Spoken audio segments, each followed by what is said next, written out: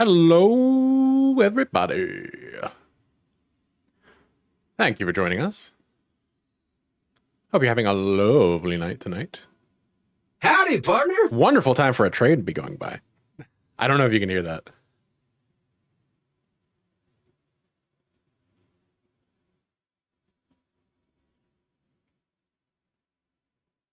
Don't hear? That's good. It's disco time, baby. Maybe it's your train of thought. Ha ha, So clever. The prophecy is true. Thank you for the sub, Zoe. 5 months. I do appreciate you. It's disco time. Yeah, no, I totally didn't even have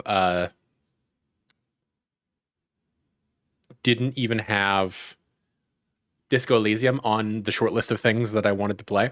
And then if you saw, I posted on Blue Sky. And I'll say what was the phrasing that I used? I said, I have no idea what to stream tonight. Saturn letting the limbic system answer. Just stream how gay you are. That's what I do every night. Not realizing that limbic system could be construed as a Disco Elysium reference. And both Zoe and Sarah called me out on that. So we were doing that. That's what we're doing. But first, I think we can do a little bit of a warm up.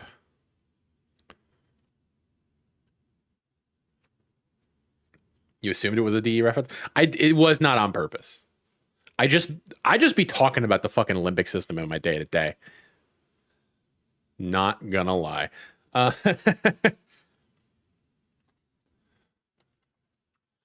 Okay, so I'm gonna do a little bit of a warm up with a minute cryptic and a rattle. If you'll join me.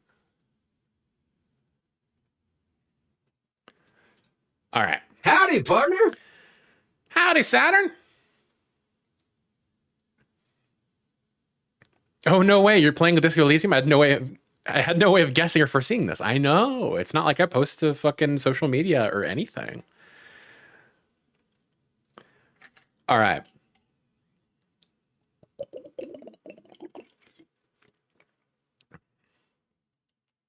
Now, 4-letter word. Harvest. Your subtlety of sounds many. So true. Harvest turnip beside banks of creek. Beside definitely reads as a clue word for the wordplay here. Turnip beside banks of creek. Harvest may also be a wordplay in that you're taking something out of turnip, perhaps. Harvest turnip beside. Could it be banks of creek?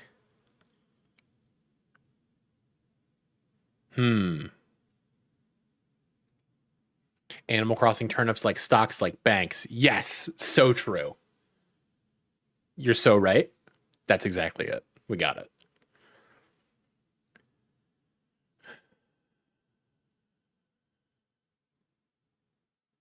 I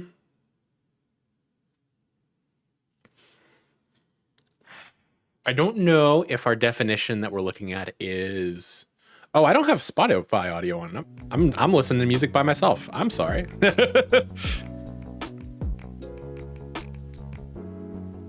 What a dingus.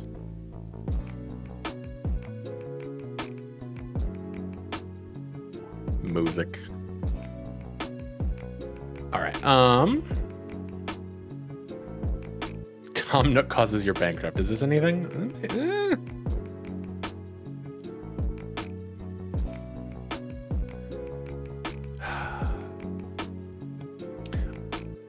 I'm thinking that the definition is either harvest or creek or banks of creek.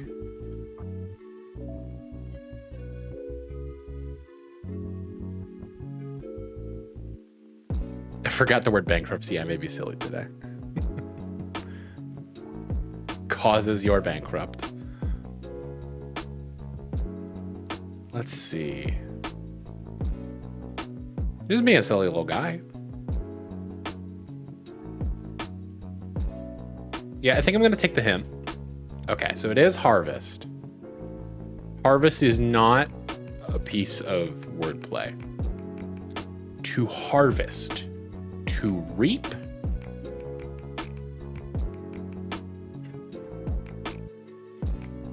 Turnip beside banks of creek.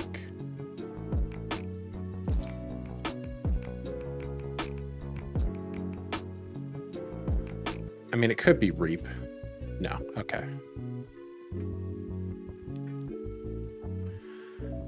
I wouldn't have expected it to be, but tried to censor me. Yeah, the AI is very good.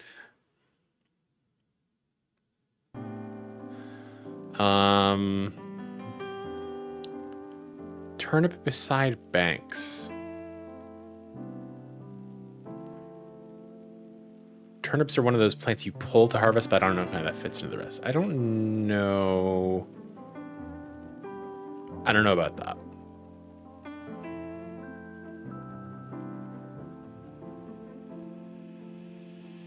Turnip beside.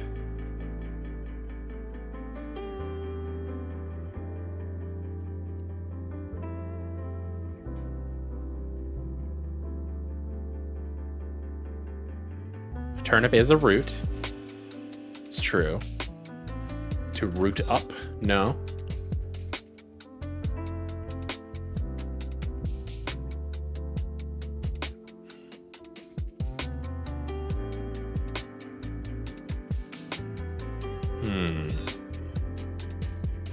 Turnip beside banks of creek. We're still below par. I wouldn't feel bad about taking a letter on this one.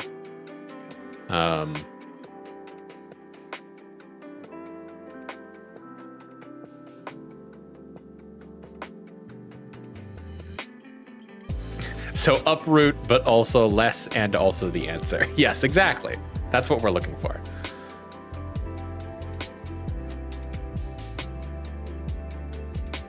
I'm also thinking like, maybe it's like the banks of the word creek, so CK? Pick, perhaps? Nope. Okay. So that's the banks of creek, that's our CK.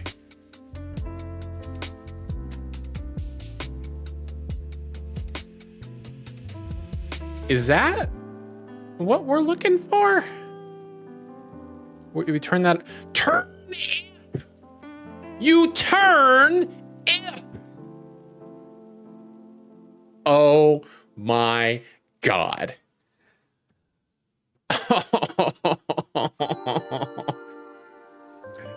You motherfuckers. Oh, man.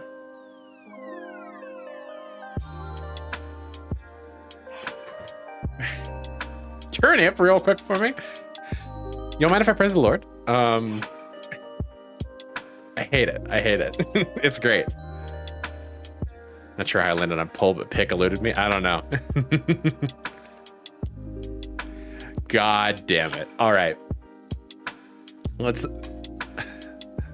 knock out the rattle and then we'll get to Disco Elysium. All right. Actress, okay. Anagram, okay to get a sign. No. About turning okay. Sometimes I wonder... From okay to go, yeah. Sometimes Sometimes I wonder if one day when I'm like 60 to 11 in a machine, I can stick my brain in when it's acting weird and it can tell me where the screw up happened. That'd be interesting. So we're looking at 2-letter answer. Shift a letter and OK, one back in the alphabet. That gets us OJ.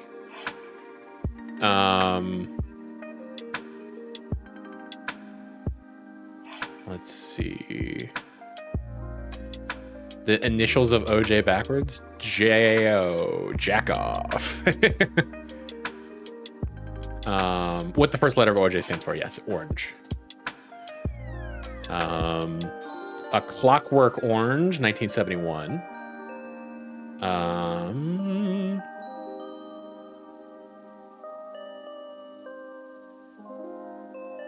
Partnered Clockwork.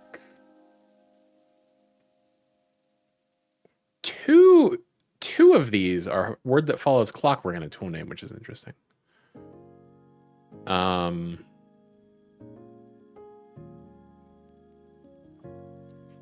It's 4 letters. Natural material found by removing 5 consecutive letters. Would that fit? It would. Cork. That'll do it.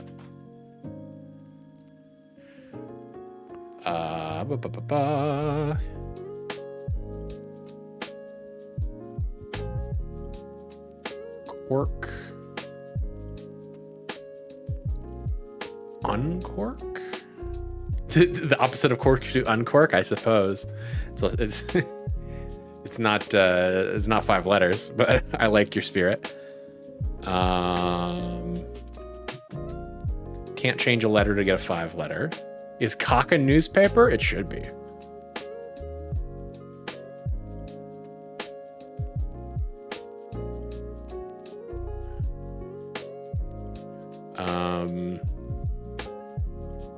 You know, the daily news about penises. I don't know. I'm thinking about tool names. I don't know that cork makes any sense. Is it? Was there a movie that came out this year called Cork something? Today's headline: we cock dick balling with the economy.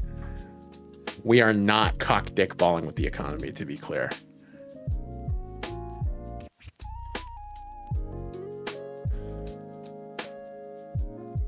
Far from it. Hold on, I gotta clean my glasses off. I'm all smudgy. My glasses. Oh, screw! Corkscrew. That's the one. As of today, the stock market is up for once. Yeah, because fucking market manipulation is going on. It's funny how that works.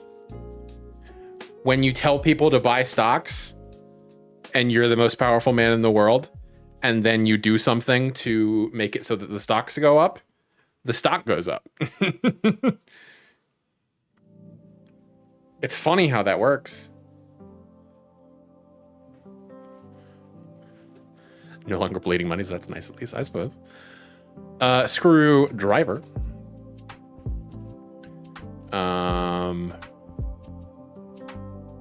Actress driver? No, I'm thinking of Adam Driver.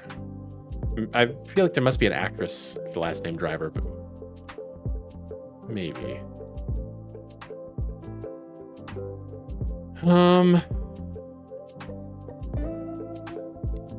Partner to driver, a passenger? No, not 6 letters.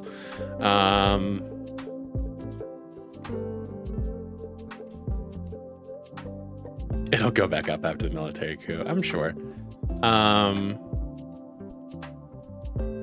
Well, what if we come from the other side? Stop is the opposite of go. Pots, post, anagram. Okay, change a letter in something to get a newspaper.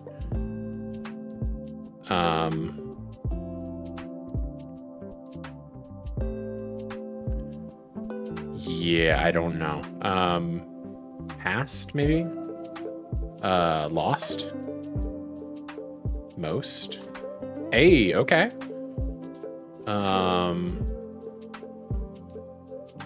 Okay. 4 words. That's got to be the musical, right?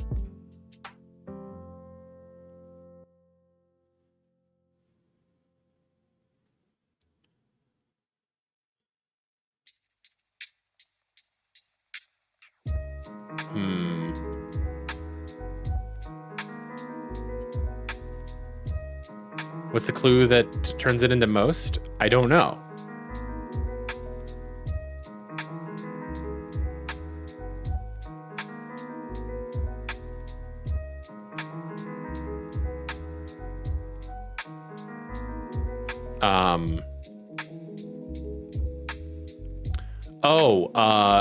But it's probably TSOM.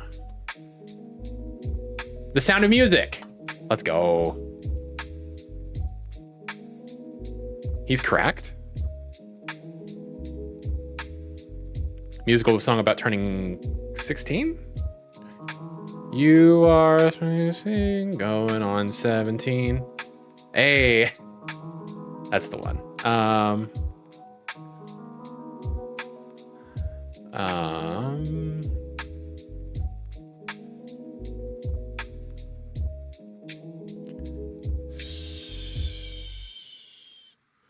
Was there a movie this year called 17 something?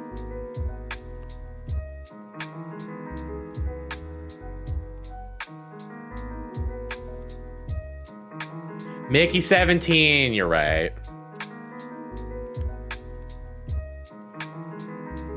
Mini Driver. There we go. We got there. You saw it the other day. How was it?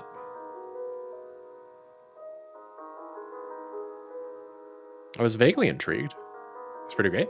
Glad to hear it. All right. Well.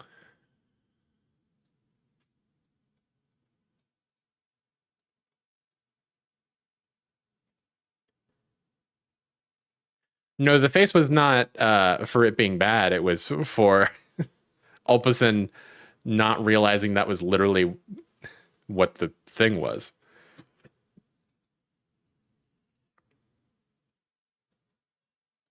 All right.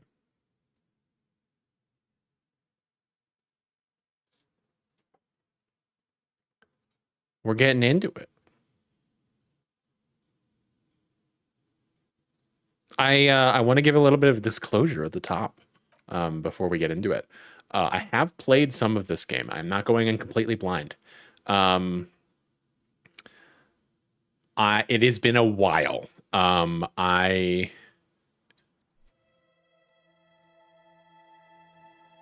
Oh, interesting. Okay. I remember the broad strokes, but that's mostly it.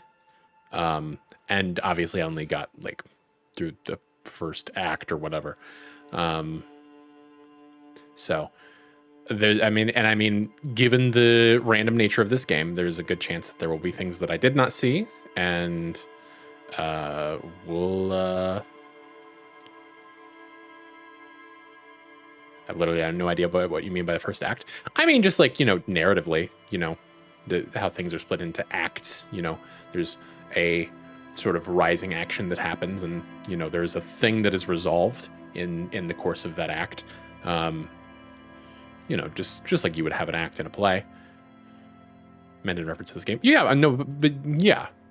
I mean, I think I mean, if you want me to be more specific, I think I got to the shanty town and I like stopped there, pretty much, if I'm recalling correctly.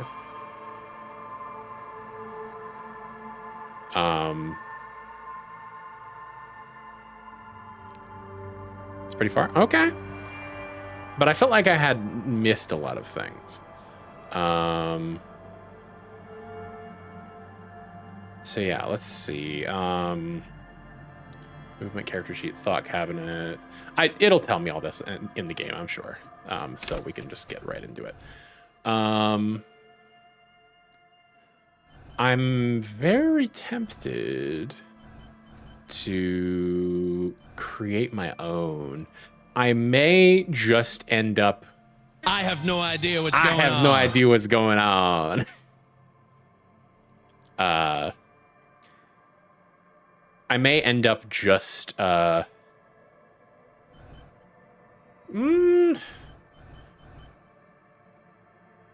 might begin to lose his mind.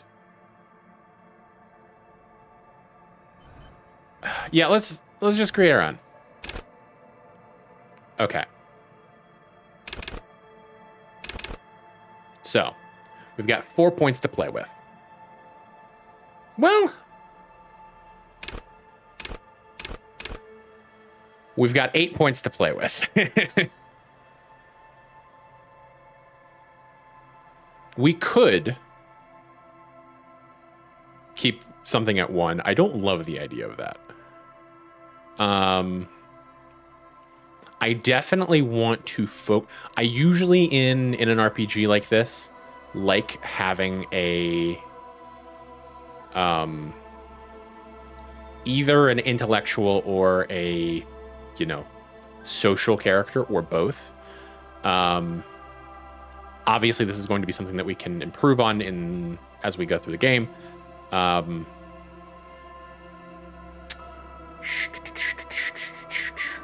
content in this game that you can basically only see if you go all in on one specific skill right off the bat, so there's really no wrong choices. Every run is different. Yeah, cool. If I replay Disco Elysium, I'm going to go 100% shivers. My first playthrough was full intellect, focusing on an encyclopedia, and I did greatly enjoy it. I mean, that is how you get the lore, I suppose. Going up to 6 is very interesting.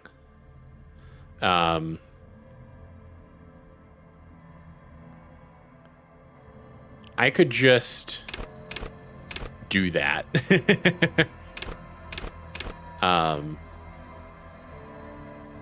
Skills go up to 6. Is that new or am I crazy? I don't know.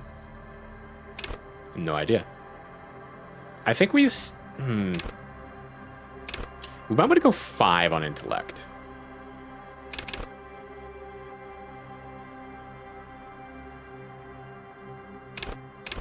I feel like this...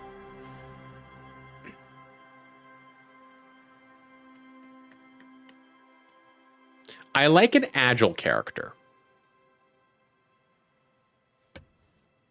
I like the sort of perceptive part of motorics. The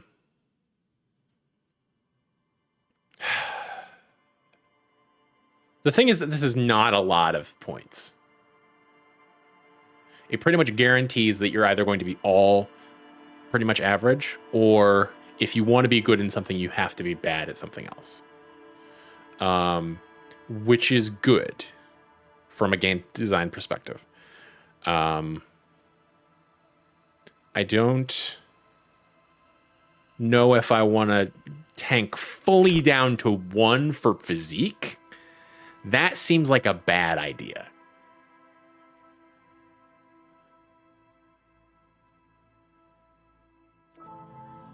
Although I do believe I could increase that with time, but I don't remember for certain. And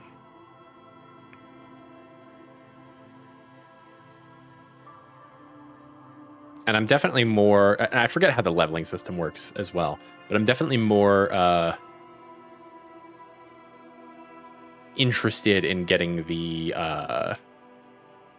sort of skills, whatever they're called,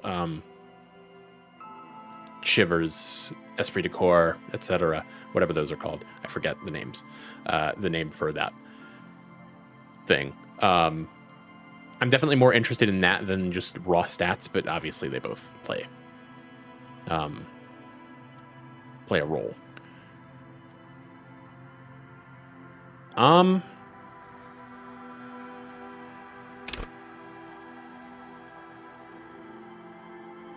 Yeah, I think we go here and we regret it later. I think that that's going to be our choice. Oh, they are just called skills. Okay, cool. Signature skills. Remind me. Logic, encyclopedia, rhetoric, persuasion. I do like the idea of taking rhetoric as a persuasive thing.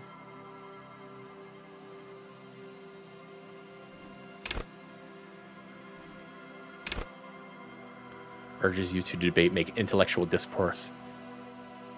Logic is definitely my IRL signature. I have to look through these to try and figure out what mine is. Enables you to break down arguments and hear what people are really saying. You'll spot fallacies as soon as they're used. What exactly did the waiter leave out of their testimony? What was the dancer trying to divert you from? Was that double entendre intended, or did you just get an accidental lead? At high levels, rhetoric will make you an impressive political beast, one whose beliefs are impenetrable, which is to say, one whose mind will not change, one who will calcify. With low rhetoric, though, you'll have a hard time of shooting down any argument. Nailing people to their testimonies will be nay impossible. Nay. Lying, creativity, reconstructing physics, horse panda. Hunches and gut feelings with dreams and waking life is definitely a very cool one.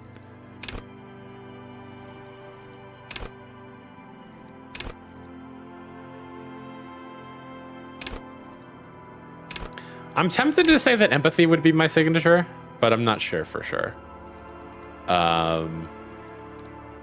This is half-light. Threaten people. Let the body take control. Fight or flight response. Hand-eye perception, reaction speed, savoir-faire. What's a guy like me supposed to do with all this extra savoir-faire? Picking locks and pockets.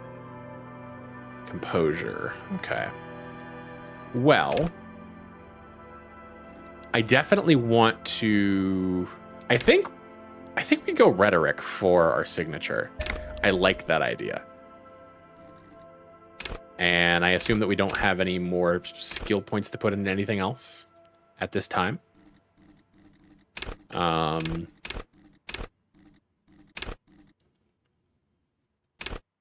yeah, rhetoric's going to be an interesting one to start with, I think. Like, knowing what I know about this game and that you wake up just the biggest piece of shit, but you immediately are just like,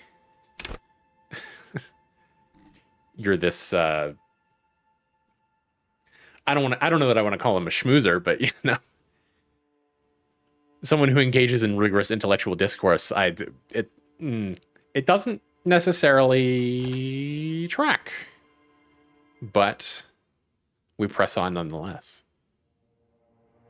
The Furies are at home in the mirror. It is their address. Even the clearest water, if deep enough, can drown. Who talks like this? It's me! Just so you know, this entire game is going to be who talks like this. This game is made for me. There is nothing. Only warm primordial blackness. Your conscious ferments in it.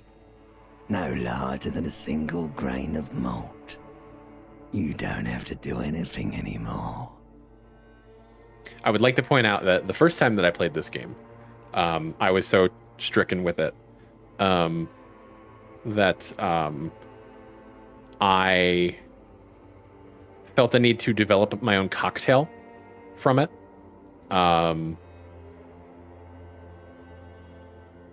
And I called it the Warm Primordial Blackness. And it was something between a like a spiked coffee and a rum and lemonade, which rum and lemonade is mentioned quite early on, if I recall correctly.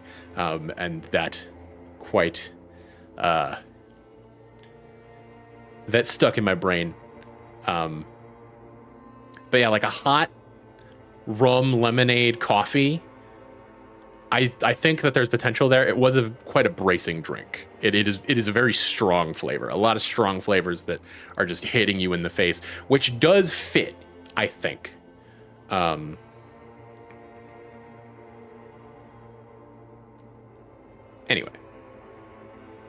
Ever. Never, ever. Never, ever, ever? Never, ever, ever, baby. Simply keep on An non-existing. inordinate amount of time passes. It is utterly void of struggle. No ex-wives are contained within it. This is great. Yes, it is. Yeah, baby. Was that about the X something? An awareness creeps There he up on is. you. A mass lies hidden in your dead angle, soaking in some lurid acidic sauce. It's bloated and shameful. A ball of meat surrounding you. This is a terrible line of questioning, and it will only lead to more awareness of the meat thing. She talked to Celsi sometimes. She's always dreaming of cocktail ideas. She had a great key lime pie based drink, but it required an ingredient from Wisconsin. So Tara said put the kibosh on it for now.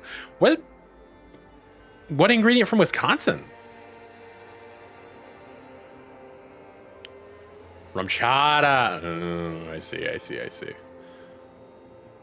I feel like there's gotta be some way to like mimic that at home, like with just cream or cream and cinnamon and sugar and rum. I'm sure that you can make your own.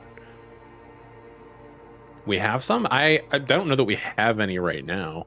I know that there are like the roommates have shot glasses with Rumchata logos on them. So, let's see. No, I wanted to know about the X something.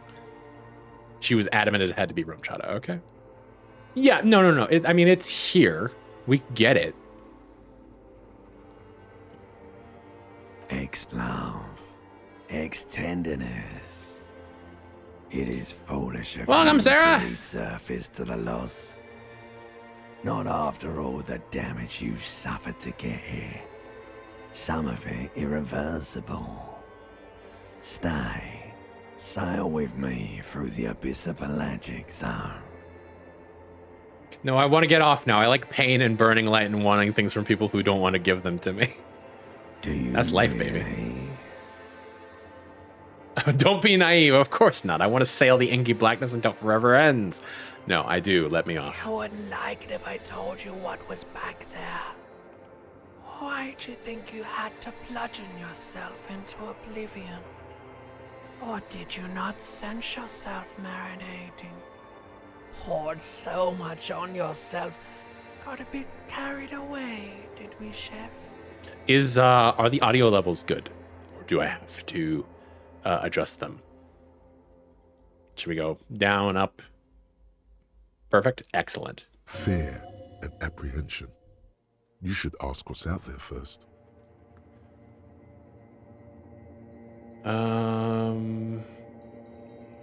Wait, I did this to myself? Well, Inland Empire is telling me that I should ask what's out there first. There's So, this giant ball there. and I like Inland Empire. An evil apes. And the evil apes are juking it out on the ball. You're one of them. It's basically all just evil apes juking it out on a giant ball. How small are the apes? Infinitesimally small. How big is the ball? You can't even make out it's a ball when you're joking it out. It's that large. And this duking it out I keep hearing about. What's that? Vying for resources. It's just a stupid expression you picked up somewhere. The part of the presentation you want to take home with you is this. You have to beat the other evil apes in the face, or you lose. What was your class selection? I did a custom one.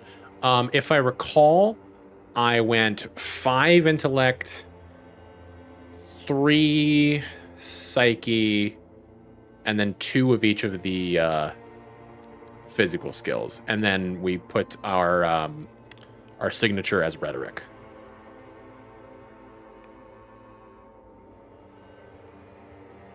That's sad. Yes, it is.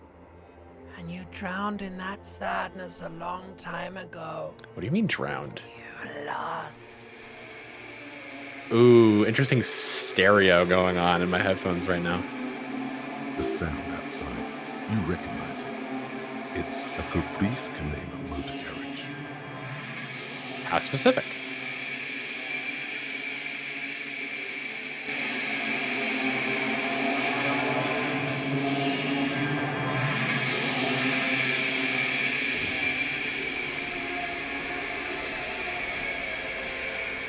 What a fucking opening. Sound design of this game is so good. It's fantastic. I have turned detective mode on. Let's see, what else have I done? I turned streamer mode on so that we could get around to the copyrighted pieces of music. Hopefully that doesn't take away some of the more iconic tracks that I remember, like the Whirling in Rags, etc. Good old encyclopedia, always providing specific, mostly useless info. I mean, that's my brain, you know. I have made the text as big as possible to be more legible on stream, with it being shrunk down into a little bit of the corner. And then there is Twitch integration. I don't know how to use that. That might be some. I mean, that would be, you know, letting other people decide things for me. I don't know if that's something I'm so interested in, at least not on the first go. And I think it would be more interesting with more people around. So for now, we're just gonna go for it. Magnum-sized bottle of Commodore Red is empty. Okay, there's my character sheet.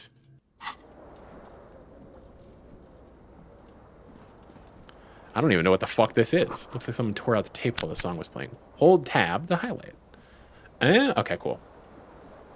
Okay, so what is... If that's that, then what is... Oh, that doesn't seem... Okay, there it goes. What is detective mode, dude?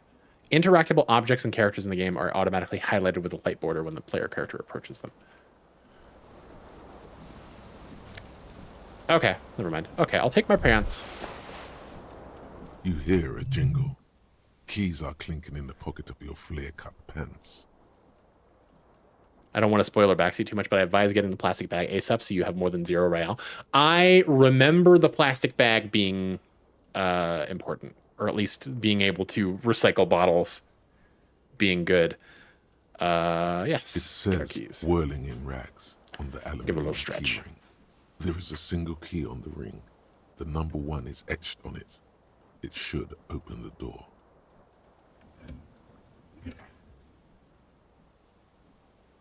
Fun fact, this game was inspired by the film Dude, Where's My Car? I believe it. Only it's just so much more sad.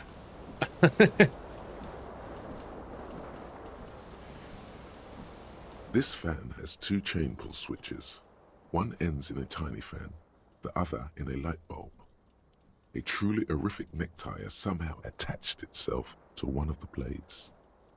Remember getting the thought that made Encyclopedia Procs generate money, and I think I finished the game with 130 real. That's insane. Well, we're definitely going to turn the fan off before we try. Come squeaking to a halt. It should be easier to reach the tie now. Okay, +3 because the fan is turned off. I see. It's not that the difficulty is lowered; it's that the skill is raised. You swoop up and catch the tie. Hey, snap! It's released. Rolled an 11 on that. What you have in your hand is a truly hideous necktie with 4 or 5 different patterns. The knot reminds you of a noose. +3 incredible Germa joke. What?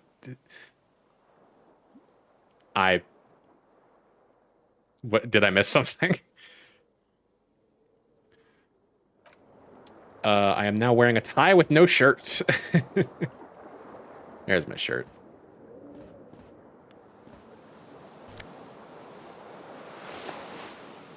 blazer anyway. Ah, okay, I see.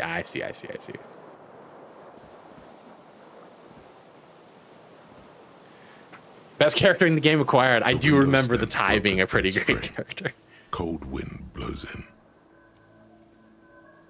See, I think I've seen guys with tie and no shirt in some thirst trap videos. Not this guy, Shards I hope. face outward. Whatever broke this window came from the inside. Did I break it with my own hand? A fine web of scarring covers the back of your right hand, but none of it is recent. What did this then? More likely a projectile than a held object. There are no fragments on the floor from pulling a tool back in after impact. I think Nostalgia Critic has rocked the tie no shirt look at least once. All right, assess the size It of the is impact. too large for a bullet, yet too small for a piece of furniture. You're looking for something heavy and larger than your fist, like the green shoe that's on the hat rack in the corner. My shoe! Which, coincidentally, is missing its friend. Congratulations. You smashed the window with your own shoe. Now you only have one. If you're lucky, you can still find the other on the balcony outside. The door to it should be outside your room. I should go and The get that cold shoe. wind gushes in. Your toes curl up from the cold. See, I'm smart. I know for a fact that it was me who threw my own shoe out of the window.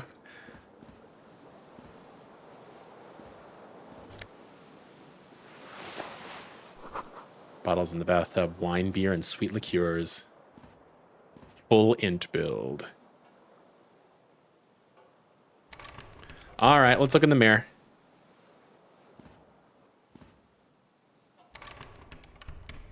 Oh, that's a door. That's a door? What? Weird. Okay, whatever. A mirror hangs above a bent and broken sink. In a fierce discharge of masculine energy, someone has ripped half the faucet off. Was this not the same Elon that founds empires and lays waste to cities? Virile, uncaring towards the little things? Probably not, no. The challenging success of the challenging success of conceptualization, making this like a creative, like, oh, is this not the same masculinity that founds empires? And the simple logic of like, no, what the fuck are you talking about? Hot water sprays from the faucet's base, and steam covers the mirror. You cannot see yourself, just a vague impression of a man. Suddenly, you realize you have no memory of the face that awaits you there, underneath the soft vapor. Really? Nothing? Really, all recollection of the person you are, the people in your life, and even the world you're in has drowned in a sea of blood alcohol. This was no mere night of drinking. It was a deluge of world-ending proportions. It is interesting which skills are kind of fashy and which aren't. Hitting challenging conceptualization checks already. Will you be one of the chosen who opens the container? I don't know.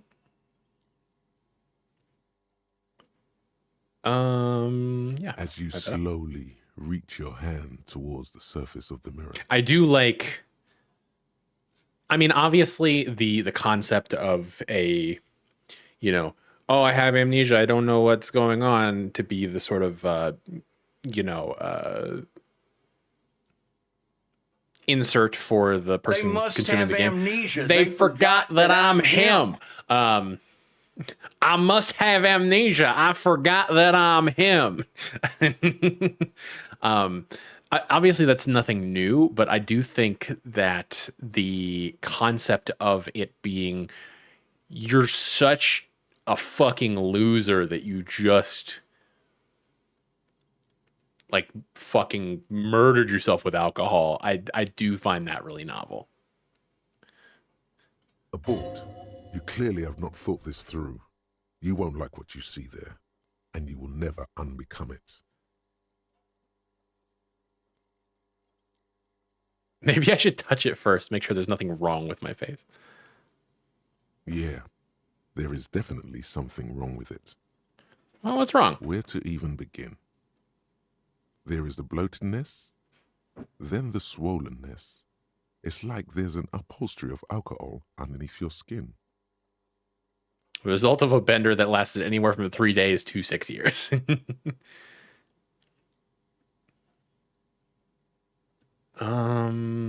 Touch my Bet nose. you are.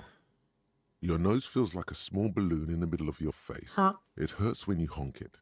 It doesn't appear to be a particularly tiny nose either. Not with all the drinks it's absorbed for you. It's not. It's swollen and snail-like, wriggling between your fingers. Behold. The expression.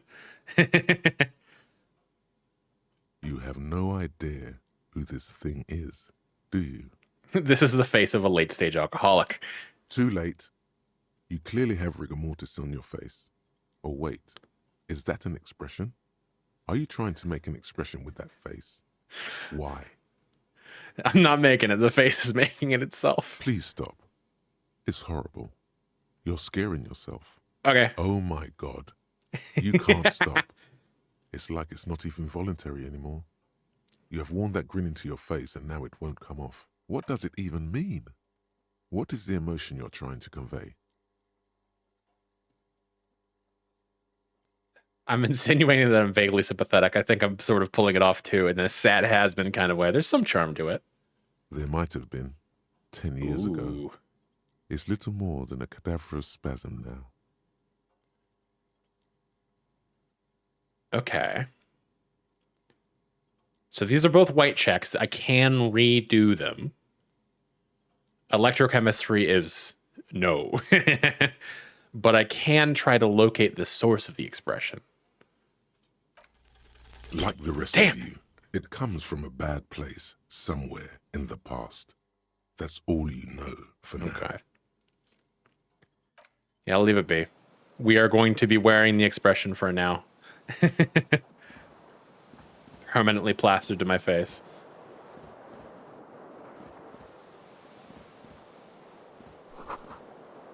For a second, I thought that the tape player was a save station for some reason. He looks so forlorn without it. Yeah, but he deserves to be. I think it's an appropriate expression. The nose honk made me want the panda clown. You got it. Hello?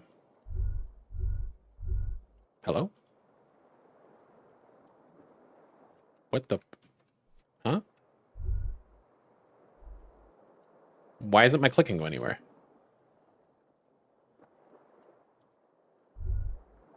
Huh? I didn't even tap out, I didn't think. What? What's going on?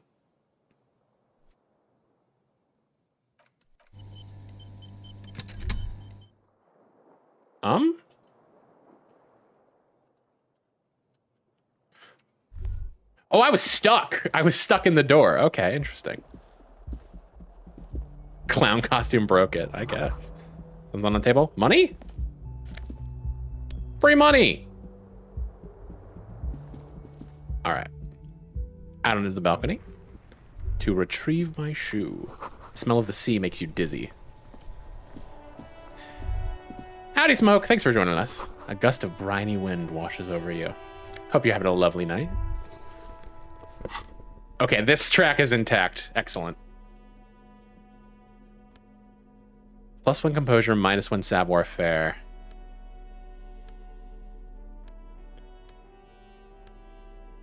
So, I am curious.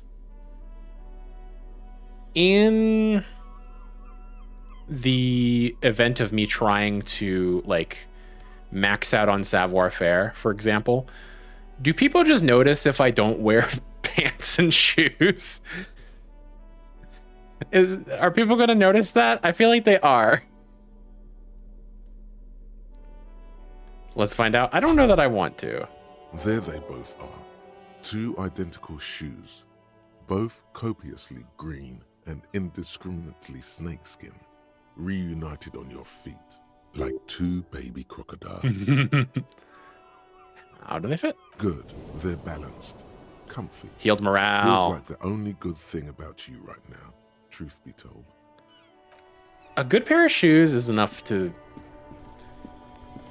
heal a lot of woes, to be honest.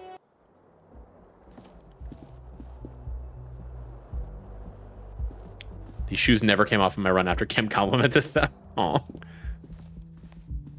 You're not going to save scum, right? I definitely feel like the best experience is stuff happening and doing with what you can with what you get. Failing is part of the game. This is definitely the kind of the game where I would prefer not to save scum. I could see myself potentially getting into a situation where like I really want to get a red check.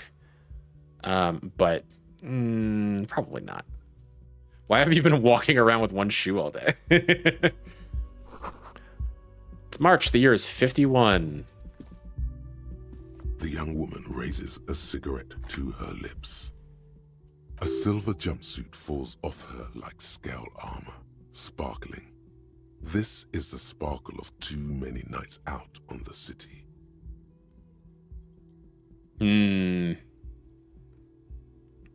Now, even though technically it's not the first one. Yeah. I could have saved 12 whole cents that I ordered. You poor thing. See, this is... Obviously, we're trying to gather information where we don't know what's going on. It's also just a really weird thing to say to somebody. That's the thing that gets me in some of these RPGs is like you just say some like weird shit that I would never in a million years think to say. Like I would just take her hello officer and then nod and move on. But like even if I just had no fucking clue what was going on, I suppose we will ask. No. Why'd you call me an officer? Because you're a police officer, sir. How about that? Tim Curry as Frank on the soundboard? Maybe. I think this game is better at justifying the protagonist saying weird shit and does a good job having characters react to it. Yeah, I mean... Are you sure? I am, yes. Unless you've been feeding us a set of very well-rehearsed lies all this time. All this time? You've been here for 3 days. On official police business, no less.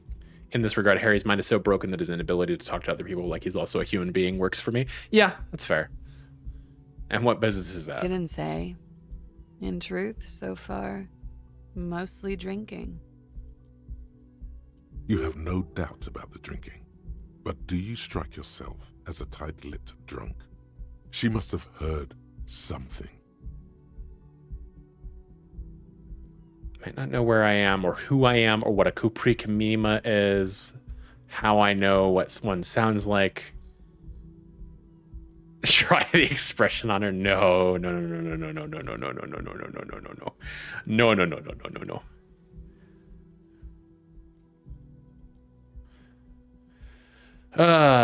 Yeah, I mean, this is clearly a thing that you want her physically. I want to possess you in my hands. I want to stuff you in my inventory. I do find this interesting in that it is an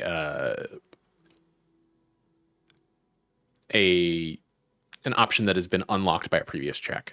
So she nods.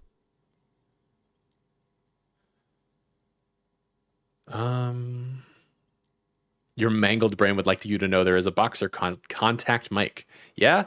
Any news on my wife's name? How about my mother? But I do know when someone's not telling me the whole story. What am I doing here? What's my case?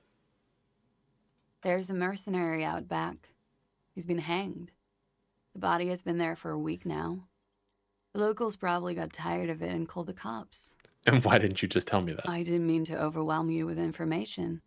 You seem a bit lost, officer. I don't remember being a cop or anything else. Could it be because of the drinking? Yeah.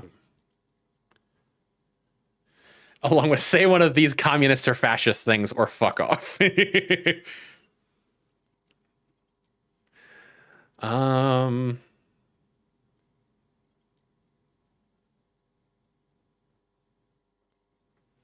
in their right mind would let me be an officer of the law? Yeah, I mean, I clearly am a loser. Don't be so harsh on yourself.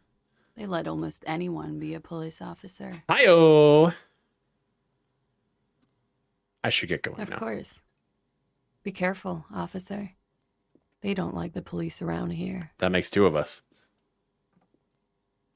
She looks back at you, a light glinting off her eyes. Goodbye.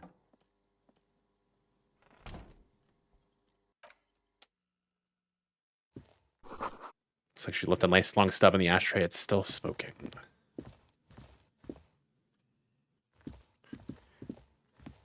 She had decided that she was no longer interested in this conversation and was willing to sacrifice an entire cigarette for it.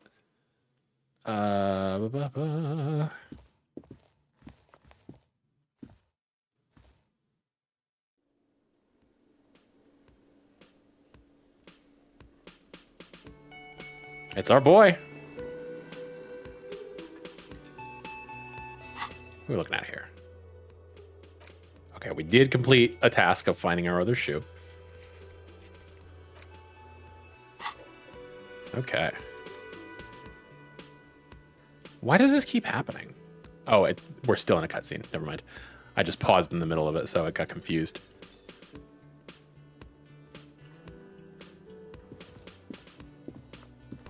Summer door closed for the winter.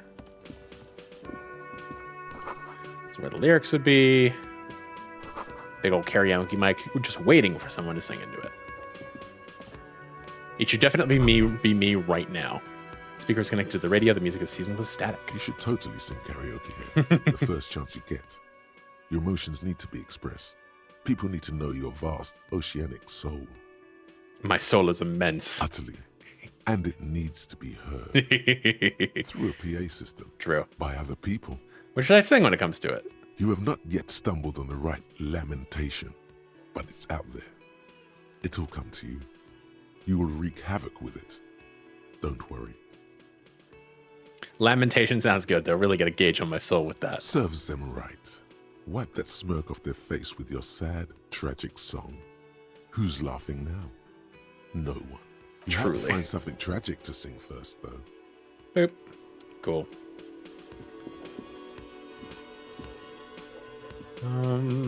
What do we have here?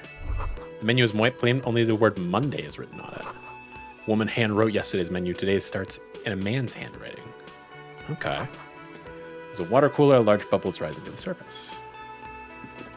That's the kitchen, I remember. And you could, deduce just based on physical space. What are you? Nosafed. Remind me what you do. That's yeah, that's a +1 health, I see. Hello. A man in his late 20s stands behind the counter, inspecting a stuffed seabird. As you approach, he gives you a sideways glance, then looks down again. That was disdain in his eyes. Even now, he's purposely ignoring you. Something tells me you don't like me.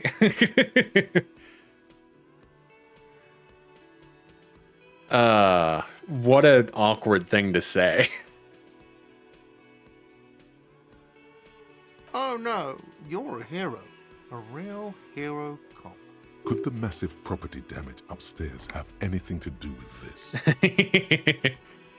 Totally up to you, but would you split a purchase of a memory foam seat cushion, a pair of curtain rod brackets, $12.99? Yeah, that's fine. I can do that. You're being sarcastic. Or did you ride in, take the body down, solve the murder, and not trash my hostel room?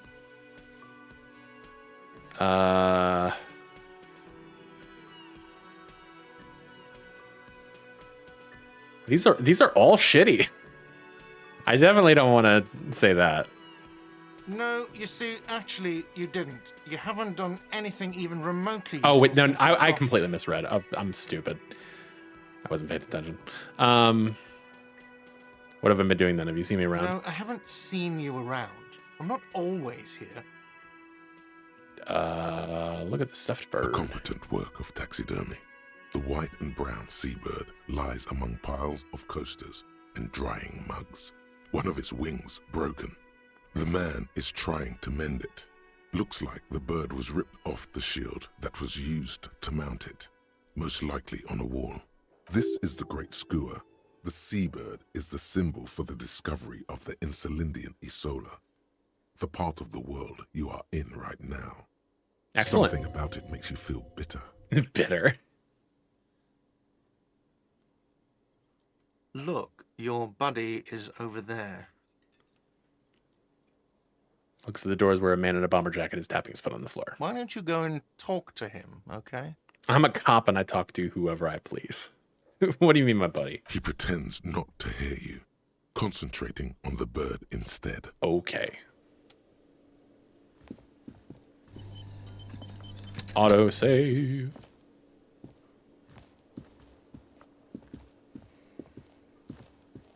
This guy has seen better days, clearly. Man is sleeping at the table, wearing mud-caked boots and rolled down overalls. The back of his jerk reads Wild Pines, encircled by a logo with a tree. On the counter, rolled out of his open hand, you see a blister pack of headache medicine. I'm not gonna take it. It's fucked up. A bottle of rum has been knocked over. A beautiful dark liquid is spilling out. Ah, the beauty. I do quite like rum. That sugary black rum stain on the counter makes you teary-eyed with joy. It's almost touching how syrupy and sticky it is. How long have you been up already? An hour? Sweet Lord, a whole hour. And you haven't thought about rum and lemonade in all that time? You've truly extinguished all trace of yourself. Black rum, it is the drink you made up. Yeah. The rum and lemonade was what part of what inspired that, yes.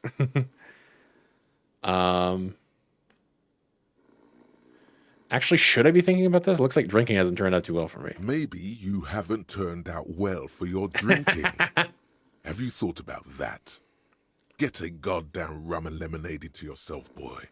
Or better yet, lick that stain off the counter. I will not. What happened, man? You used to be cool. Go get your boring normal person drink then. Get your drink on and your act together.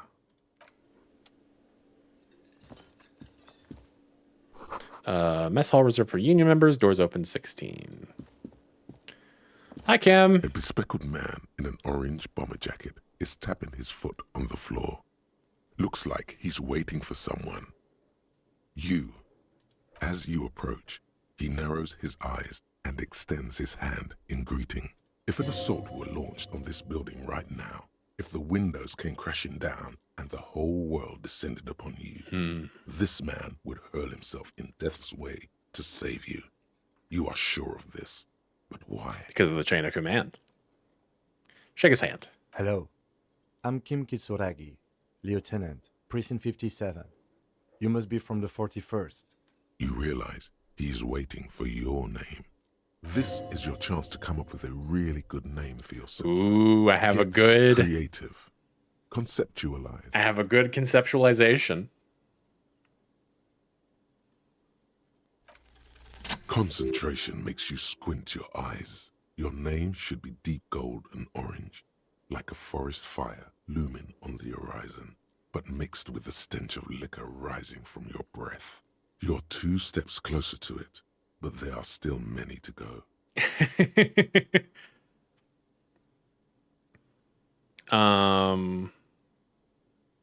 It is not yet time is really funny. Okay then.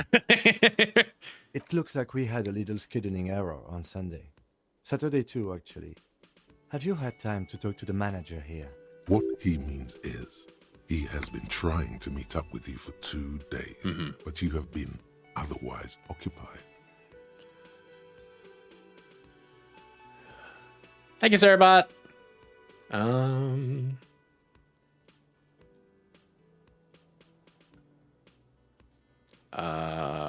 mean, I did just talk to him. If you don't mind, we should talk to him again.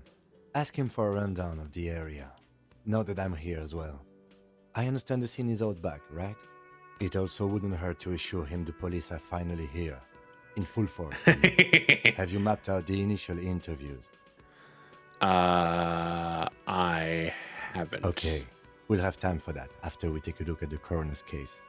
Have you removed the dead body from the tree? I don't know. Dead body? No. So, the body is still... Look, man, you know, yeah. This is the first time you detect a weariness in the lieutenant's voice. It is obvious he would have preferred for the body to no longer be in the tree. Yeah. Where it has been hanging for 7 days straight. Yeah. We should go there as soon as we are done talking to the owner.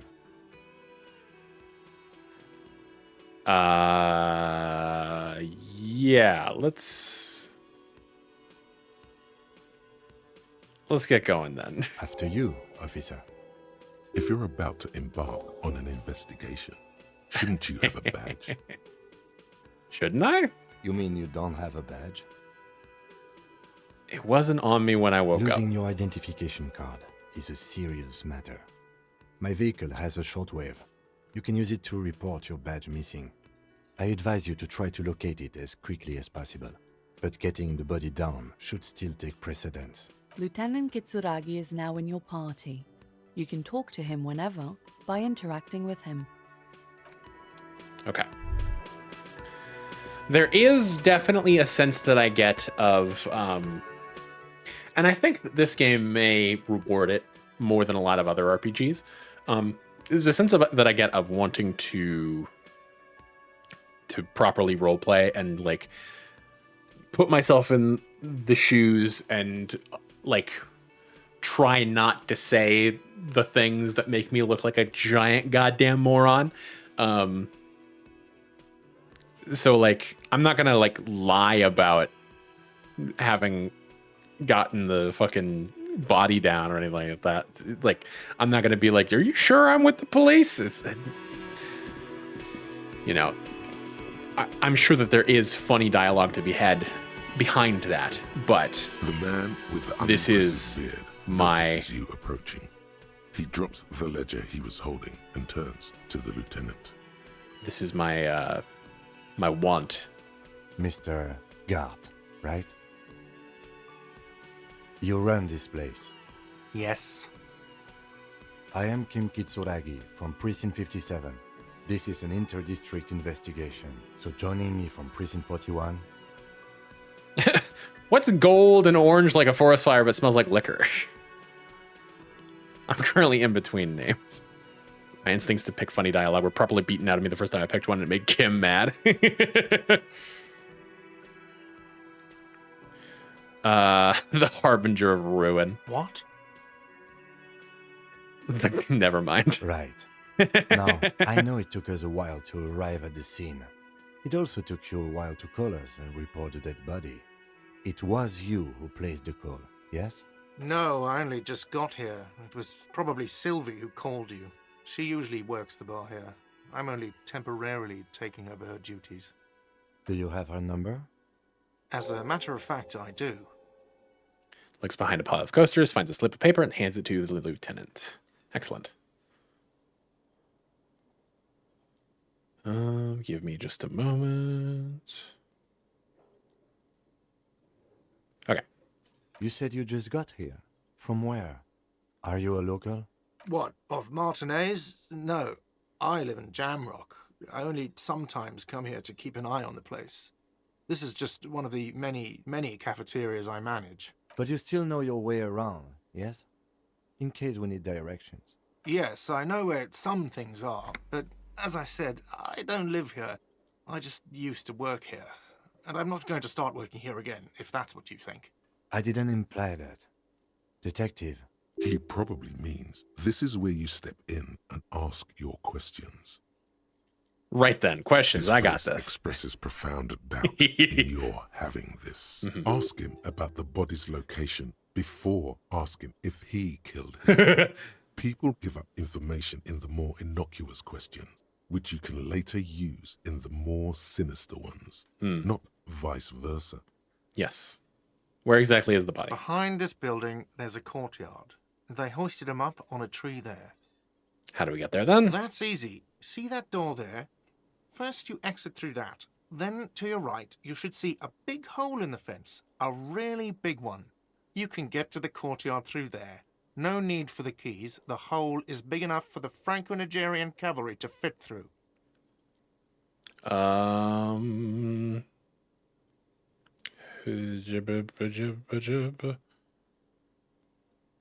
Why did Sylvie She go away? went away because none of your business. Have they not been telling you you're a cop? Am I not a cop? Everything is my business. It's a really dickhead thing to say, but also kind of makes sense. It's a dickheaded way to say something that does pertain. She pertains to the coming apocalypse. Does she? Maybe she does. Maybe she pertains to the apocalypse.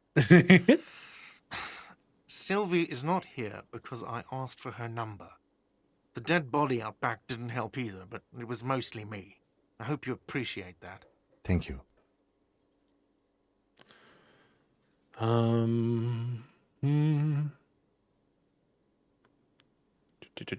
Opens his little notebook at the cover. Number is safely tucked away in a small pocket. Didn't go well. I asked an employee out. She didn't want to come, but felt obliged to. It was a bad idea. Now, what is so goddamn fascinating about that for you? This stuff gets It's got on my nothing to do nerves. with the lynching. I'm a feminist.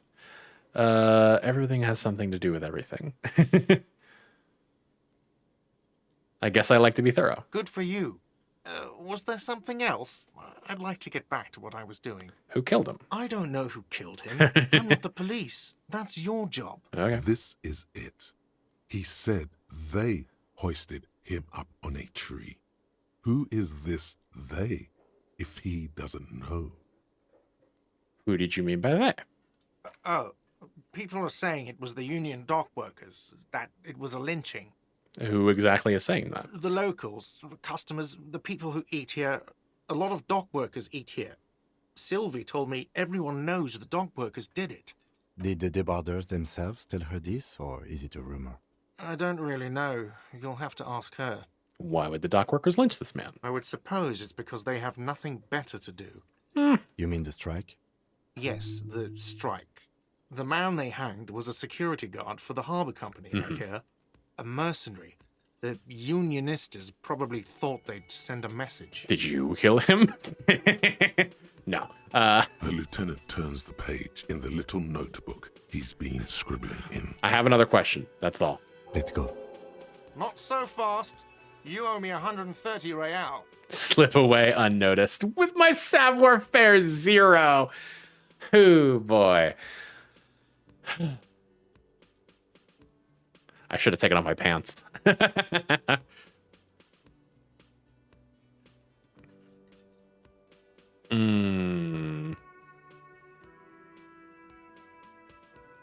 No. Oh, excuse me. You owe me 130 real. The IIR, or Inter-Isolary Real, is the global reserve currency.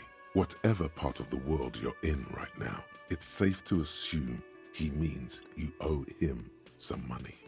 I understand. You mean I owe you money. Wow, you're a genius. Yes, that's right. Money. You're owe this under establishment arrest. 130 real. What do I owe this place for? Let's see. 3 nights at a tariff of 20 real comes to 60 real. Sure. Then there's the window you annihilated. The hole in the window was the first thing I saw when I came to work. So don't try to tell me you didn't. Understandable. That will be 40 real in damages. Takes us up to 100. Another thing you've annihilated is half the bar. You've run a tab of 30 real. Okay. Actually, more, but We'll round it down to 30 for your hard work maintaining the stability and order of Revachol. I appreciate it, I suppose. Plus 40 plus 30 equals 130 real. And yes, real is still money. What exactly is money? What are you, a philosopher? I might be. Money is what grown-up people use to pay for things. Things like this hostel room or 8 bottles of potent blend Is this and money? 9 packs of Royal Extra. We use it for everything, really. Proceed, but don't show them the coins. They're yours. Man. Where do I get it from is such a fucking... There's a shuffle of nylon as Lieutenant Kitsuragi looks for something in the pockets of his orange bomber. That's cop 4. I haven't offered to pay because I don't have any money either. I'm sorry, What happens but now? he has to pay. I can't let him stay here any longer if he doesn't. If he doesn't have the money by tonight, then...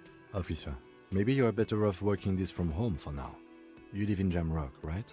It's not that far away.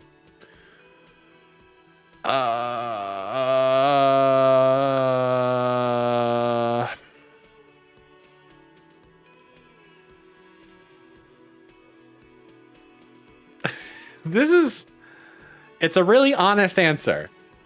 I feel like there's a real sense of like I really shouldn't play my hand too soon.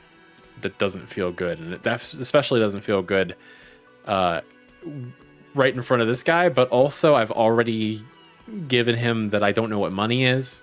So, Officer, you really need to take this up with your station.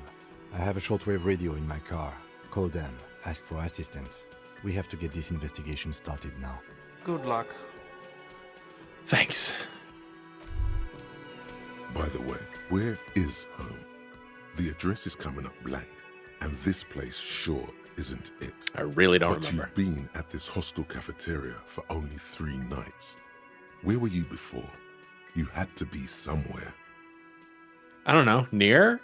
South, maybe. You don't really know, do you? I have only a vague blackened A image. vague, blackened image doesn't sound like somewhere you can stay if you run out of money. It certainly doesn't. I'll live in a dumpster. I don't care. Fuck everything. Hobo cop. Can I trace the way back somehow to the exact street, the exact number on a You building? can try. Run some addresses in your head when you get the time. Maybe a street or an apartment will appear. Lonesome long way home. Trace your drunken steps back home. Jump across the raised channel bridge southwest of here. Fall over. Get up. Get off the asphalt in 20 minutes. Shuffle your feet through courtyards, scaring little children. Go under the great raised motor tract, the 881, until you reach Le Domaine Éminent in North Jamrock. The streets are frozen this time of year, caked with ice. Walk down Main to Perdition. There's a side alley there, and your footprints in the mud. Research time 6 hours. Okay. So if I internalize this, I'll finish it in 6 hours. Am I understanding correctly?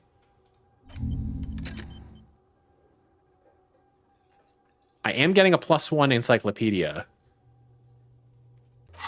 just for internalizing it, which is nice.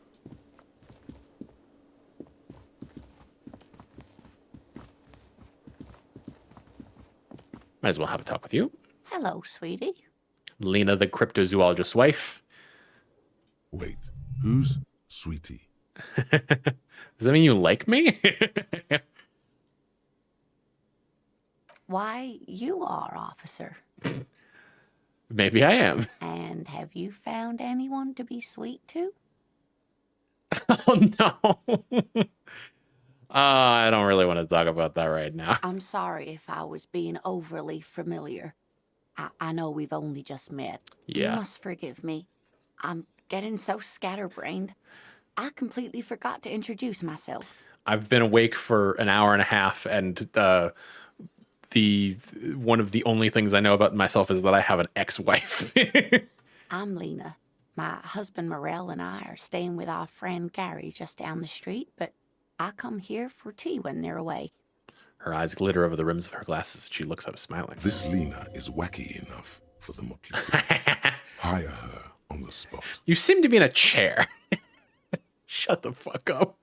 I know, that's even worse. Oh, man.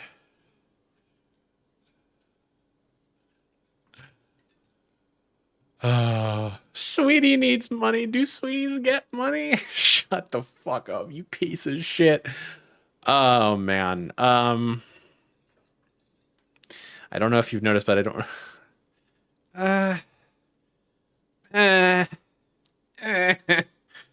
Meh. This all sucks.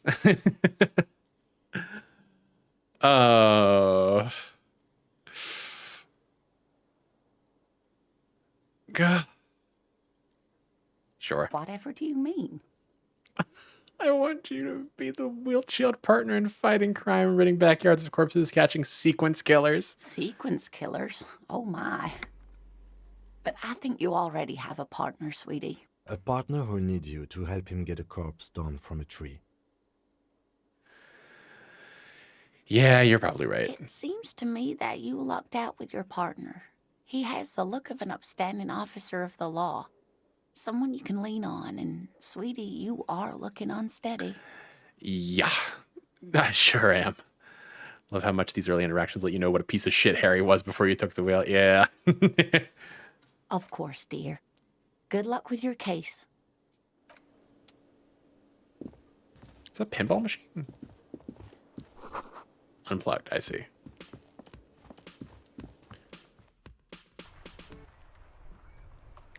All right, I do in fact recall the layout of this place. What are you? An old call box with a matrix of push buttons lists all the companies in the East Delta Commerce Center.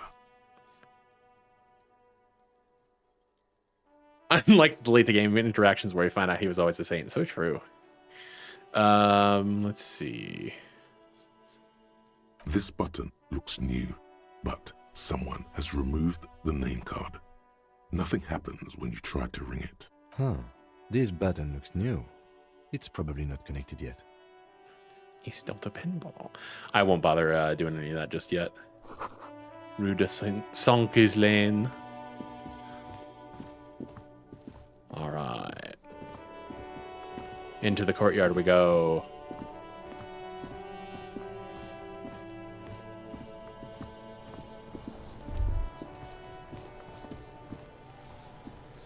Smells like spoiled meat and curdled dairy. A human being decomposes. Speaking of fleshy forms. Got this. Ah. Give it a little stretch. Do. The boy throwing rocks at the dead body can't be older than 12.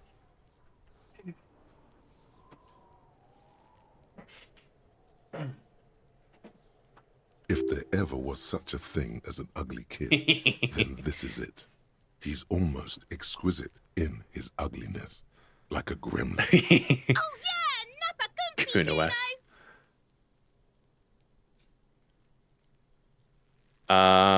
Hey kid, a word police business. Right in the dick, Kuno. Get him right in the dick. All right. Love it in the dick.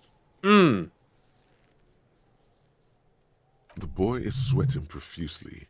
His eyes are like two black holes and his jaw is twitching as if trying to break free from the empire of his body. Stop using slurs at my crime scene. That's not how we do it. Can't talk, pig. Shit's coming up strong. Throwing rocks. Shit coming up strong. That sounds good. Joyous. You should hang out with this kid and see what that juicy shit is all about. No. Juicy what now? I mean drugs. The kid's on drugs. Uh-huh. Yeah, Kuno. Ride the lightning, Kuno. Kuno's riding it, see? 12-year-olds on drugs. You'd love to see it. The rake, Kuno. You should throw the rake at him, Kuno. The fuck? Does Kuno know what a rake is? Kuno's not a gardener. Kid, you want to hang out? I'm not a narc. No. Okay, I have questions for you. All right. Entertain the Kuno. Show me what you got. What you got there? What you got, huh? Show me what you got. Body, what do you know about it? Shitload, pig. What's your question? Don't tell the pig shit, Kuno. Pig's choking. He's totally choking. Kim, help me out here. What do we want to know? If I were to want to waste my time, which I do not, I would ask them who he is, how he got there, and the usual. Proof of how unjust this world is that we will never get the Kuno-S game. The usual being, have you seen anything out of the ordinary? Or have you seen anything suspicious? Do you know who he was? Kuno's fuck gimp. Kuno uses the fuck gimp for target practice. Calling him a fuck gimp, that seems to not mesh well with someone who uses the F slur as an insult. I feel like you may have mixed up some of your rhetoric here. He's trying to hide the fact that he doesn't know. So you don't know anything. Kuno knows all kinds of shit. Kuno's not a snitch. That's all. Trying to make the Kuno sing into the popo phone. The popo phone. Do you know how it got up there? Probably climbed. Kuno was busy down the road when that shit went down. Maybe he subscribes to a Greco-Roman theory of sexuality. Yeah, I'm sure this 12-year-old on meth is definitely. Kuno doesn't fucking care. Consistency's for piggies. So he didn't see it happening. You heard Kuno. Kuno wasn't even in Martinez. Kuno wasn't in Revachol. Kuno wasn't regional. Okay, where'd you go then? I don't know. Some fucking Mesk or I don't know. Some other place. Night City. Kuno was in fucking Night City. Wake the fuck up, samurai. There is no Night City anywhere. That sounds like the name of a city in some pulp science fiction novel.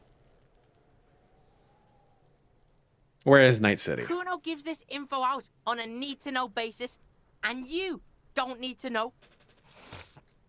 Kuno didn't smoke the gimp, if that's what you meant. Thanks, Kuno.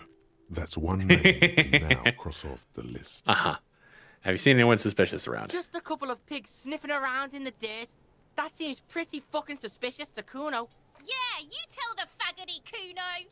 Looks like you're a faggoty now, whatever that means.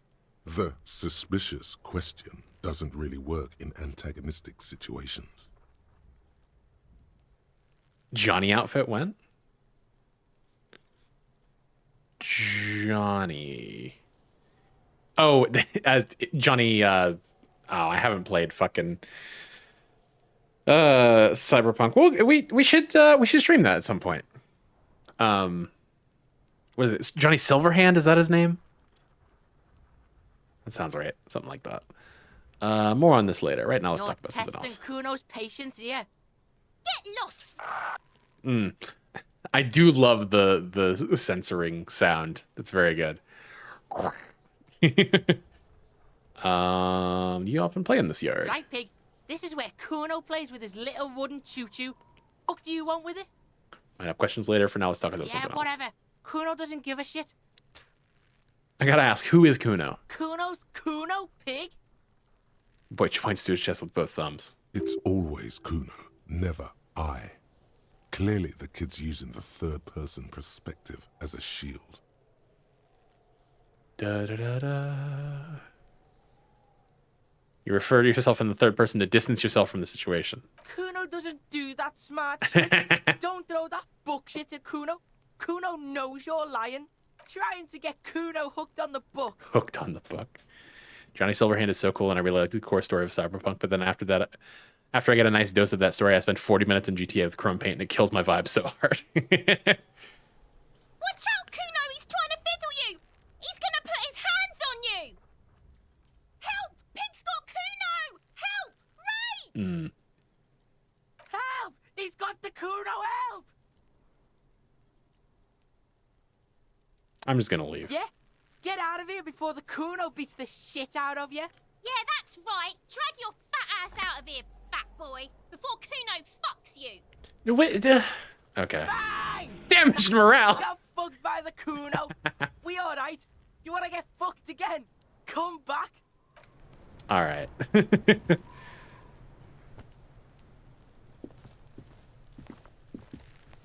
Where are you going? Okay. There are several footprints in the mud, left by work boots. Anywhere from 6 to 12 pairs have walked here. Get an exact count. Maybe more than 12. 11. No. 8 pairs of boots have shuffled back and forth in the mud. Go over them one by one. 1. Standard work boot. Steel reinforced toes, number 46. 2. Standard work boot. Steel reinforced toes, number 44. A lot of work boots. 3. Hobnailed work boot. Steel reinforced toes, number 43. I forget what hobnailed means exactly. 4. Standard work boot. Number 45 or 46? Which is it? You don't know. It's a miracle you can tell the prints apart as it is. The cold must have preserved them. Count more. 5. Another standard work boot. Steel reinforced toes. Number 44. 6. An aberration. Light as air. Even pace. Same make of boot, but number 41. Male or female? Impossible to tell. Could also have been an adolescent. The gait is undeveloped. I'm pretty good at this, ain't I? You're not bad. It's as if the whole world darkens. Everything else has a thin film of unimportance on it, and the tracks burn in the middle of it, in a strange, beautiful way. 7. The glowing outline of a standard work boot, number 46. But the imprints are twice as deep as the others. The weight exceeds 200 kilograms. Okay. 8. And yet another standard work boot, number 44. There's an aberration in the pattern of the sole, however. The right sole is smoother, more worn. Somebody who walks with a limp is more... It favors one leg more than the other. How many? 8. I was pretty off then. I counted 20. Same guy's going back and forth. I never got the hang of it. Hyperopia. Do you see anything out of the ordinary? Light step, number 41 shoe. A woman or a kid? I don't think there's any way to be sure. Understood. Anything else? Heavy one, 200 kilogram imprint. 200? Could it be the combined weight of 2 people, one carrying the other who's tied up? Let's say a heavily built worker carrying a similarly built, soon-to-be-dead man. He might be right. Could be. 200 kilograms of living weight is unlikely. One of them is carrying him over. Possibly, yes. But why? And I say that, you're thinking, why did they have to carry him? Yes, they could have used a makeshift stretcher or just march him up to the gallows.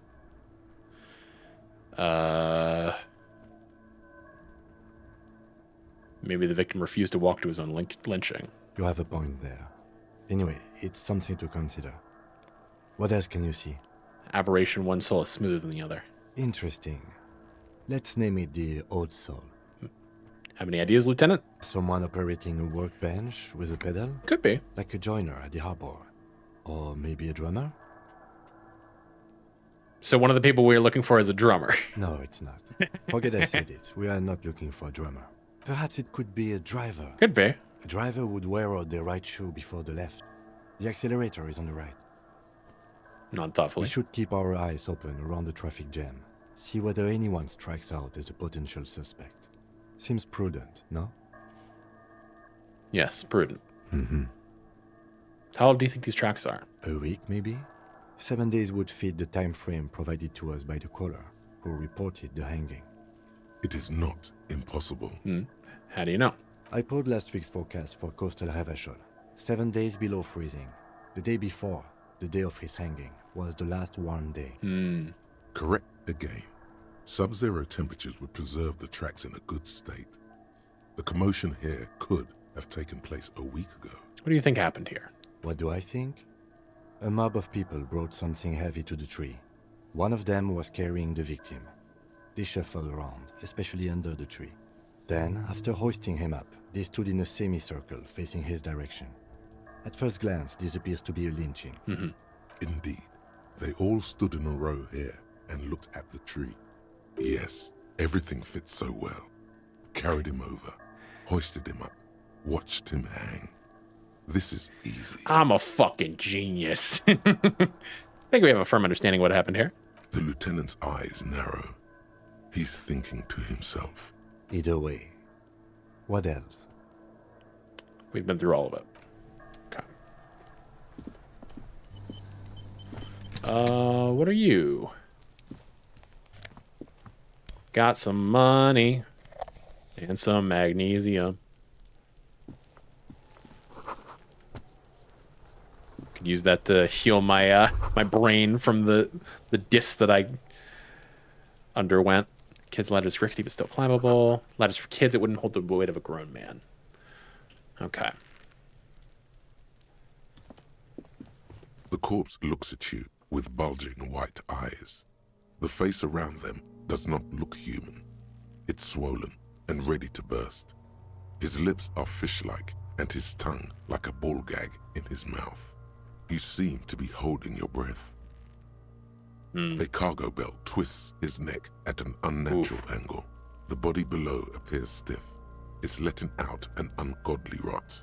The smell seeps in even through your clenched nostrils. Yeah, I don't have good physical stats.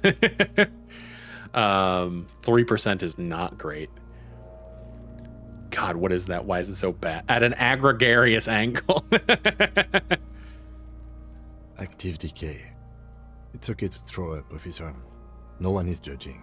He's about to blow. Cop's gonna blow, Kuno. Yeah.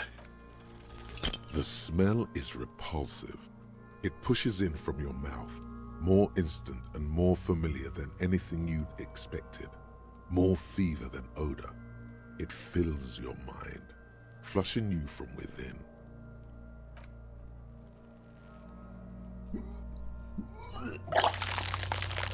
Yep.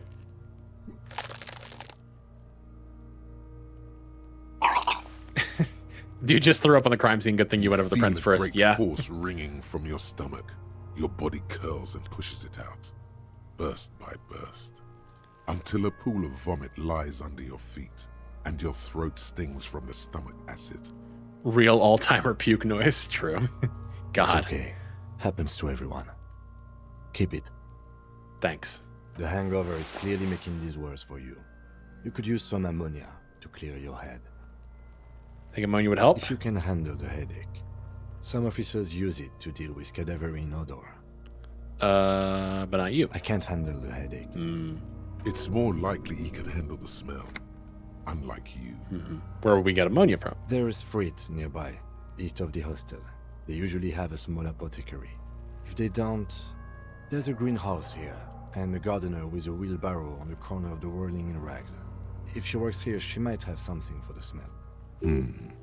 Pretty clever. Acquiring ammonia will provide a modifier to the wipe check.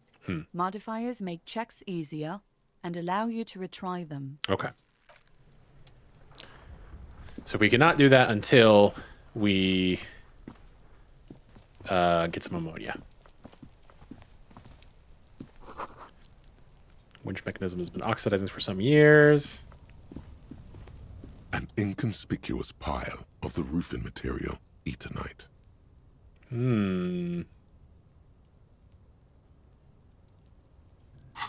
What is perception? Perception is a motorics. Okay. Makes sense. Let's see.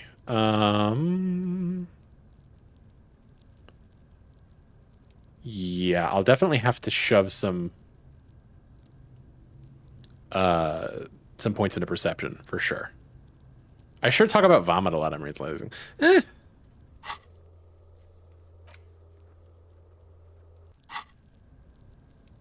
You're allowed.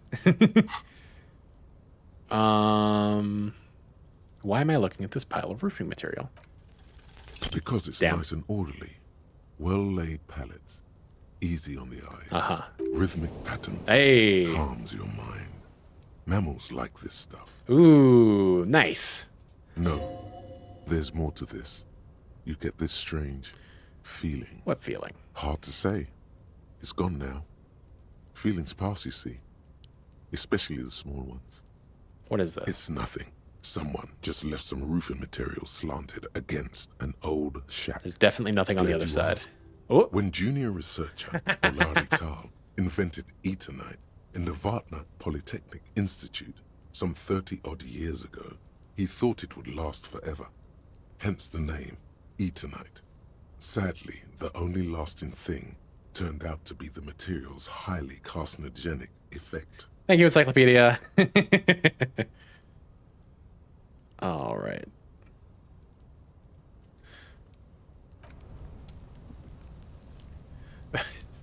Might be giving other people a warped idea of my interests. Perhaps.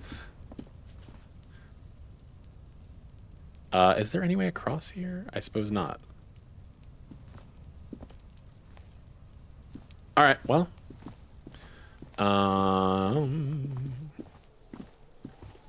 Suppose we'll try and go talk to the gardener.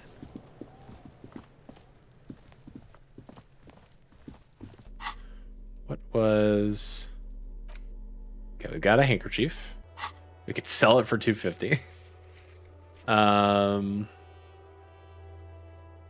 Get ammonia from the gardener or the fruit store.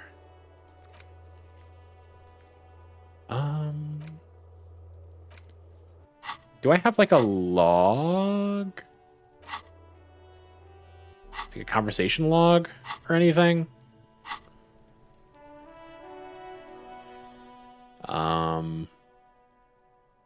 Journal. No. Okay. I don't remember where in particular he mentioned the gardener being. Oh, right here. Yeah, there you go. Hello. The RCM in Martinez. What can I help you with? You sound surprised. We don't see a lot of police around here. That's all. I have some questions for you. Of course. What can I help you with? My partner told you may blah, blah, blah. My partner told me you may have some ammonias. Can I have some? Sure. I'm done with it. Oh, thank you. Go easy on that stuff. It gave me a terrible headache. We need directions. Of course. Where to? Where am I? What do you mean? I'm a bit disoriented. This is Revachol, right? Yes, sir. District of Martinez. This intersection is called Roundabout North. He knows where we are. He just wants directions. The lieutenant seems uncomfortable with the level of disorientation you are displaying. What's in the north? There's the pier, the Cape Side apartment buildings, some more tenements. Not a lot, really. What's in the east? The harbor gates. Some kind of commotion, I think. I don't follow the local politics. A fleet store, too. Interesting that the triple T. When I first saw the triple T, I thought it was a typo, but clearly that is intentional. I am understanding now that this top left, that's north. We have tilted the compass 45 degrees to the left. The south. Some shops and a bridge. The canal bridge leads to the coast, but it's broken, I think. Some kind of accident, probably. It's on the other side of the canal. Just coast. There's a little fishing village there, and a fish market. But that got closed down ages ago. What's in the west? It's just water. No, actually, I think they call it the Martinez Inlet. There are some islands in the bay, but they're hard to reach. Thank you for the directions. No problem. Have to run. Of course. I won't hold you back. Her gloves. You get the feeling that you need them. You have a dead body to deal with after all. Borrow your gloves. Sure. Keep them. I have another pair. Aw, she's a sweetie. What is this? Pigs Go Home. The street name is illegible. Fuck the police. True. Heap of snow melts in the wheelbarrow. Okay, cool. We got gloves. An ampule of ammonia. They are very these gloves are very TF2 engineer core. I think. Pigs go to home. Sheep go to heaven. Pigs go to home. There he still is, looking right through you with his white eyes. Man, the body below is entirely dedicated that's still not great. To that corpse smell, emitting it is all it does now. So if I fuck this up, then like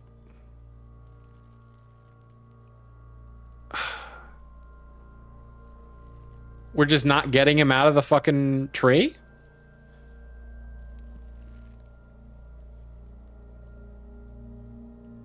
I guess. The ammonia only makes it worse. The combination forces tears out of your ducts. Can't sloth flock in this game. To keep it in once. Yeah, but I could die. The second time, not so much. When the vomiting is done, your cheeks are wet with tears. Damn. I think I don't want to be a cop anymore. Get a hold of yourself. The weight is reassuring, like a crenel on solid fortification. Pat, pat, pat. I've seen strong men turn themselves inside out for hours. You are facing tough odds here. Alcohol withdrawal makes it considerably harder. Gonna protest that you will probably be fine, but with 2 HP and your current objective, you actually very easily could die. I know for a fact that it's possible to die trying to retrieve your tie from the fan.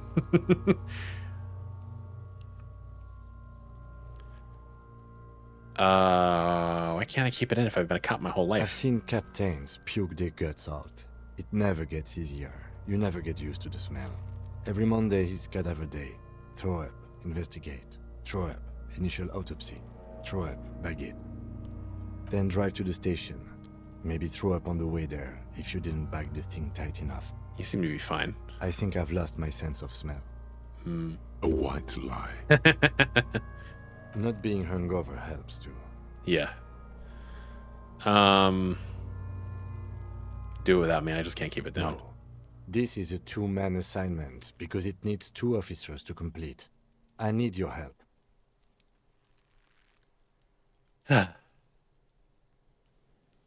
Rolled your coins, by the way. I need one more penny roll to get at some point.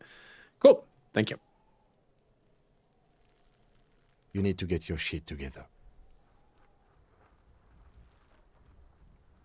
We should go talk to the locals. Find something Volumetric shit compressor. I remember that. It's pretty bad right now. You've gained a thought. When this dialogue is over, go to your thought cabinet and internalize it for special bonuses and effects.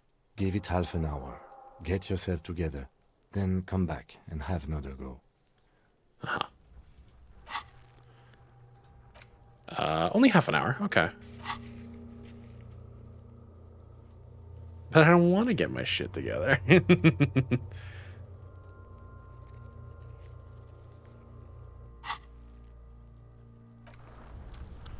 Okay, so volumetric shit compressor. Your shit is apart and it's rather unbecoming of a cop and a human being. It's supposed to be the opposite of that. Together, compressed in a small area. To achieve a solid level of shit compression, squeeze your butt cheeks together for 30 minutes.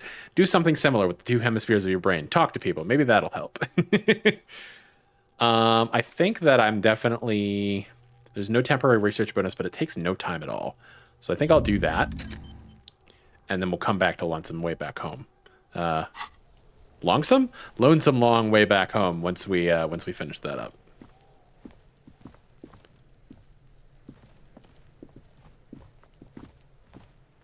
What else? I guess we can take this time to go ahead and report my badge missing. I suppose I can take the gloves off, but there's no reason not to. Yeah, why not? I'll keep them on. Just for the stats.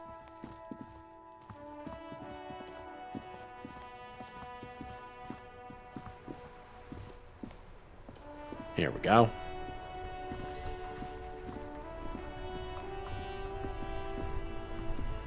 Before you stands a motor carriage. The bodywork is covered in blue and white livery, bearing the number 57. Oh, the things you will be wearing for stats, yes. Vapor emanates from the large engine on the back of the vehicle. It hasn't had time to cool off yet. This must be the infernal machine that tore you from oblivion. The Caprice Kinema motor carriage. In the cabin, you are welcomed by a set of steering levers, a radio microphone on a hook, a pull-out toolbox under the seat, and the soft glow of the fuel preheater gauge. Why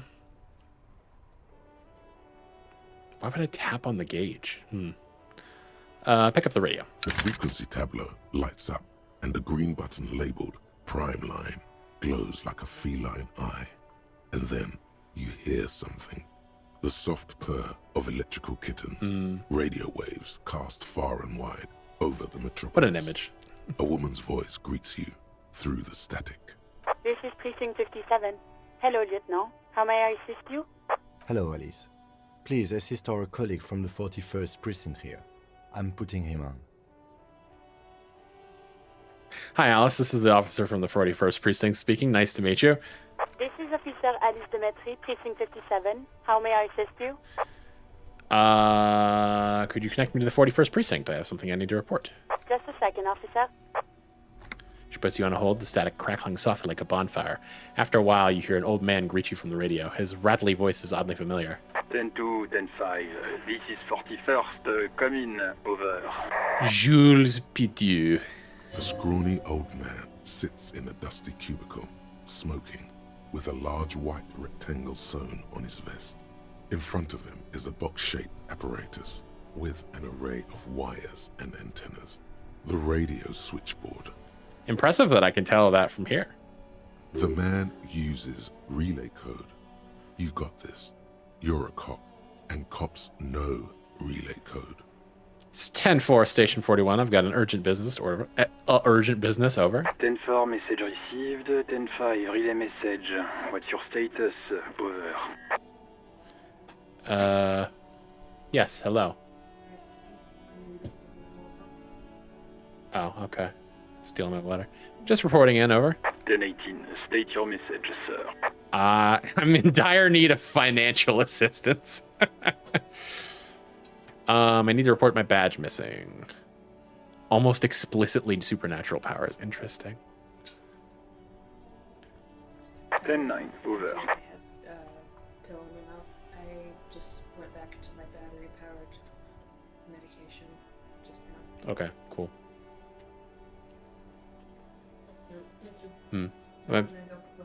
Okay. My badge, I can't find it anywhere. Basically, it's gone. 10-4, message received. This is a very serious situation. I need to 10-22 the captain. Over. Or it's all in his head. Yeah, maybe. Is it him? What does he want? Like, reasonably, you would know what this guy looks like behind his station. Like, you've met him. And there's a good chance that is somewhere in your brain. You know, it's very unlikely that he's just been wiped entirely clean. But, you know. Says he lost his badge and needs to report it. He what? He lost his badge? Hey, say nothing. Who lost his badge? Dick fucking Mullen. Who do you think? It's Officer Dick Mullen from the bestseller Dick Mullen and the Lost Identity. He says, fighting off laughter. The voice of Dolores Day. Dick Mullen is not your name. It's the name of a fictional detective who would not lose his badge. Mm-hmm. Defend yourself. Immediately. They're laughing at you.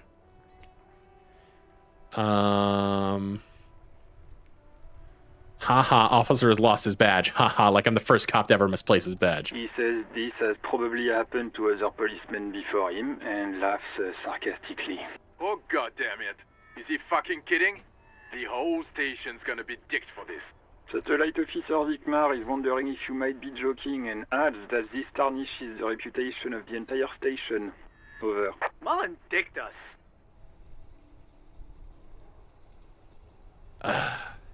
Can't we just move on? I wanted to get it reported and be done with it. 10-4, I hear you, officer. I'm just going to make a note here that you are in pursuit of your misplaced badge. Over. Fuck me. Mac, come here. You've got to hear this. Dick Mullen lost his badge. What's going on? Super Cop here lost his badge. He lost his what now? His badge. He lost his goddamn fucking badge. Enough with this now. I have other things to discuss. 10-9, come again. I didn't get that. Over. The animated conversation in the back is making it difficult for him to hear you. New heights even for Captain Sober. Ask him. Ask him if he's lost his gun, too. Sergeant Orson wants to know if you lost your gun too. Over. Check your pockets. Check your... Holy fuck. You don't know where it is, do you? Someone is angry that there's a new homosexual in town. Oh god, it's not here. Okay, it's gone. Your gun is most definitely gone. I do remember where my gun is, to be fair. 10-9, come in, officer. Did you get my question? We were wondering about your gun. Over. Drama 5. Definitely not. Lying over the phone, it's easy. Just say it like it's the truth. And then it becomes it. No, of course I didn't lose my gun. He says he didn't. Thank God for that. That would have been a nightmare. I don't even want to imagine the poor prick who has to relay that kind of news to the captain. Losing his badge is bad enough. Tell him to find it, and fast. We can't have some gangbanger running around with it. We're all glad to hear you've not lost your gun, officer. You need further assistance? You can just immediately fess up.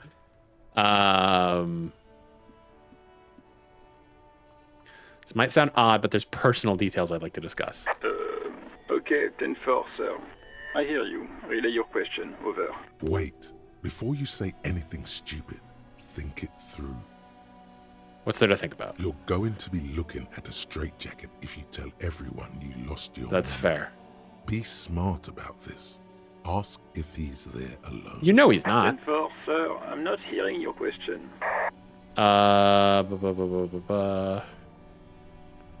Hold on, are you alone in the room? I need some confidential information about myself. That's a negative, sir. I got 10-12 visitors present here. Over.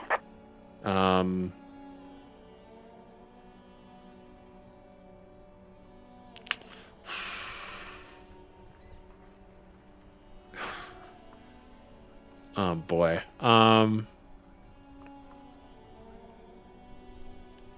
Shoot.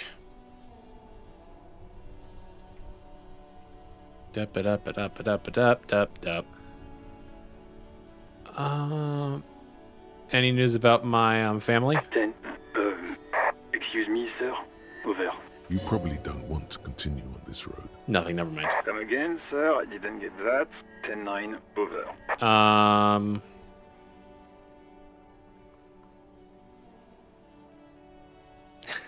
I guess I could try this. Wanted to know if you got my badge's description right in your report. Could you read it to me? Name, rank, date of birth? What? What is it? He's still on the line? He wants to verify the information on his badge. But of course, it says Dick Mullen, High General of the Revacholian Cavalry Force. Tell him to stop wasting time. What do you need, sir? Over. Okay, they're not gonna give me shit. Okay. We're at this up. Understood, sir. Over. Definitely not gonna ask them for money. Not that they could do anything anyway. 10-10. Over. Roger that. 10-10. Over and out.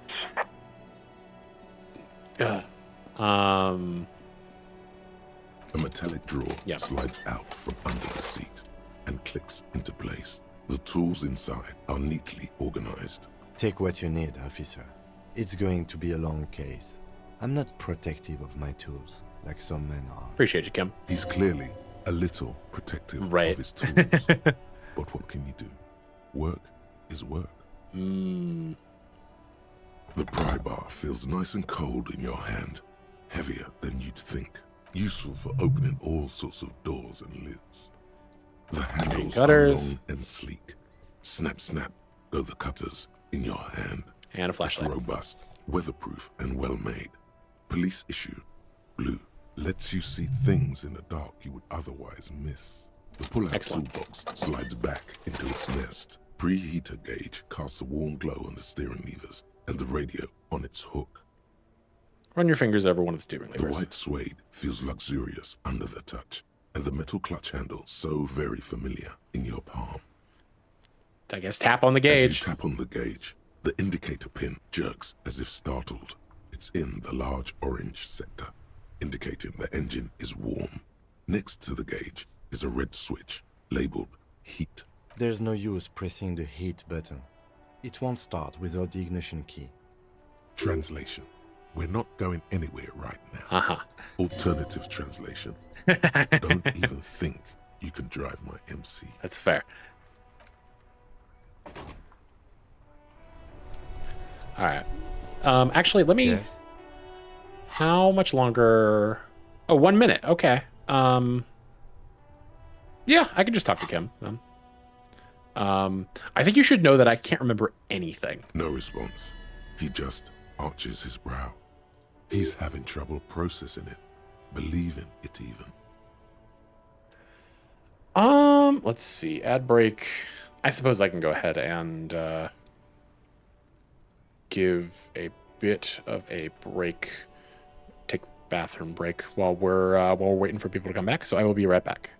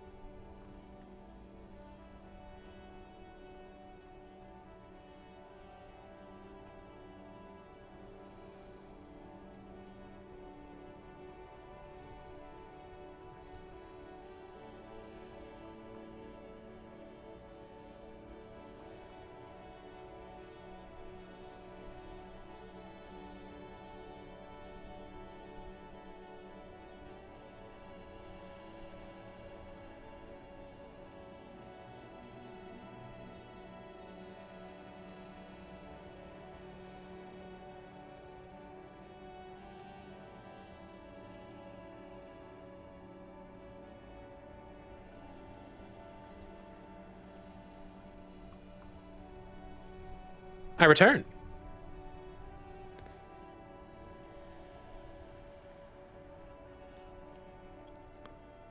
Disco Elysium was one of the best games of all time because it's able to endear you to a French police officer who brags about his car. I know a few car guys that aren't insufferable. I feel like this is the kind of game that a few years back I'd see and wonder when the gameplay was going to start, but I do quite love and appreciate the game and its mechanics. Yeah, I feel that. I had a total ADHD moment and forgot I was watching the stream. Welcome back. Are they also police officers? No, that is the unforgivable.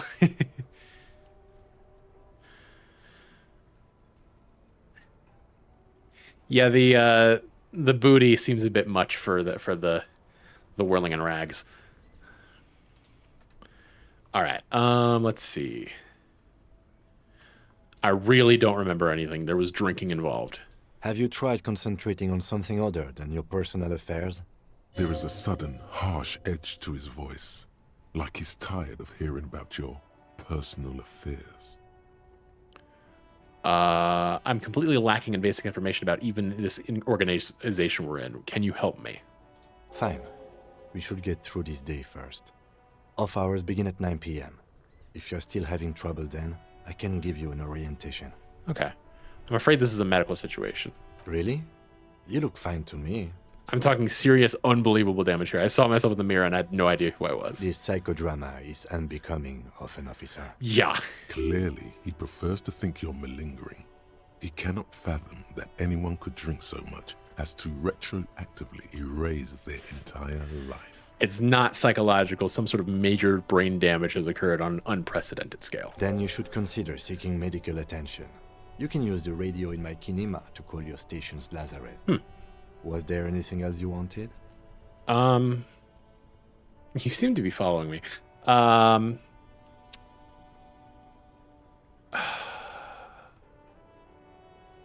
No, I'll get to know you later. Volumetric shit compressor. Let's compress our shit.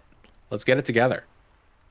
Bizarre scientific news from Revachol West today, where a police officer's shit has been observed at a pressure of around 495 gigadecimals. These metallic hydrogen levels of shit togetherness were thought to exist only at the center of collapsing stars, not law officials. It remains to be seen how long the shit singularity lasts. All endurance white checks unlocked. Learning cap for endurance raised to 4.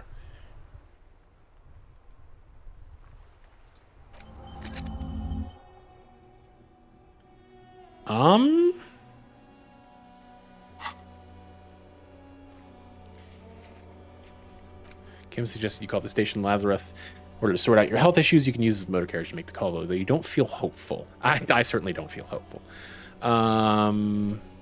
End of day debrief.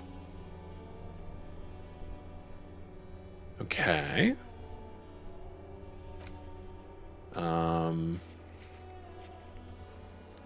Yes, so we're back on this. We have the potential to do this again, I should say. I'm still not really clear on... because that didn't give us any endurance.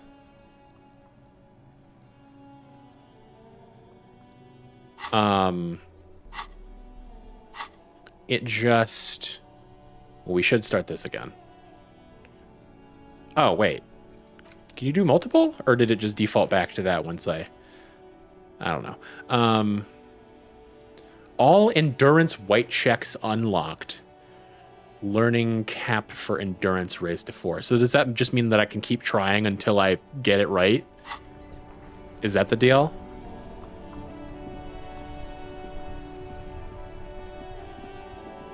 I don't know. I suppose we could save, and then if we die, then it's unlocked as of getting this. Okay.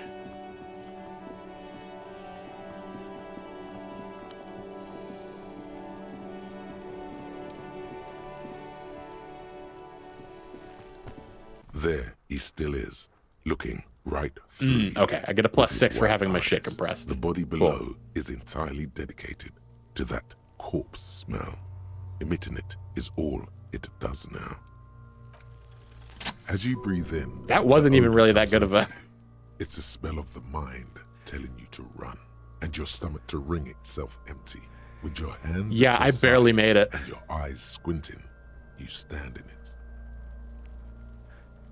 It's a puzzle. What's hanging in front of you is a puzzle of decaying flesh, tattoos, and tendons. Do they always do that? They do after 7 days, yes. Uh-huh. We are deep in decomposition here. The man before you is naked, but for a pair of underpants and enameled boots. His skin is greenish, marbled with decaying veins. and blotched by lividity. A fading web of tattoos covers his chest and shoulders. The cargo belt used to fasten him to the branch above appears industrial in strength. Inspecting the tattoos seems to be a good choice. An intricate web of blue lines stretches across the torso, from the right shoulder to the solar plexus. Each time they intersect, a small white star is formed in their crossing. Hundreds of fading asterisks riddle his skin. Their concentration is highest around his heart. His corpse is marked by stars. What will mine be marked by? Alcohol and heartbreak. Ooh. Is this a national pattern? Of no nation that I know of. If anything, it reminds me of religious illumination, last or penultimate century. Men who live harsh lives often turn to innocentic worship. But which one? I see no trace of a humanoid figure. We're missing something here. I agree. Sudden ring fills the air as the zipper as the lieutenant pulls down the zipper of his orange jacket. He takes a thin piece of milled aluminium from his coat pocket and pulls it open. Sounds like a sword being unsheathed. A small lens appears. Some sort of camera. Let him work. Shit, Kuno! What the fuck is that? An instant color camera. He produces 2 metal-capped ampoules. Is it ampoules or ampules? Because I feel like I want to say ampules, just because the pew, the feeling of the pew in the mouth really is a nice feeling. I'm gonna say ampules. He produces 2 metal-capped ampoules and clicks them into place on the side of the apparatus. A thin slot shines I there. have only 2 ampoules, so nobody move. Okay, I count. don't want to waste one. I see how it is.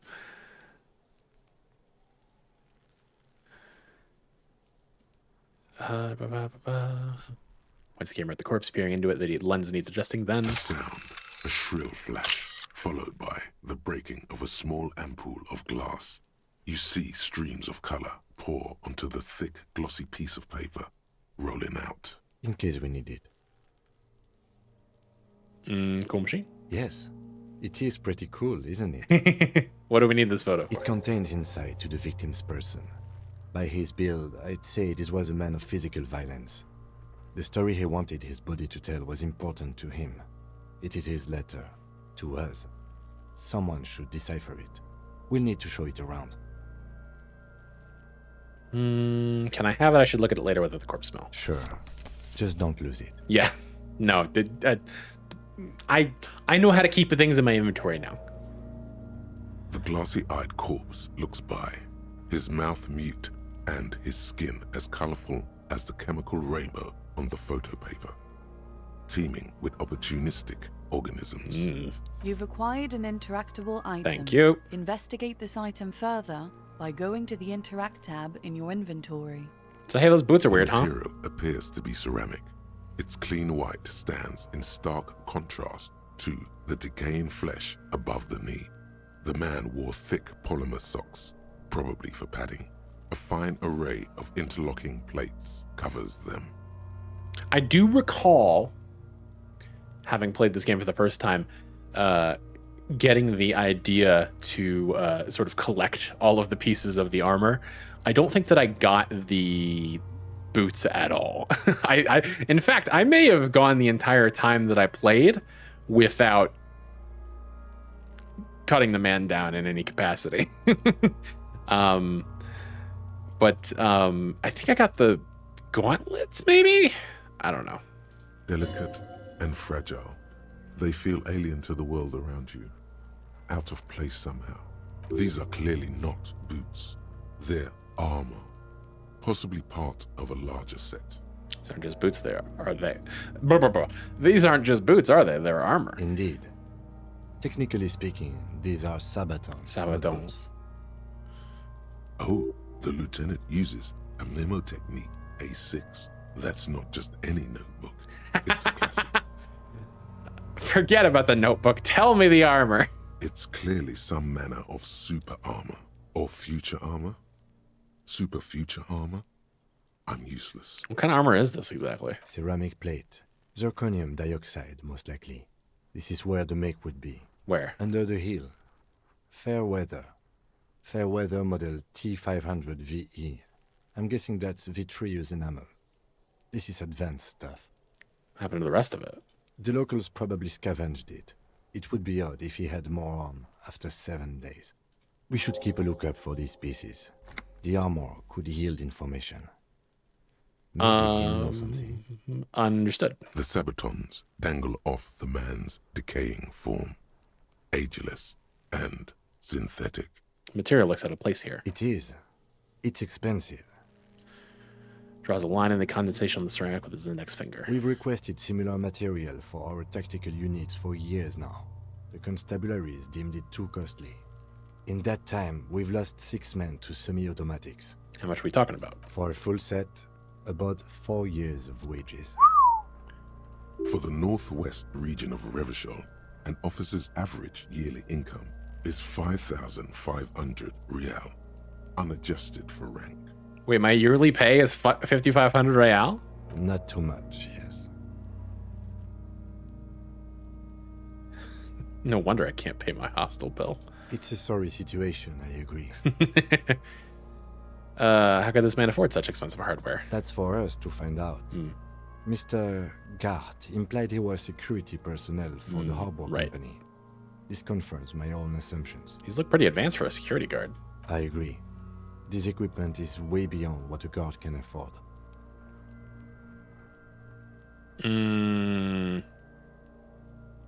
This feels dangerous.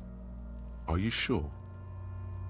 No. The Sabatons dangle off the man's decaying form, ageless and synthetic. I will knock on it, though. A small bell-like sound fills the air, like tapping on the side of a porcelain cup. Sounds fragile. It's anything but.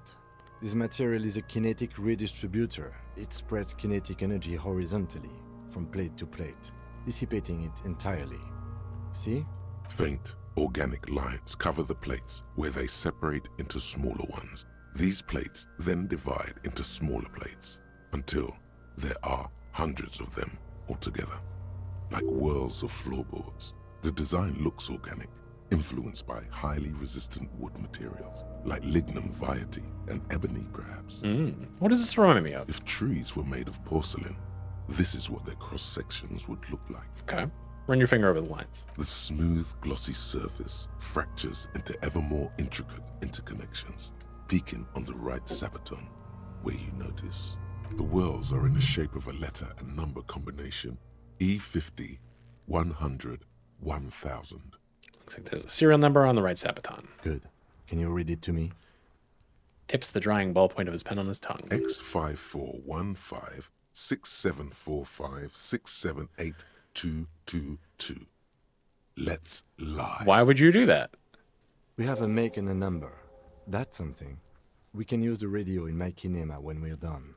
Either station can chase it for us. The cadaver slowly twists on the cargo belt, his torso covered in tattoos, and extremities blotched pink and blue. Inspect the belt. The hangman's knot is pulled tight by the weight of the corpse below. Yellow, hard-edged polyester cuts into his neck. Above, a sliding buckle ties the belt to the branch.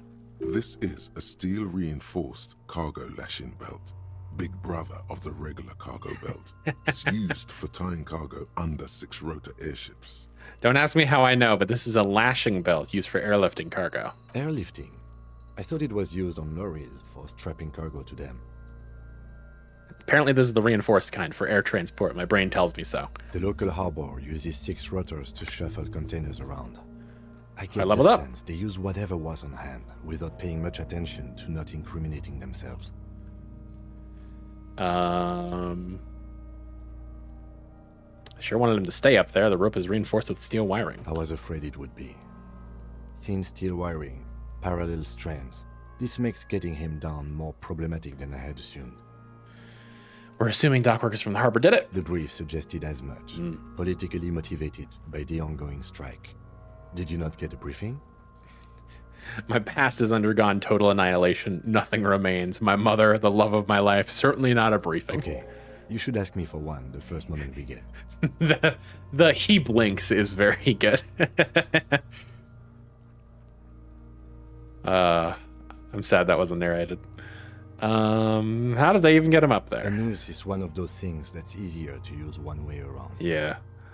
To climb up using the kids' ladder? That ladder can't carry a grown man. No, I wouldn't think so. I didn't see any splintering either, did you?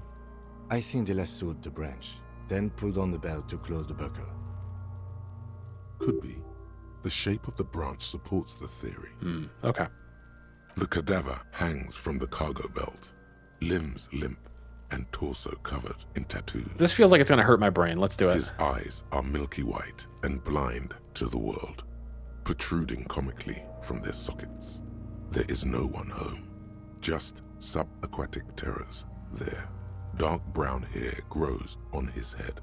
His face is ready to explode from the organic processes inside. The death's head grin has passed. What remains is an unrecognizable mess. Real props to Kim for how patient and understanding he is with Harry's complete loss of identity. For real. Like, this is a man who has seen ego death before. Okay, so if I...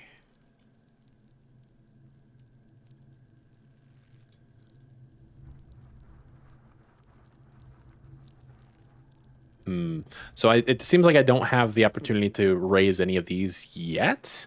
Maybe I need to save points? I'm not sure. But I think I do definitely want to put some into perception. That seems good. Yeah.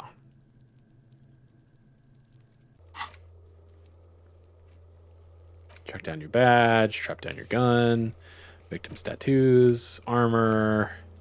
Ask him to tell you about the safe. The case, excuse me. All right.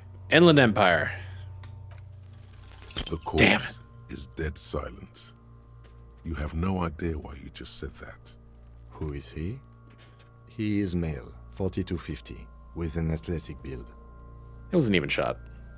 The corpse looks right through you as you distance yourself from its stench. Eyes like a shark. Squint and take a step back. As you narrow your eyes, the monster before you blurs into a violent mess of green and pink. This is a trick.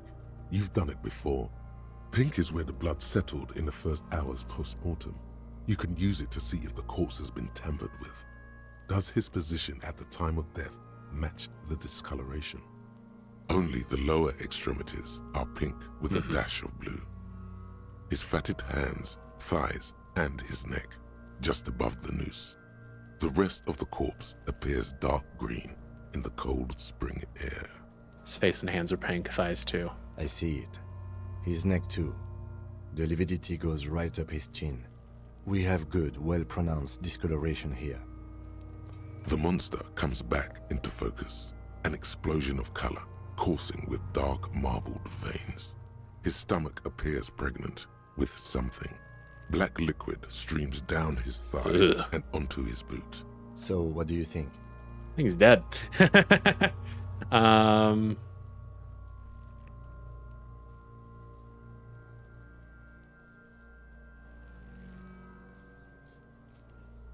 I think he was upright after death. Hands, feet, and neck are discolored. Agreed.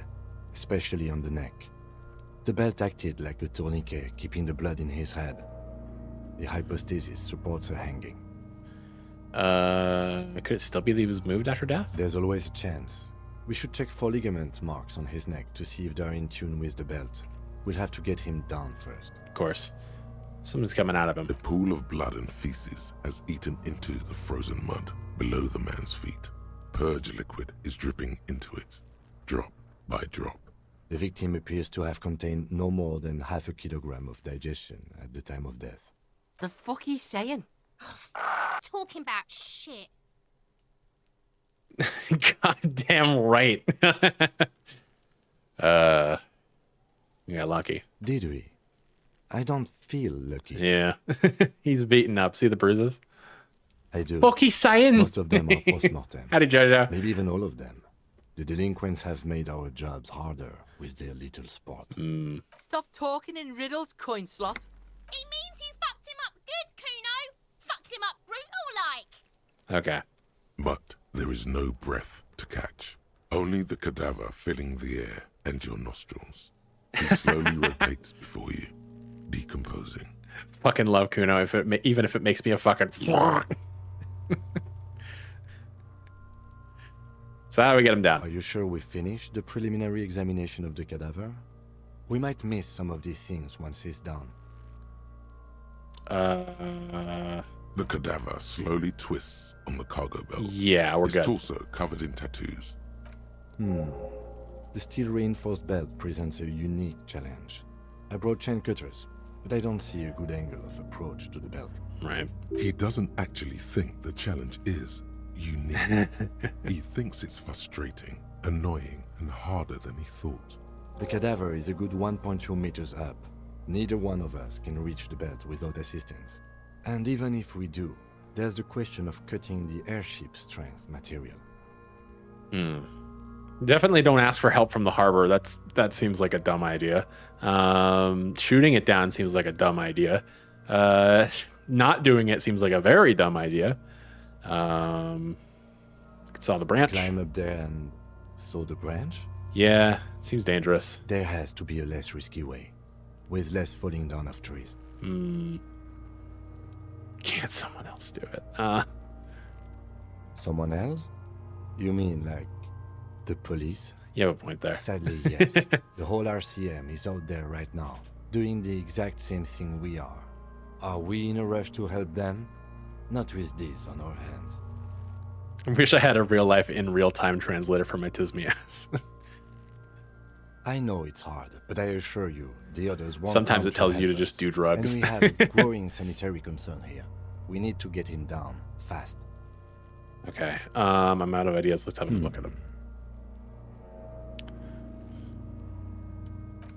You are actively falling over and you want to climb a tree?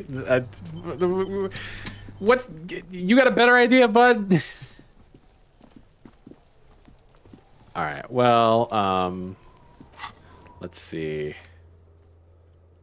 Got a pile of Eternite. Oh yeah, I have more perception now. That's right. 360 no scope it. Doesn't sound good. An inconspicuous pile of the roofing material, Eternite. Is Kim a man's name that stands for something? I believe he is of Asian descent, or I mean the equivalent of what Asian is in this world, which I believe Kim would be a perfectly fine masculine name in that case. French Asian, I suppose. Yeah, let's go for it again. Because Damn it's it, Matt. nice and orderly, it reveals no. All right. We're moving right along. Duck-a-dong, duck-a-dong.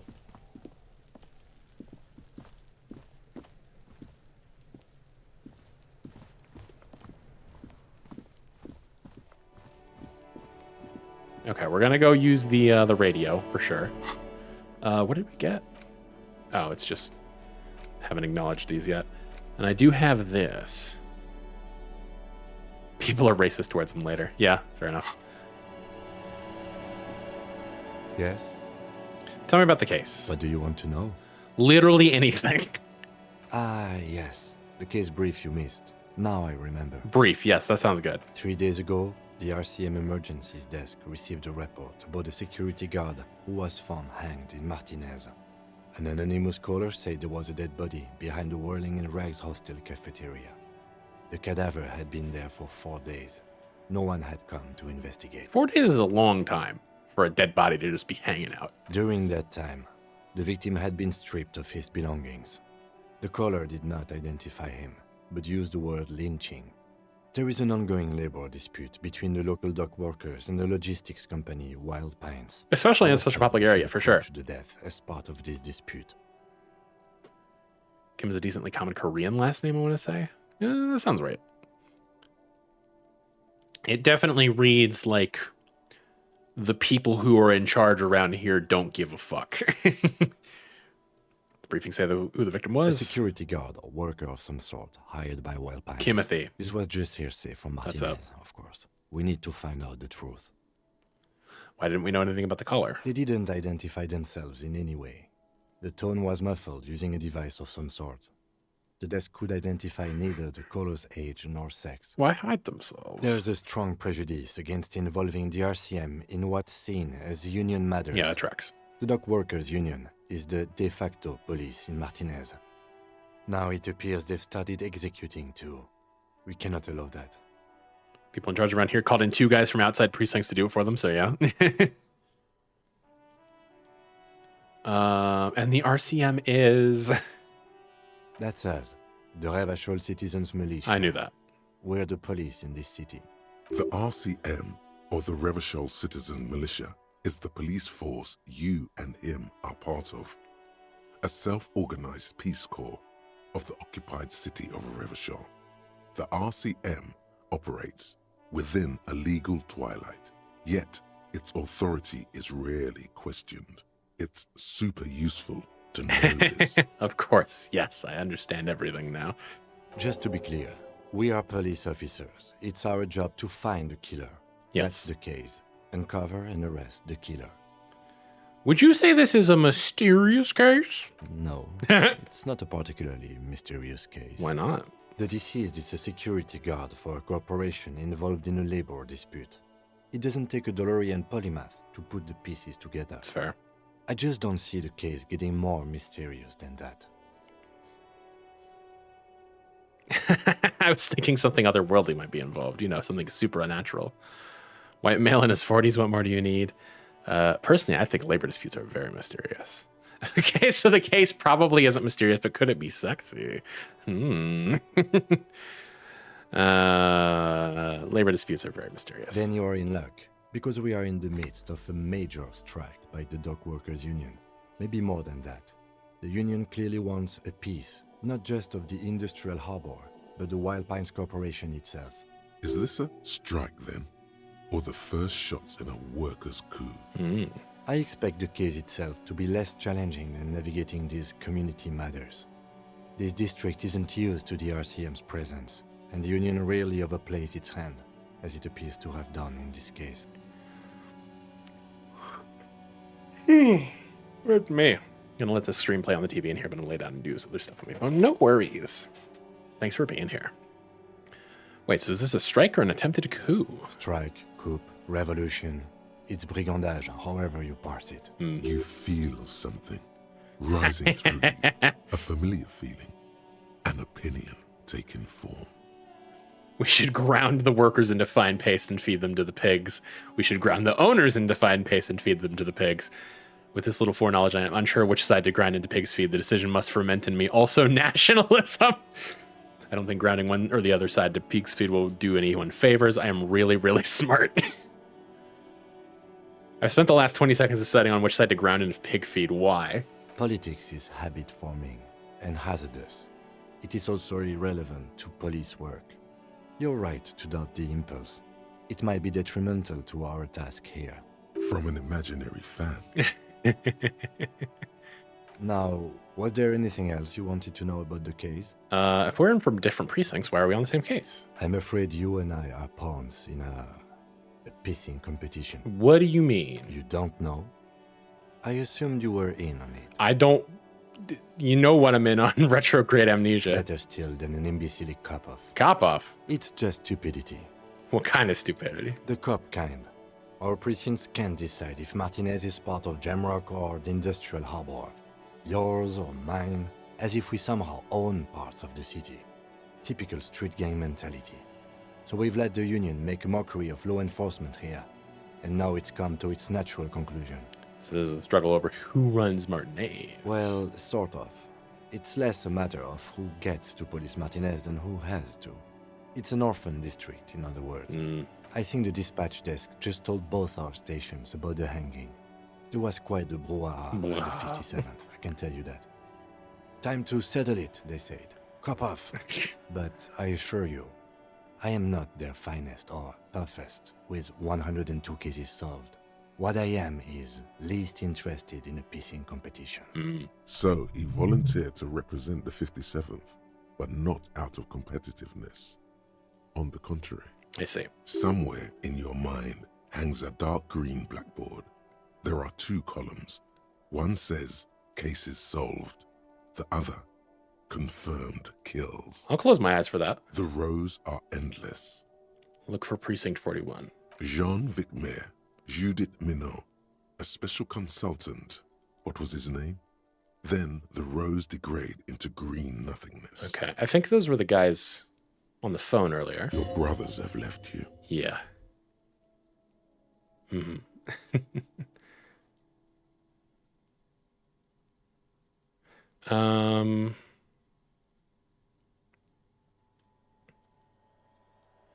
So you volunteered to spoil it. Yes.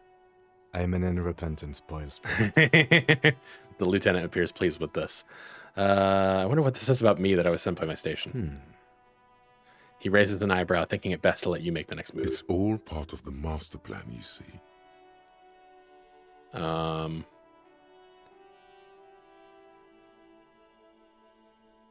gonna leave why I was sent unspecified. I must be an augury, an apocalyptic omen sent by my people. Can you guess my message? No. You know, actually, I'm not an augury. I don't know why I said the habit of saying some just completely out of pocket shit and being like, no, never mind. There will be a bloodletting of unimaginable proportions, unimaginable. Oh no, it's very imaginable. We fail to place responsibility for the hanging. The harbor company see the situation is out of control, so they bring in private military, maybe a gunship. The Union responds in strength.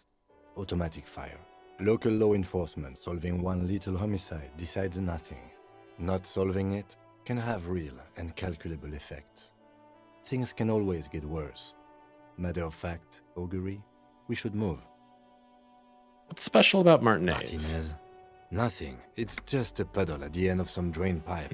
No one cares about this place. They care about sports. Most of our colleagues don't even know how to get here.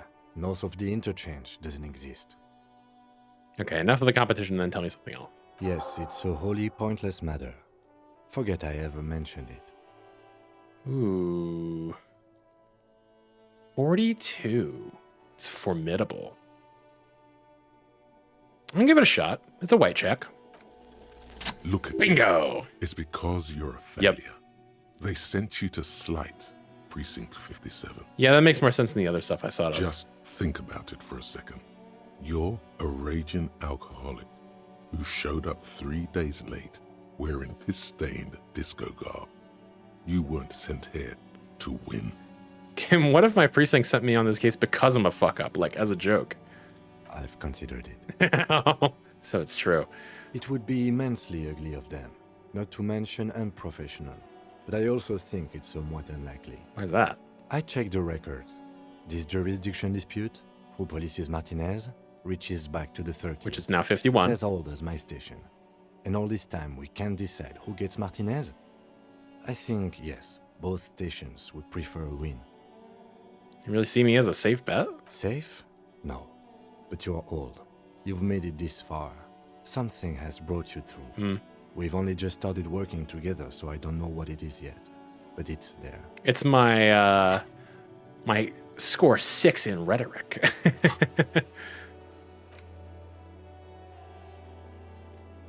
Okay.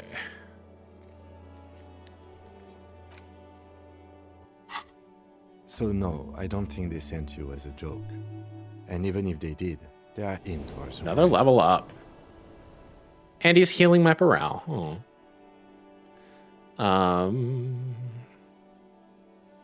Okay. I think we're good there.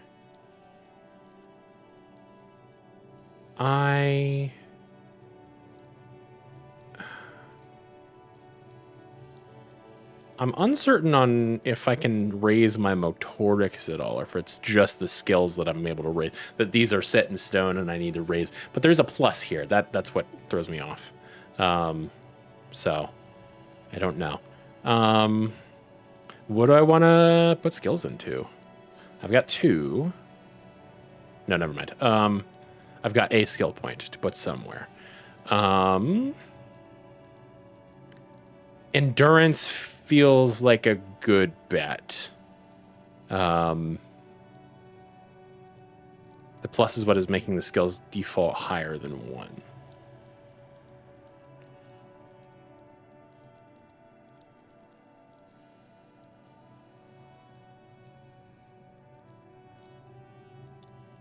Increasing a skill unlocks all white checks of that skill. Yes. Well, what are we? Got encyclopedia, electrochemistry.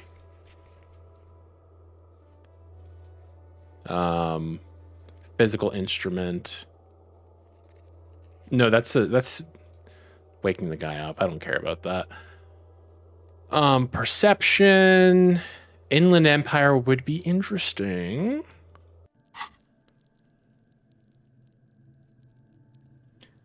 Inland Empire. I don't know that I want to go Inland Empire this time.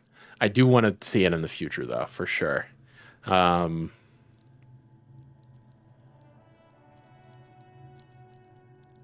Maybe suggestion? My suggestion is pretty low, although it's being brought down by something.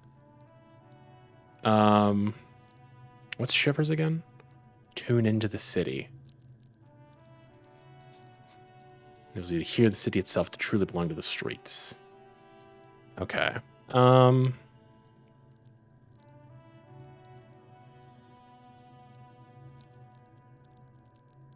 Yeah, I think endurance probably is the way to go.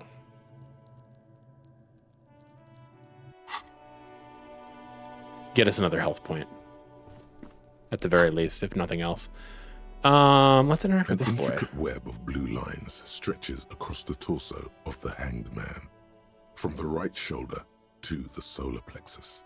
Each time the lines intersect, a small white star is formed in their crossing. Hundreds of fading asterisks riddle his skin. Their concentration is highest around his heart.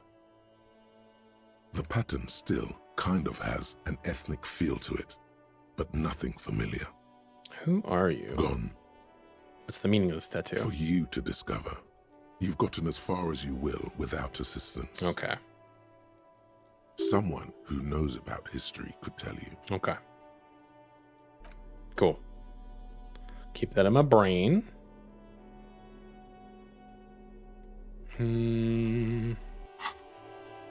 Okay. Well, it's almost lunchtime, and we've accomplished approximately jack and shit.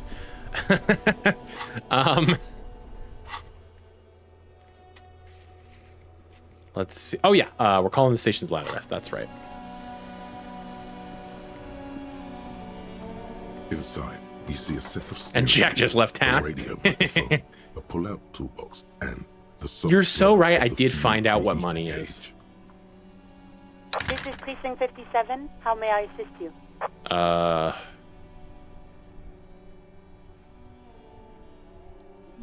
Yeah, I'm from the 41st. She's 57. Let's do this real quick. Can you run a serial number from a pair of armored boots for me? Sure, officer. What's the number? And the make of the armor, if you know it. E50 100 1000. The make and model of the armor is Fairweather T500 VE. Got it.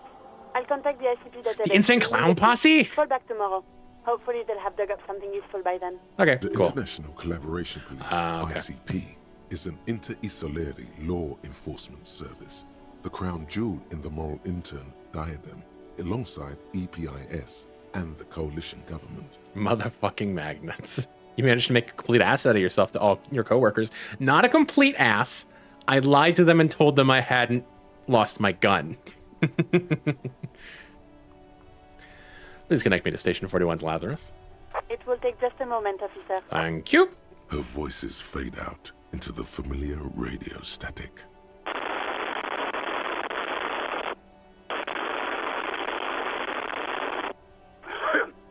Gottlieb, what do you want? He's carelessly chewing on a piece of hard candy. I'm in a bad way, Doc. A real bad way. Oh, it's you.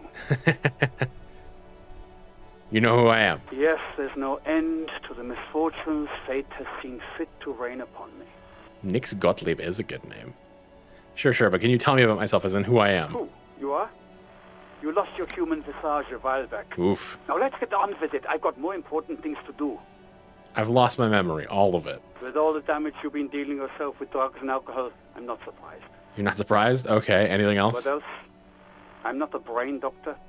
Look on the bright side. You've got a whole new life now. Use it wisely.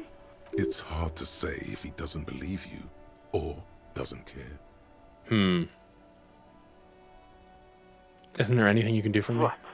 You want me to do blood work for you again? Tell you just how bad things really are across the board? You want another rundown of everything collapsing inside your body?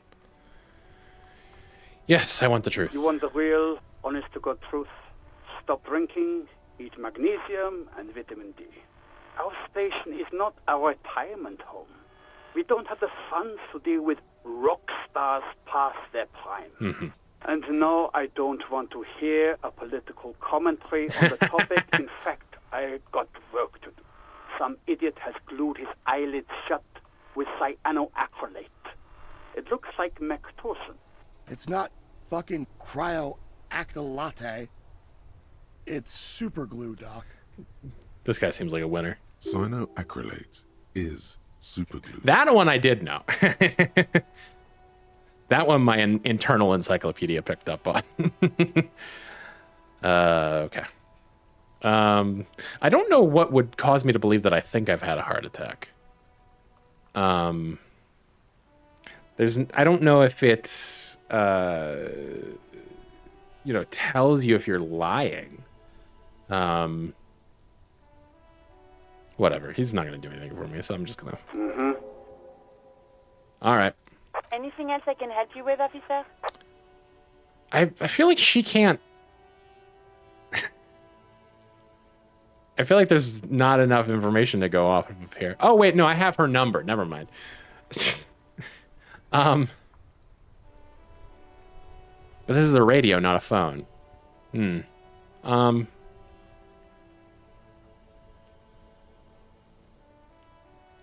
That's strange. Of course. What is the number, officer? Okay. Yes. Yes, hold on. Her number is 005 1944 298. Okay. Received. Hold on, officer. Start slapping a marching rhythm on your thighs. I do that shit. Give it a minute. She might be busy at the moment. Takes a bit to get to the phone. Officer, I have Sylvie Malaika on the line for you. Yes, hello? Hello. This is the police calling. I have some questions for you about your last days at work. Oh, right. Hello, officer. What can I do for you? Have you seen my badge? Have you seen my gun? Was it you who called the police? No, not me. Do you know who made the call? No, sorry. I don't. Not a lot of people have phones around here. Copper thieves take the wires. People don't have the money to have the cables put in again. They use the Union's phone, or the one on the coast. So the Union has a phone, and there's one further down the coast. Got it. It was someone else. We'll find them sooner or later, officer. It just might take a while. Why didn't you call? Didn't the corpse behind your workplace bother you? What? Of course it bothered me. But I thought the Union already knew about the corpse. But I meant us. You should have called the police. No one calls the police. The Union would get angry. What do you mean by that? You know, what the Union says goes. People listen to them and they take care of their own, which is like everyone here.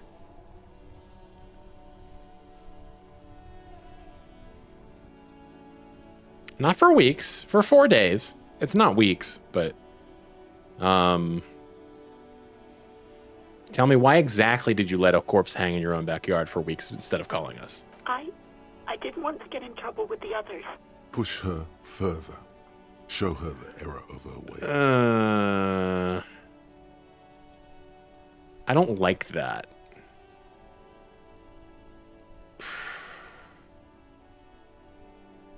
But it could give me information.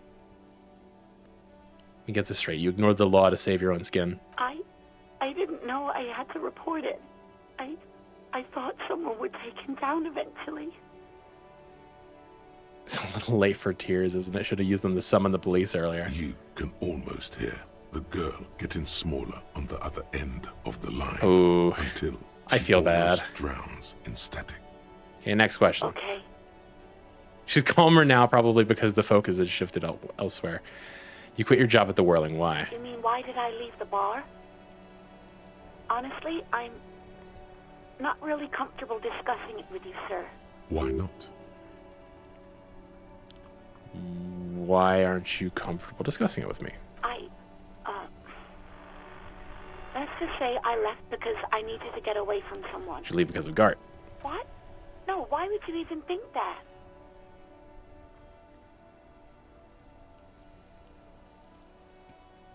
Told me you asked you out. Are you saying it didn't happen? Please, don't bring Gart into this. It's none of your business. I already said I don't want to talk about this. You're messing everything up again. Okay. Have you seen my gun? No. I think I got everything I need, thanks. I do hope so. Please, don't call me again. Bye. Yeah, we'll hit that. Yes, you have obviously done something to upset her at the Whirling in Rags when she was still working there. Wait, before you go, you're mad at me, right? Tell me, what did I do? I can't remember anything. I'm not mad. It's just you were so drunk and so emotional all the time, and then the skua thing happened. It just made me want to quit. What skua thing? The stuffed bird. The great skua. Yes. You threw it against the wall while screaming, "Fuck that bird," and laughing like a maniac. Fuck that bird. I think you said it had been giving you shit ever since you got there. Why do I always end up screwing everything up? That sounds like me, all right. Didn't seem like you had fun doing it, though. She's telling me that I was the one who made you want to quit. Yes, obviously. You were the worst client I've ever seen. And I have seen so many assholes in this place. I've had sailors fighting, union guys grabbing my ass, kids stealing booze. Once a guy was glued to the karaoke machine every night for 2 months. But you... Go on, I want to know what I did. Well, you were worse than all of them. Honestly, you were getting borderline aggressive. Even about little things like not turning down the volume at 3 a.m. I even liked one of those songs you kept listening to on repeat. No more. I hate it now. Hold on, which song? We Go On by the O.O. I can't listen to it anymore. You've turned it into a parody. Sorry about the song. To hell with that song. Then there was your room. Your project. An experiment to see how bad it can get in there. Jeez. I tried to send the cleaner, but you wouldn't let me. Threatened to make me understand. I had no idea what you meant, and I don't want to know. And then you screamed something about the end of all times and how everyone is a piece of shit. Yeah, I'd say that deserves a stretch. A little.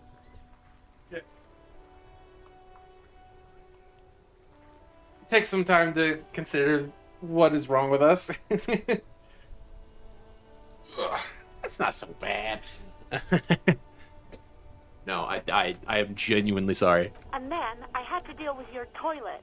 The one you clogged with police documents, causing water damage downstairs in the kitchen. There's documents in the toilet? I won't even mention you waving your gun around, harassing customers, threatening to sing karaoke, threatening to kill yourself.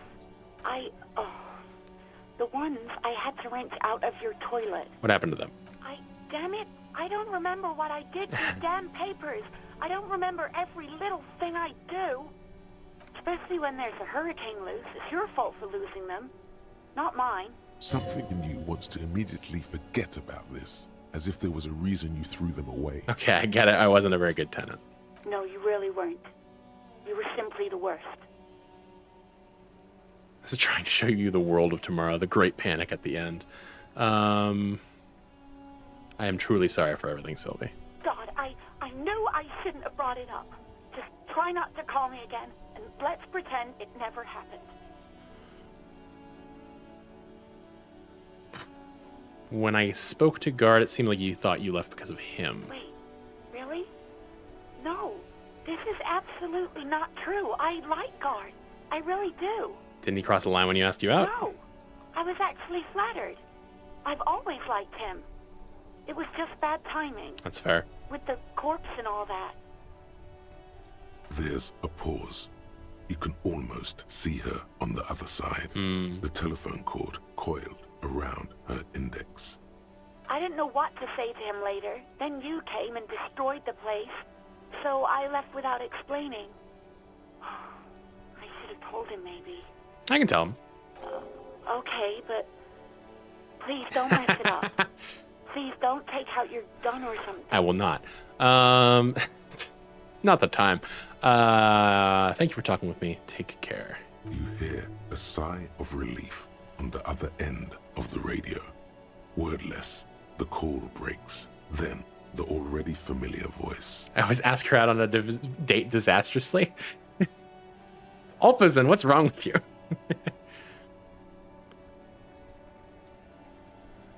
Anything else I can help you with, officer? Nope, I'm done. 57's over and out. In the cabin, you see We're good. Okay, so keep searching the collar despite lacking any obvious leads. Call back in a day. Talk to Gart. Okay.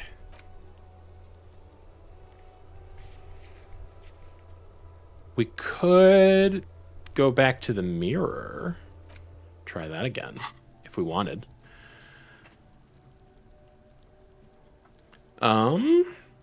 Let's see. Although I do want to check. I am metagaming just a bit, but I think it's reasonable to think that a dumpster would be out back of a place and that it would contain the trash that someone threw away. Letter R weighs a crown on the ribbon below, a light above descending. This trash container is locked. The sliding lid has a padlock that says, whirling in rags. There's something in there, not necessarily connected to the case, but still. Why am I looking at you, trash container? You're just a trash container. The body is downwind from here. Maybe you prefer the smell of garbage to the smell of death. What do you think could be in there? Trash, food waste from the cafeteria. They lock these containers to keep the derelicts from flocking in. Could be evidence too. Yes, I feel like there's something in there. What do you mean, feel? It's extra sensory perception. Whatever is in there holds a special significance.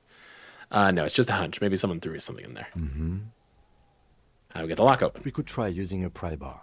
The one you took from my motor carriage, or we could ask for a key from the manager of the Whirling in Rags. He probably has one. He might also have information. This is better than the pry bar idea. Yeah, you're right. Gotta talk to him anyway.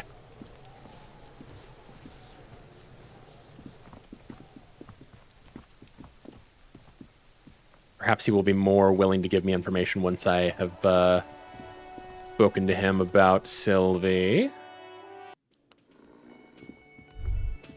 Oh, wait. I had a thought. The theme on that pinball machine is a standard royalist theme, used on everything from pinball cabinets to full-flavor cigarettes. What are its hallmarks? Clinging to a picture book version of the past century, waiting for the king to come back and cast out all the profiteers and homosexuals. Basically, imagine a yellow plastic crown with a liquor brand emblazoned on it.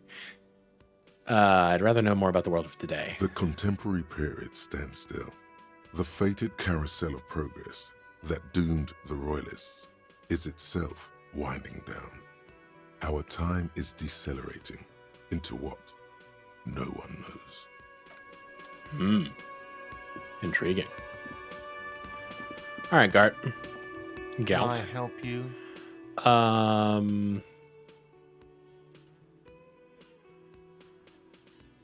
I talked to Sylvie. She left because of me, not you. Wait, what? But what about the bird? Bird? Yes, the bird. I found it lying on the floor with a broken wing the morning she left. She didn't break it. I threw it against the wall. You broke the skewer. Yes. I assure you it was him. Why on earth did you have to break the skewer?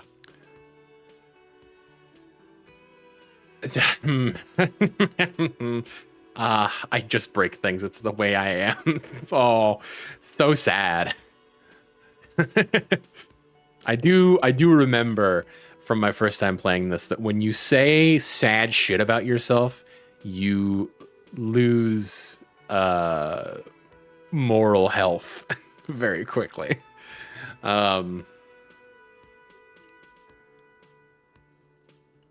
Maybe I have a vendetta against I it. can't believe it. I was so sure it was Sylvie. Even worse, I thought she was trying to send me a message. Symbol of hope and all. A tender type of hope. Something stirs in you. Perhaps this is why you broke it. Interesting. Intriguing. Okay. I'm gonna very quickly fill up my water and then be right back while the ads are gone. Be back.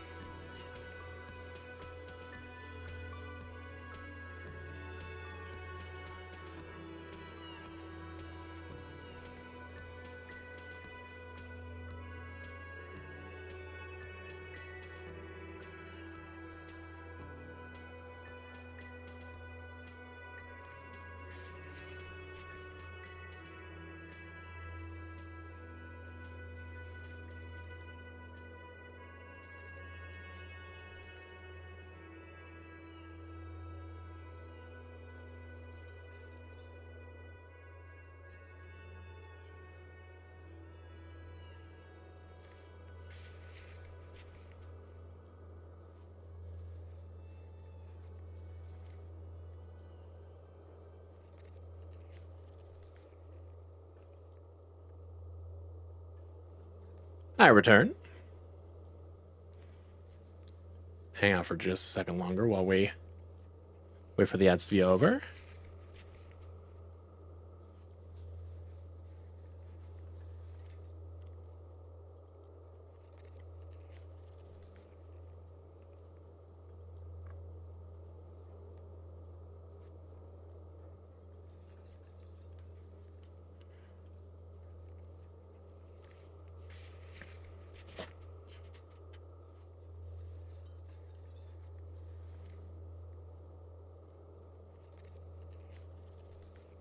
All right. Welcome back, folks. Thank you for sitting through. All right. Perhaps this is why you broke it, because it was a tender type of hope. All right. Did she say anything else about me, you know? Did she say anything about me?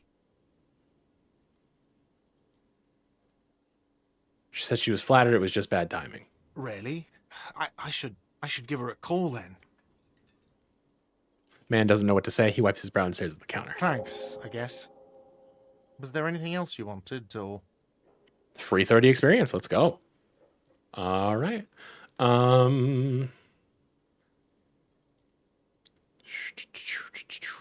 Is the trash container out back yours? Mine? No, it belongs to the Whirling and Rats. That's what I meant. Thank you for clearing that up.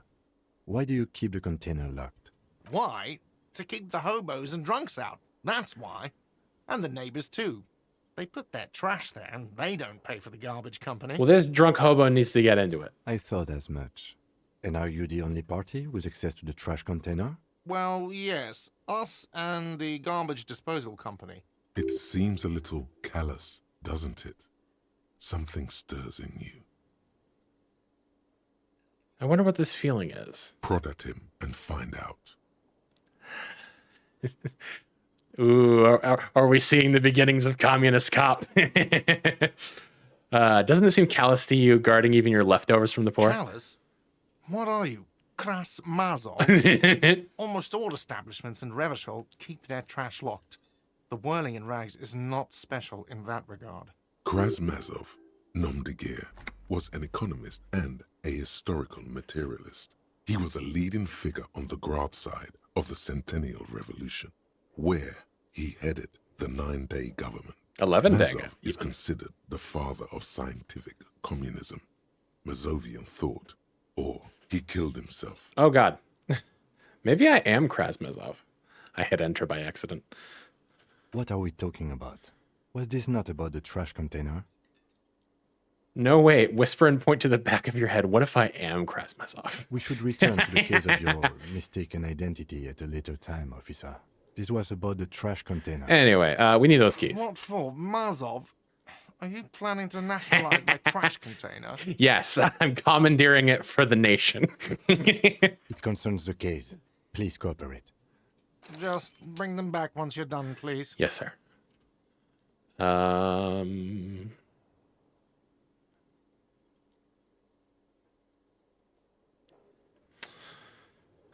Is there anything I've seen? What thing? Oh, yes. I saw a sign that said the mess hall is reserved for the Union. Yes, not the whole damn Union, thank God. Just the nastiest and loudest faction. Okay. They come here in the evenings. Dumb, unruly types. Think they're big shit. But they're good customers. They place big orders and always pay on time. The capitalization of big shit makes it feel like he's talking about like the cabal of corporations that peddle shit to the masses. Big pharma, big shit, etc. We should find out who this Lord faction is occupying the booth.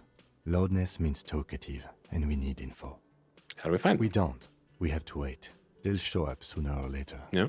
Men get hungry, even striking men. If not today, then they'll be here tomorrow. There are these things called days. You sleep between them. He's saying they'll come after you've slept. Just making clear you got that. There's a burger place near me that sells cod burgers, Call of Duty promotional beef burgers, and in my freezer I have cod burgers made of fish. These are unrelated. Something else I want to talk about. What?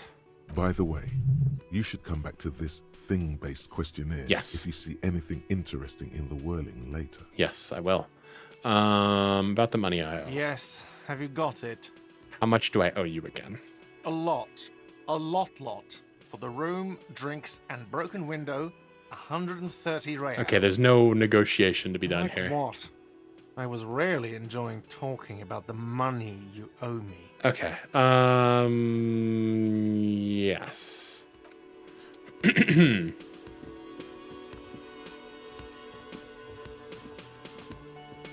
I don't remember where to get the plastic bag. I don't necessarily want to be told where it is, but that will definitely become useful so that I can get more than 60 whole cents.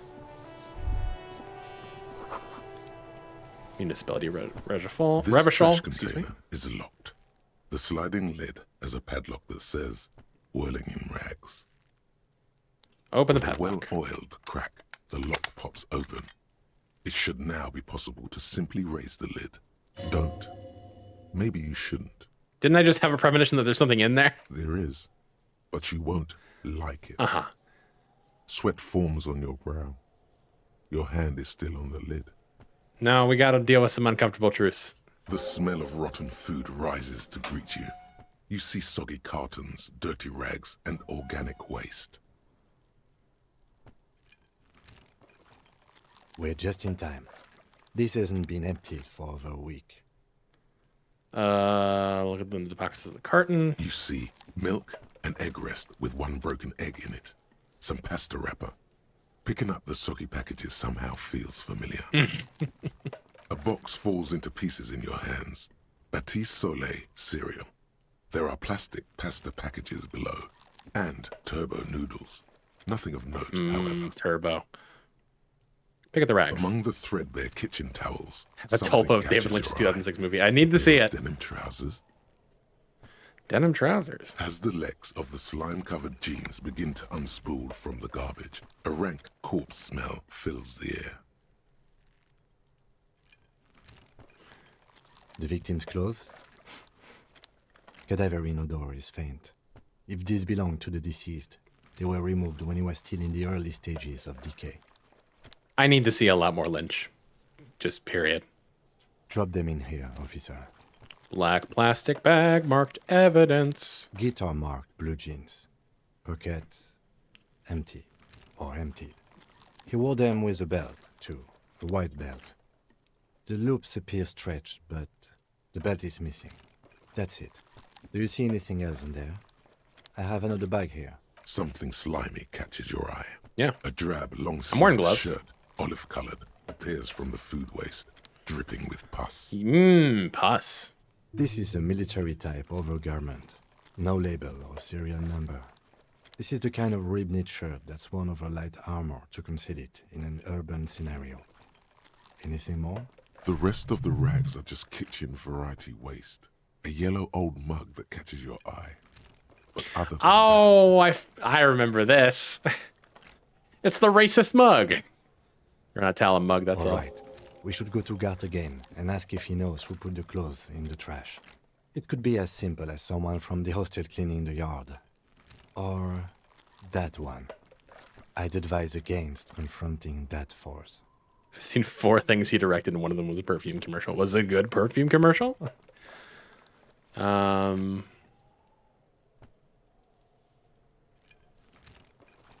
think someone from the Whirling might have been involved, maybe? Not really. All we know is the victim's clothes are in the trash. The lead As was good as any locked, other, fair enough. and his establishment had the key. It's just a small loose thread.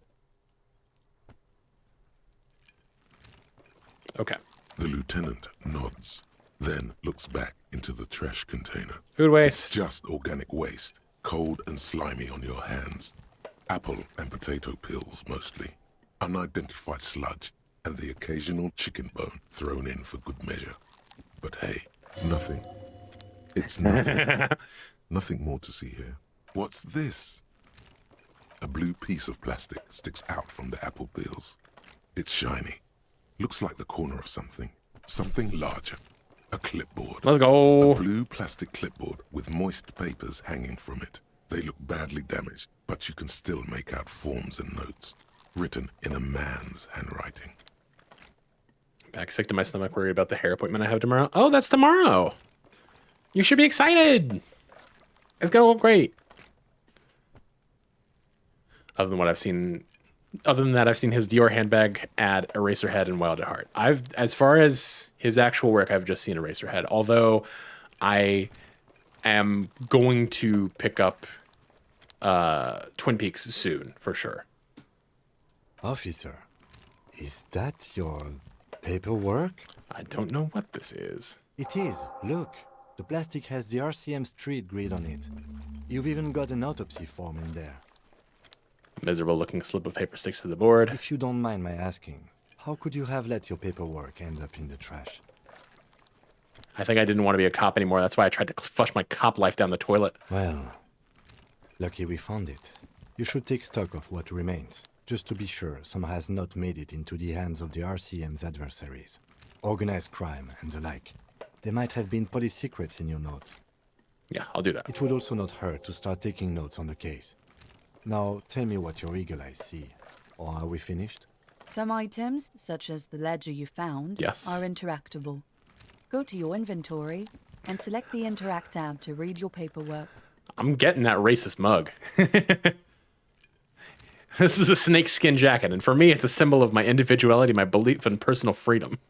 You pick out a broken mug with an oddly racist depiction of the yellow man frolicking in saffron. An antique? Only in its social sensibility. Hi-oh. Mm-hmm.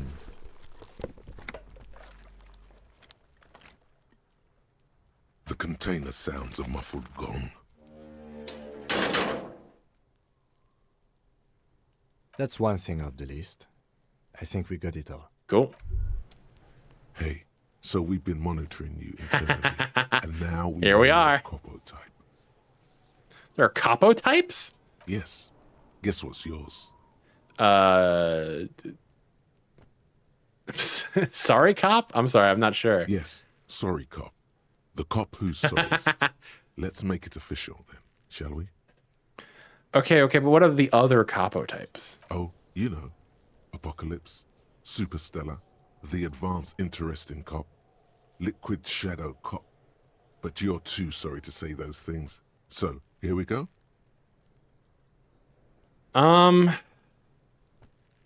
This feels like a big decision.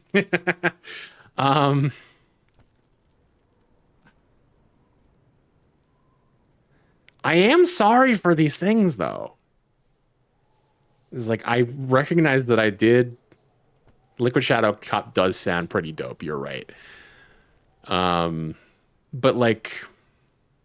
I did do these terrible things. I should be sorry for these things. It's true, yeah. I'm sorry. Of course you are. It's okay. Rigorous self-critique. See if you can get something out of this, like info. Or maybe every time you say you're sorry, you get $1 million. That won't happen. All right, we got a lot of shit to look at here. Volumetric, we got that. 6 hours, -1 authority, embarrassment to the party. Liquid man type shit. This only has 2.5 hours left on it. So we'll keep on that for the time being. Can you do multiple?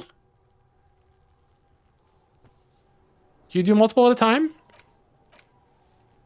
You're one sorry piece of shit. A cop penitent, a flagellant, cop monk. This is not the right line of work for you. Hell yeah, you can do multiple? Okay, then I'm gonna do rigorous self-critique. All right. You should be groveling at the feet of a feudal lord, providing lurid evidence against yourself at a Mazovian show trial, or ripping the flesh from your back with a cat of nine tails. Whatever made you this way, you can be damn sure it was your own fault. Do it. Really criticize yourself. Who knows? You might uncover something of importance from your guilt-ridden past. On any available slot. Okay, so I see. Yeah, if you're having a panic attack about it, then fucking take a meds about it.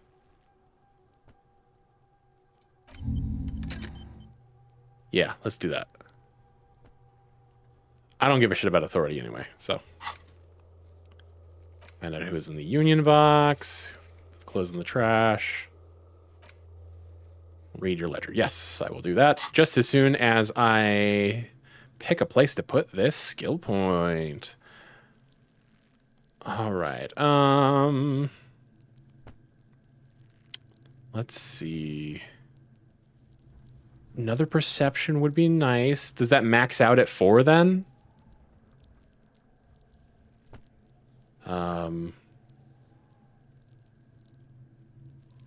Endurance could still be good. Maybe suggestion.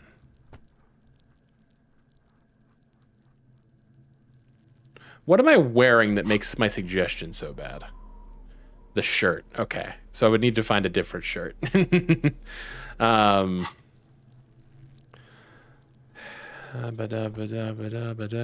No. Enjoy healthy organs does sound nice. Or go shirtless. I feel like people wouldn't respond well to that. You know what? 3 empathy doesn't seem like enough. Let's just throw 1 into that. Especially since we're sorry, cop. Best unmentioned Metal Gear Solid detail is Ellis Jacket in 5 sadly letting you know he grows up to be Liquid Snake by having Liquid Man or Liquid Person people, depending on translation, written on his jacket. That's pretty good. To be fair, walking around shirtless would be one of the least awful things this guy's done. Yeah, but I'm sorry for it. You know? I'm sorry. Okay, so let us take a look at our damage ledger. It's the ledger you found in the trash. A pitiful cabbage of white and yellow papers hanging from plastic board, barely held together by a metal clip. This sad display is made complete by the faint smell of urinal cleaner. I distinctly remember and am reminded by the panic of the Inland Empire that this does not do good things for my psyche. Anything else? There's a piece of toilet paper, or is it cleaning tissue? No, it's toilet paper, desperately sticking to the back of the blue plastic clipboard. It's a metaphor for you. Oof. Thank you, waterlogged ledger, for spelling it out for us. Does awesome things for your psyche. Keep looking at it. Below the pathetics, terror. Do not look into its blue heart. I mean, yeah, I guess. It's just toilet paper sticking to the back of the plastic clipboard. You can take it off if you want. Yeah, take it off. Still wet. 5 experience for that. Okay. Off the plastic easily. All you have to do is shake it off with your finger and voila. The ledger now looks marginally better. Inspect the clip. An aluminium block runs the width of the board, biting down on the paperwork. Its crocodile teeth are the only thing keeping the papers together. A regular pencil, the tip worn down to nothing, has been attached to the clip. Run your finger against the aluminum. The surface is interrupted by a silvery sticker. It's rectangular, sparkling with iridescence. You don't know how you didn't notice it before. Hey, Lieutenant, what's this? What? That thing. It's a halogen watermark. We use it for adding information to RCM property. What kind of information? It depends. Aside from an anti-counterfeiting stamp, mine has my station number and address. The information varies by date of issue. Maybe yours will have how many cases you've solved. How many years you've been on the force, he's thinking.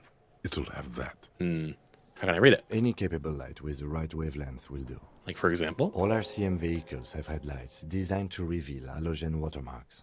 Mine too. Cool. This means you can read the watermarks if you just turn the lights on. Mm-hmm. That's all, thank you. While a bunch of sodden papers sag from the clipboard in your hand, it's a sorry sight. Browse the white papers. They're not exactly white. They're yellowed in patches by sunlight and alcohol, and covered in dense blue handwriting. Ink escapes into watercolor patterns, reaching its tendrils across entire pages. The paper itself is checkered, with faint red lines, forming short paragraphs. Once in a while, there's a red stamp that exclaims, "Case files commit to paper." The case files themselves are plenty. You count more than 100 sodden, crumpled up, earmarked pages falling apart in your hands. They appear to be sufficiently organized and extremely dense, if mostly illegible. What is in there? What are they about? Work, strife, poverty, the Jamrock Quarter. These are handwritten logs of investigations dating back to January 51. Year to date, this sure. year. Okay. The exact number is hard to estimate due to missing pages and an odd naming convention. But there are at least 20, maybe 30 cases undertaken, not completed, mind you. But we're still in late winter, early spring, though. So even to take on 20, 30 cases seems like a lot. It's the middle of March. Yeah. You have attempted 2 cases a week on average. That seems like a lot. Is 2 cases a week a good caseload, Lieutenant? Huh? 2 complex cases to undertake is a lot, yes. You really have to push yourself. I would not suggest it, lest you start making mistakes. 2 cases a week appears to be my load, Lieutenant. I'm not sure I completed them, though. 2? That's a lot. I didn't mean to say you are making mistakes, by the way. That was presumptuous of me. That burned out, all right. That's okay. We all do, sooner or later. Like a fan of gills, the checkered papers dry in your hand. The handwriting is extremely dense, if mostly illegible. There was mention of a naming convention here? Yes.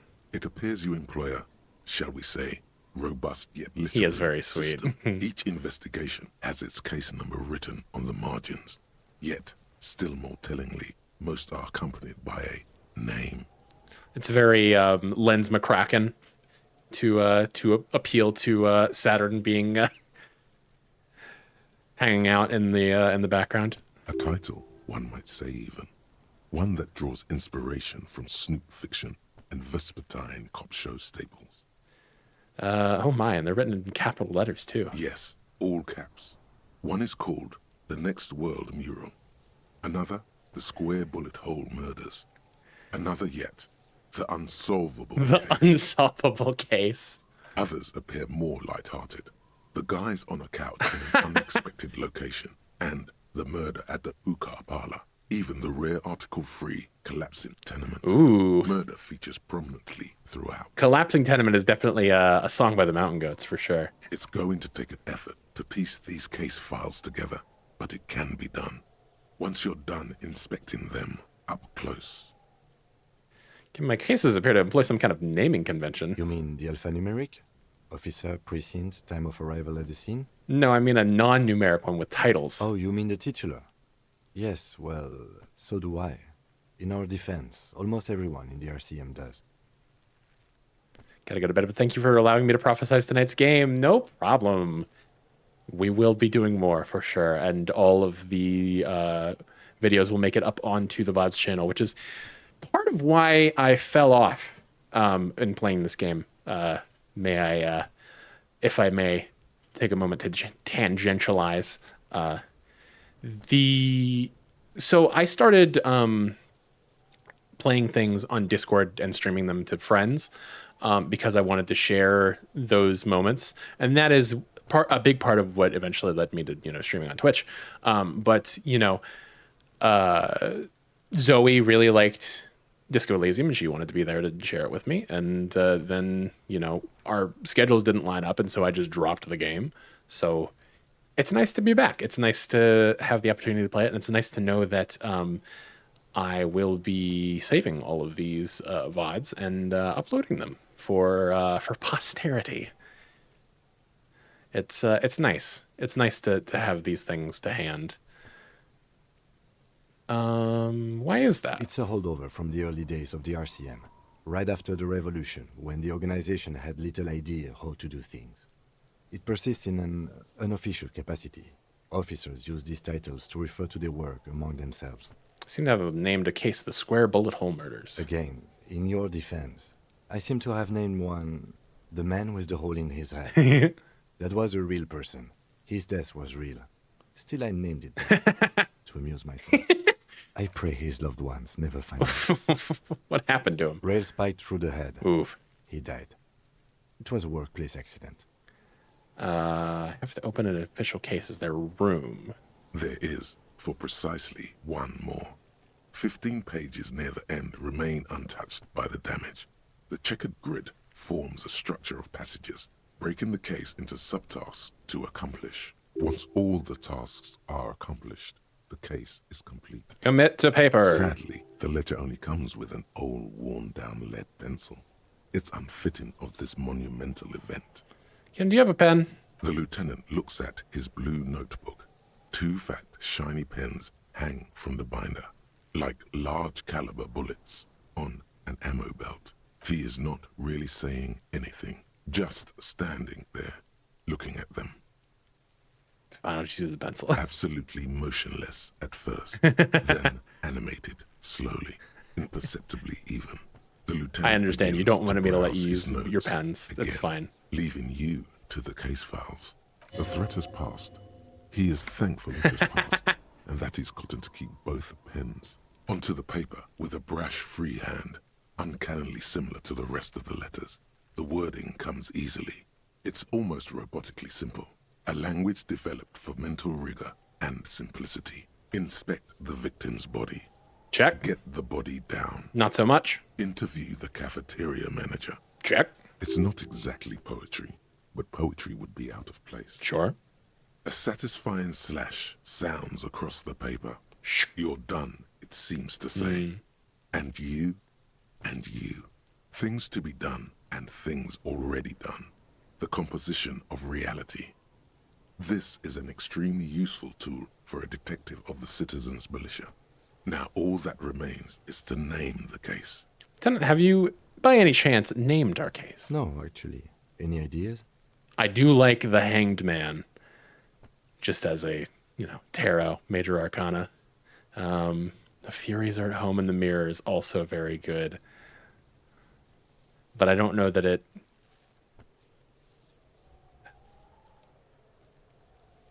Yeah, we'll just go the Hanged Man. Great. That's great. That's actually what I was thinking too. The Hanged Man. Good, strong name. We have a very good name for the case now. I'm going to start calling it the Hanged Man. Experience. It's good we sorted this out. Done expecting You don't these. exactly close them, so much as distance yourself from the smelly papers. They're a little further from your nose now. Can I read the case files now? Yes, you can piece them together using the alphanumeric code on the margin. It always begins with HDB 41, then date of initialization and time of arrival on the scene, followed by the title. For example, HDB 41120111700, the next world mural. I think this is much faster than I managed to get HDB than the first time that I played. Wait, HDB 41, Orthos Officer Precinct? Why, yes, your precinct number is 41. And HDB. Every last alphanumeric in the files begins with it. And these are your case files. It's safe to say HDB are your initials. I don't know what to say to that. I got nothing here either. Logic really isn't the best faculty to have this conversation with. But it's the one you got. So sorry. Yeah, we're staying out of this business for now. HDB is bad news from yesteryear. It's shit, honcho. How long does it take to read a case? It takes about half an hour to piece one together, using the system you've devised. Where do you want to start? We'll definitely come back to this. Not much has changed. But I don't want to. Meanwhile, a bunch Catman of did sodden bad, papers true. Still sags from the clipboard. Yeah, we'll come back to that, but I don't know that I want to sink the time into it right now. Browse the yellow papers. In the back, you see thin, translucent copy of paper. Some neon yellow, some bright red, all covered in boxes. Little like marching boxes armies. on the hillside. These look like official forms, waiting to be filled out. Then rip them from the binder and hand them out, according to type of form. What types of forms are there? 3. The topmost are misconduct fines. The middle ones are station calls. And the bottommost are field autopsy forms. Each is easy enough to make sense of. Okay. You don't have to be an intellectual giant to do police work. Yeah, I suppose not. Misconduct fine. A monetary penalization ranging from 20 to 250 real. Severe cases allow for 1,000 real, but that requires special paperwork. The details of issuing these fines are spread out over the rest of the fields, but they appear pleasantly vague. It sounds like I could just shake people down. Interesting. Not that I would want to do that, considering I'm a sorry cop. Station call. These are quite sinister in tone. They give a date and time for the person to appear at the specified precinct police station. Below the call are the criminal charges you risk by not appearing. Field autopsy. A dozen pages of thin copy paper, bright red. His cover. dark materials. You see the parameters of a deceased human form waiting to be filled in. Age, sex, condition of internal organs. All right. Yes, all that remains now is to fill those forms and hand them to people. Fines for wrongdoers, interview requests for bad guys, and field autopsies to dead guys. The rest of the stinking cellulose is much worse for wear. Being sandwiched between the board and the rest of the paperwork must have spared the fragile copy of paper. Look at the clipboard. It's made of dark blue plastic. Hip dog, hard enough bro. to beat someone to submission with. The edges are rounded, however. The U4 size board feels thick and heavy in your hand. Light shimmers on its wet surface. On the back, you see the embossed letters RCM. What did you say the color was? It's blue.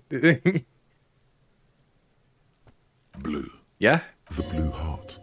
Don't look into it. Aha, yes. Thank you, Inland Empire. Something rattles inside, ever so lightly. Is there a hidden compartment? Permeables, It's not hidden per se. The compartment is made for permeable materials that would get damaged if something happened to it. Okay. The plastic shimmers like lapis lazuli, but it is not see-through. You cannot see to its center. How would I open it? With your hands.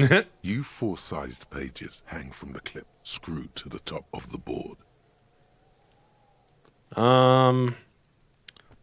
42 doesn't seem terrible. Don't smell the ledger. Hold on. This is a +1.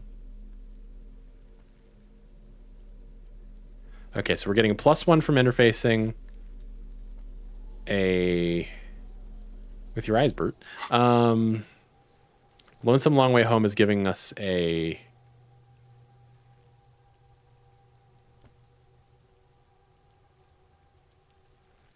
-1 to that? Is that right?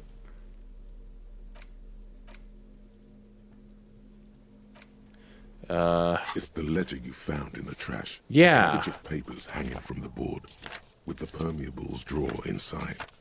It's barely held together by a clip. Okay. And made complete by the faint smell of urinal cleaner. I mean, it's 42%. It's not bad odds. I'll try it. Is not Damn. what you end up doing. You squeeze the plastic to slide it open, but nothing happens. Damn. Then you bend it some. Then crack it. The goddamn thing is stuck. The ledger quivers in your hand. As it shakes, Damn. the pages Okay. rustle. This pathetic mess, suddenly afraid of you for some reason. Okay. Well, it seems like once I finish Lonesome Long Way Home, presumably that'll unlock that for me. It's just a racist mug. What's there to read here? Not much. Quite a lot to read into here, actually. Look at all that content. Oh boy, here we go. What are you going to say about a broken, tossed-away mug that you dug out of the garbage? By denouncing it, I can earn political capital to mask my badass hustling. Can't anyone laugh anymore?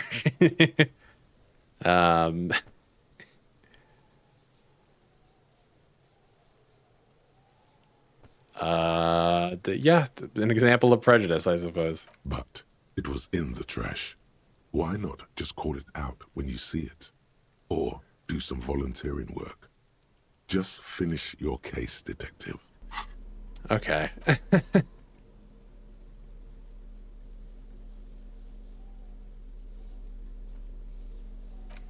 It's just a racist mug. What's there to read here? But it will not happen. Okay. Mug talk is exhausted. Okay, cool. Yes, reading the watermarks is our next thing that I would like to get into. Yes, I should stretch. I can feel it. Feel it in my bones. Yeah. Ooh. Mm-hmm. Okay.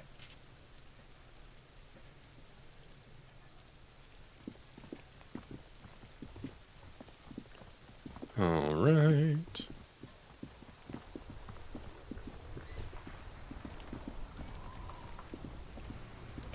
All right, let's turn on these headlights. Inside, you see a set of steering levers, a radio microphone, a pull-out. All right. Ready? I turn, you press start. It's next to the preheater. He's downplaying his excitement. The lieutenant is more than happy to show off his precious carriage. He's a nerd. A car nerd. The dashboard lights up with orange glow. The rounds per minute gauge jumps, and the engine of the Caprice Enigma comes to life with a whiny growl. Headlights. The lights unfold with a little click, casting electrical light onto the ground before the vehicle. There you go. I'll turn them off from the remote once you're done. We just need to stand in front of the machine now. Cool.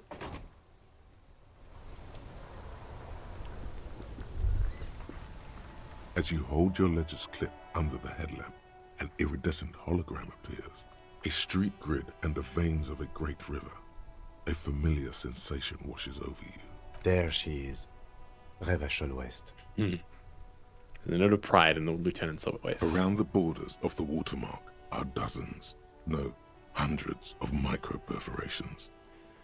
The shimmering street the grid. The rectangular watermark is overlaid with the logo of the RCM, and yet the major arteries of Revachol are all recognizable. They shimmer in the Kanema's headlights. Wait, look around you. A rat brazenly darts past you and disappears amongst the stopped lorries. In the distance, a child somewhere shrieks. A woman reprimands her in a voice no quieter than the child's cry. Ah, Martinez. Where are we on this, Kim? Let me see. Right here. Finger near the top of the map on a segment of coast jutting out into the ocean. I'm sure I've seen worse. Oh, yes. Coal City. Le Royaume. The burnt-out quarter. Look at the perforations. There are many of them, and they are divided into 3 separate rows. Tally up the different rows. The first row has 18 dots. And? The next is the longest. It runs all the way around the border, and then some. Okay. You count 216 perforations. Considering that nice, large number, a wave of pride washes over you. Though you can't say why, precisely. What about the last row? The last row has 3 perforations. 3? That's it? That's it. Hey, Kim, what do all these holes mean? Those are perforations. They represent your record as an officer of the RCM. They are your statistics, as it were. I should have guessed you'd keep a record. Officers often do. Let's take a look. Alpha male officers who are proud of their numbers often do. It's meant. The first row represents your years of service. 18 years. Okay, not bad at all. What did you do before you volunteered? There are 9,855 days remaining. I feel like I just went around apologizing all the time. Maybe you were a diplomat. Or in PR. Doesn't matter, I suppose. Let's move on, shall we? This next row, the one that wraps all the way around, is your number of closed cases. Closed is good. It means finished. You've got, let's see... Wow, more than 200. 216 to be exact. It's quite a lot, even for someone who's been on the force for nearly 2 decades. Usually, clearing more than 10 cases a year puts you in the 90th percentile of all RCM officers. So you're saying I used to be a super cop? I used to be good. That's some solace, I guess. What's the last number? Right. Those are your confirmed kills. You've got precisely 3 perforations there. That's not too many. For an RCM officer, especially Precinct 41, which is in the Jamrock quarter, it's rather tame. I mean that in a good way. There are certain officers who treat their kills like some kind of ghoulish game. If they do happen to solve a case, it's usually by accident. It's obvious the lieutenant doesn't think very highly of these officers. But it seems as though you are, or at least were, one of We're one of the good ones, guys. To be thankful for. You ever killed anyone, Kim? Yes. Fair That's enough. not a problem for him to state it, however. He declines to elaborate, but he doesn't mind saying it. How do you handle the strain? Everyone has their own method of coping. Some more effective or self-destructive than others. Yeah. Personally, I find it helps to keep up a few hobbies. Like what? Oh, this and that. Let's not get into it now. Maybe I should find a hobby. Why not gardening? You've already got the gloves. He's got me there. It's meant in earnest. Please don't mistake it for a joke. It's fair enough. Thanks. The lieutenant nods. All right, let's go. Right. I'll go turn off the lights. Cool. You can now see your statistics on your journal page, to the right of the task description. Cool. Cases solved. Years in service, people killed. Good cop, bad cop. I've been a little bit of a communist so far, but I've very much been a sorry cop, for sure.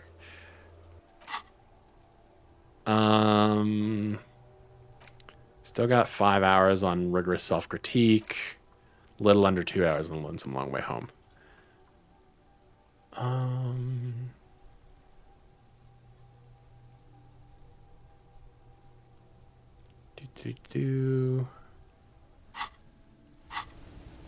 Well, the hell else are we doing?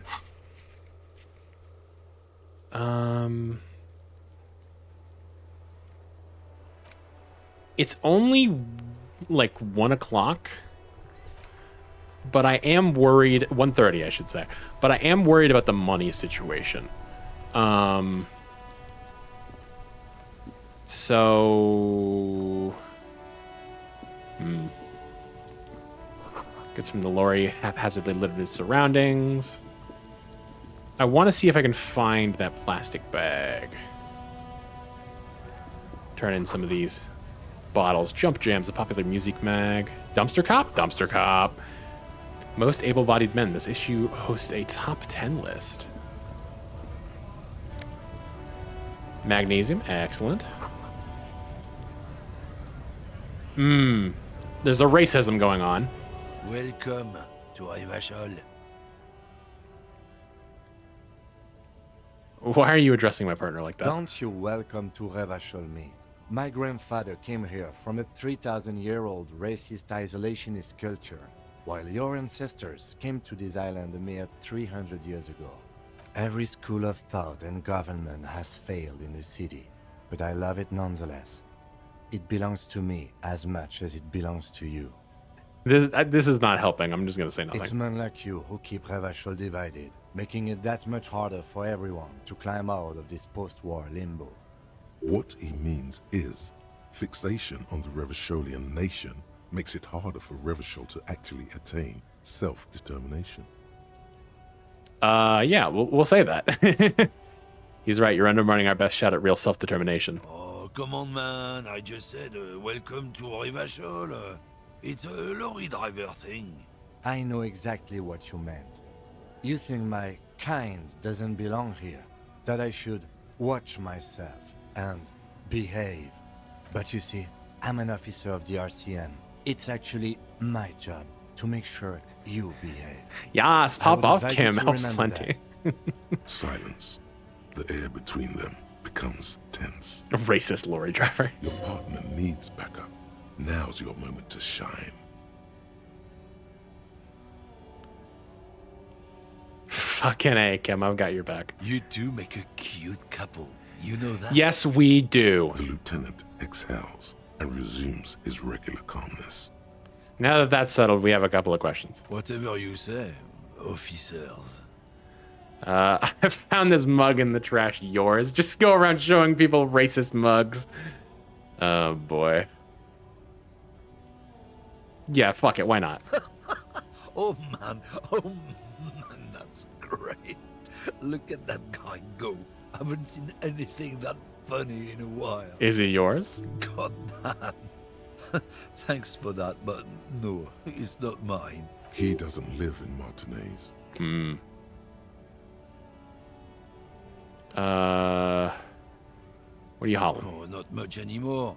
I'm here to pick up some cargo, but the dock workers are on strike, so it's a sit and wait on your ass situation. How long has this been going on then? The strike? Oh, they've been at it for a while. A month, 2 months maybe. But this here is just the last week or so. What kind of cargo are you supposed to pick up? Apples. Racist guy sees racist caricature. I can't stop laughing. Okay, bro. Apples is exactly the kind of thing you'd say if you had something to hide. It's like a cover story to me. Look, as detective, I come from a long line of lorrymen. We got ancient rights and privileges. He loses his patience for explaining it. Oh, I'm here to pick up a load of fucking apples, man. Just regular Koiko-picked apples. Koiko may be another derogative. For a person from Grad, you think?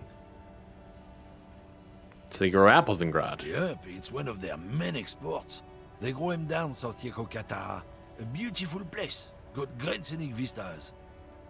In fact, Yekokata is a desolate wasteland whose name literally translates to Zone of Ecological Catastrophe.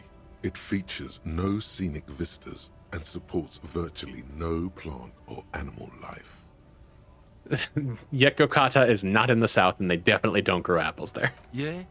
Says who? It's literally in the name, Zone of Ecological Catastrophe. Then, I guess they grow apples somewhere else. You can never really tell with those koikos.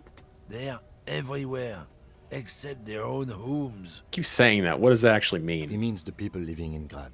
Yeah, you know, Gradniks, Gradvolk. Those degenerates from Grad. Okay, so it's an ethnic slur. Hey, if the name and description fit by the very grace of nature, who am I to say otherwise? I assume that I can't do this. I don't have a warrant, etc. Apples then from Grad, sure. Apples. You said something about the rights and privileges of lorrymen? Yeah, they're a big deal. My great-grandfather was a carter, had a royal license and everything. We've tried to hold on to our privileges. And that's a privilege? Sure fucking is. We have a guild and everything, huh? Very ancient. Very prestigious. I hope his Cybertruck explodes. This is not the kind of guy driving a Cybertruck, I'll tell you that. This is the kind of union. Hell no. It's a guild. Uh-huh. Invitation only. Unions work for the rich fucks. They're basically the same. Been trying to fuck us out of our heritage in the name of profit, but you can't replace experience. Trusting street thugs with their goods is going to fuck them right up the ass. Mark my words. Generations of practice and no laughing matter. Yeah, we're done for now.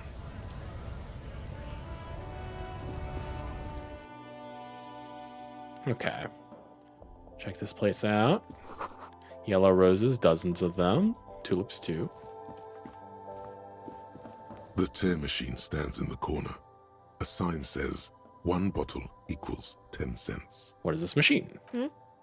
Oh, that's the tear machine. Yeah, but what is it, though? It's a machine for tear. You know, you find tear outside, like bottles or whatever, and put it in the machine. Then it gives you money. Yes, and how do I pick up tear for the tear machine? You need a bag, I guess. We used to have some, but we gave them all out, so... Damn. Feel free to use it if you find a bag, though. I'm sure there are some out there. I wonder if a higher body level or something would let you punch him. Body, maybe, half-light. Seems to be, that sort of thing.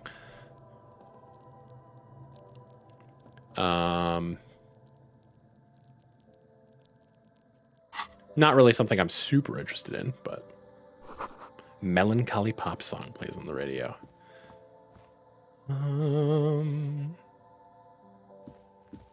A colorful display of cigarettes and alcohol bottles line the shop wall, inviting you closer. Nope. There. Nope. In that dark green glass. All in vain. The great flowing river of warmth, wine, alcohol, beer, alcohol, love, alcohol. This is not a good place for a recovering addict. Guess not, no.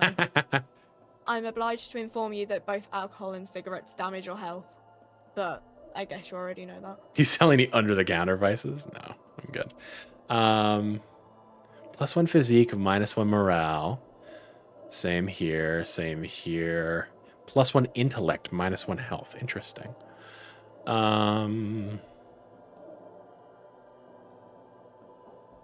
No, Frit only sells legal drugs, like the law says. Okay, fair enough. I don't know what I was expecting.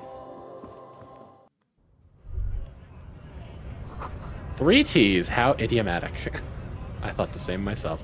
There's some coins on the ground over here. Yoink. Oh.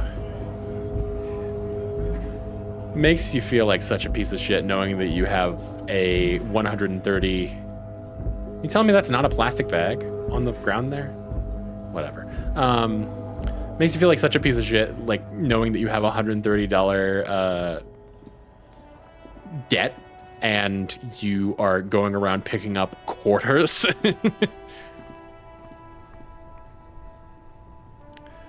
About 2.5% of your yearly wage, true.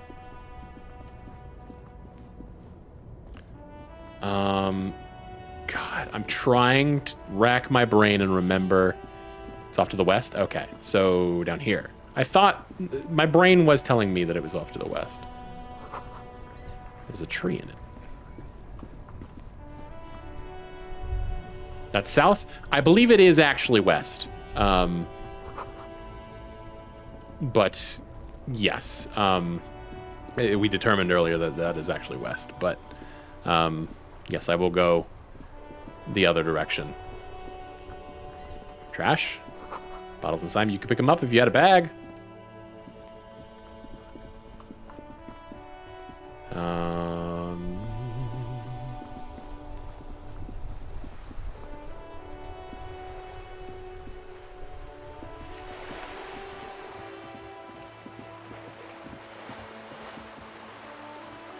Oh, these are just more of the things. The, whatever you call them, telescoping, not telescopes, binoculars, I suppose. Hear the distant squall of seabirds. Ah, a bag. I did it. Time to make some money. Better watch your mouth about. What? Better mouth your watch around me, boy. That was so weird that I didn't even fucking know how to parse it. Cool.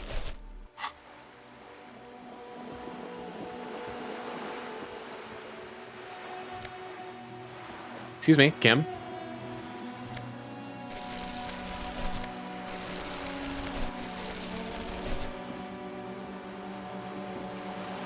All right. Does this take time for me? It doesn't seem to immediately.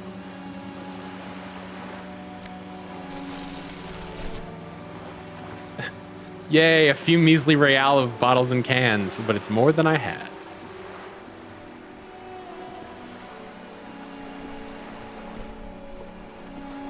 Splatter of bullet holes lines the wall. Whoop, my anarchy thimble. Job for every man. Moving takes time, but not as much as actively in a conversation or reading a book or file. Gotcha. Okay, so don't run back and forth needlessly, but like I just did. But you can take some time. What was that? I had a thought about something. There it is. The sight of bullet holes stirs something in you, making you forget the lieutenant's surname. Look closer first. The faded marks are too degraded to draw any forensic conclusions. Just chips in the sand. I guess it's not an anarchy symbol. It's just... They look pretty ancient. You know, look, bullet holes. Where? Point to the chips in the wall. Someone's been shot. We're cops. We should solve it. There? Those are old. What do you mean old? These bullets were fired during the Revolution, over half a century ago. They do not warrant investigation. What can you tell about the Revolution? Not much. I don't have a fresh perspective on it. Shall we go? Okay. Timer hangs over me at all time like the moon in Majora. I feel that for sure. Games like this do definitely give me a little bit of anxiety when it comes to the time looming over me.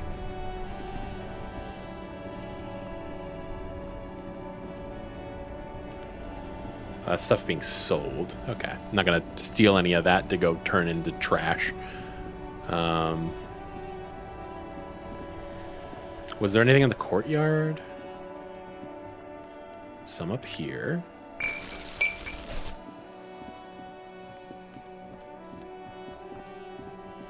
I feel like if I can at least pay for tonight, that might be okay.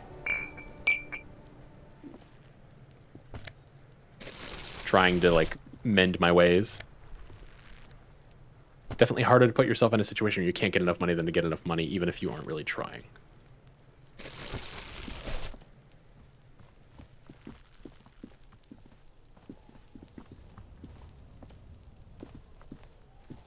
Well, regardless.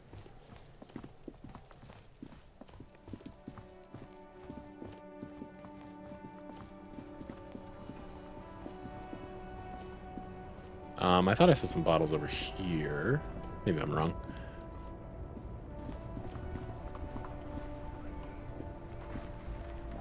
Had to make some hard calls to afford not sleeping on the bench out front. Yeah.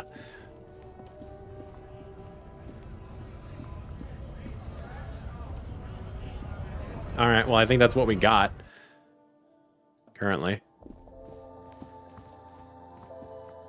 The tear machine stands in the corner. A sign says 1 bottle equals 10 cents. Your bottles clunk into the machine, $1.10. and the money appears with a satisfying jingle. You're a richer man now. Damn. I have $2 whole. God.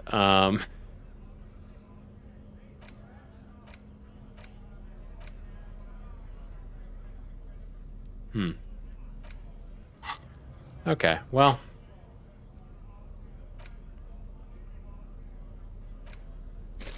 Put this away.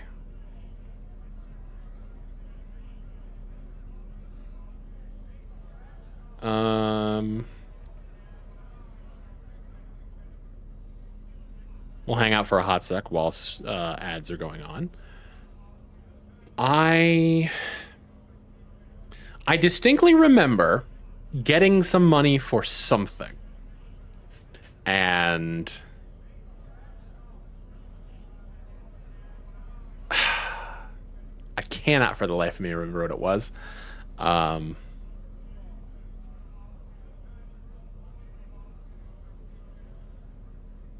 Damn it. I'm drawing a blank on what I possibly would have gotten money for.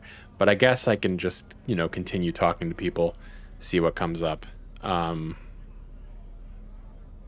I don't know. Because I need the money. It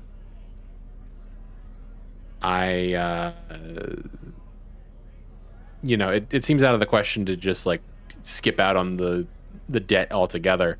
I do think that there is another home that is unlocked later, quote unquote home, that allows me to sleep without needing to pay money nightly. But I don't have access to that yet.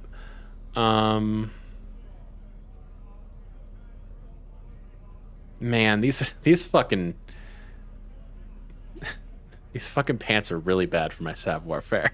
You don't love to see that. I'll have to remind myself to take my pants off if I need to do any what does that do again? Stun with immense panache. It urges you to be disco, slip by others in Sumerian boxing style, then tumble out the back with unexpected acrobatics. It enables you to move with the silent footsteps, to groove to a good beat, and to lift useful evidence off purpose without them noticing. It also makes you a cooler cop whose athletic flair will certainly impress the citizenry. At high levels, savoir-faire will make you the king of cool, which is as much to say the most stylish douchebag in Revachol.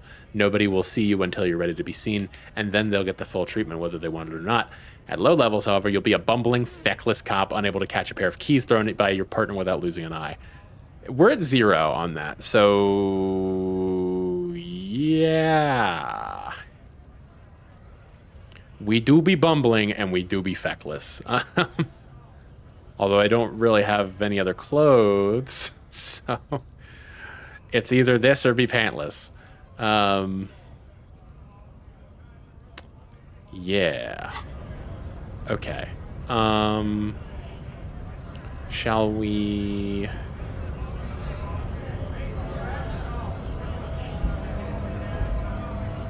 Is it a beer keg? Lori's probably stored fuel here. Now they store booze. Ah, coins.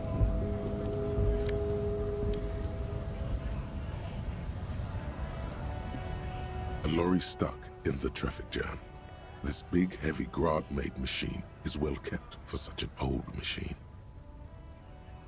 Look at the window. The windows are clear. They've been recently washed. You can see a lorryman's cabin with personal belongings, stickers, insignia. What kind of stickers and insignia? The driver has adorned his space with a substantial collection of peculiar paraphernalia.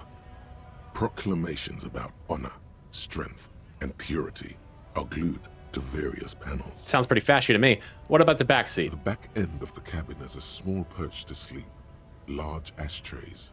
There are several suns and wheels sewn into the curtains.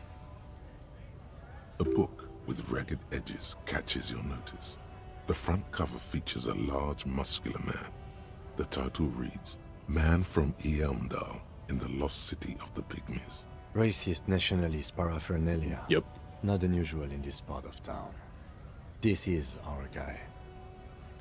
Think this Laurie belongs to our tough guy? Likely, yes. This guy's proud of who he is. Drapes it all over his machine. Okay. That is information. And it's free experience, which is nice. How much more do we need for another skill point? 25? Not bad, not bad. Foreign car, kept in good condition. The Stars Ryko, one of the finest Zhimsk-made motor carriages ever. An oldie, but a goldie. That's cool, but I have policeman things to do. No, who drives these? Not many people outside of Grad. And Revachol West, too, it appears. Hey, Kim, check this out. The Stash Ryko KK2. That's a classic model. Never thought I'd see another one repainted after what happened last time.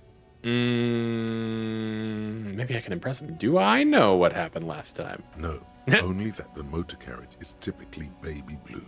The colors of Sigismund the Great, an ancient Zhimsk ruler. His banners were famously zephyr and white. The colors of the Stars Ryko. What happened last time, Kim? An old case for my precinct. A couple of Zhimsk migrants saw a Staj Ryko stopped in the street, painted just like this, muddy brown. Murdered the driver on the spot. They said it was an honor killing, Hussar style. The Zhimsk community protested the trial, flying the banners of some old king or whatever. 5,000 came to protest. What the fuck? Correction. 4,395. The fourth largest public protest of a criminal trial in Revachol. Why am I correcting him like that? Like, what's this thing that happened? Oh, I hate to correct you, but there were actually what the huh?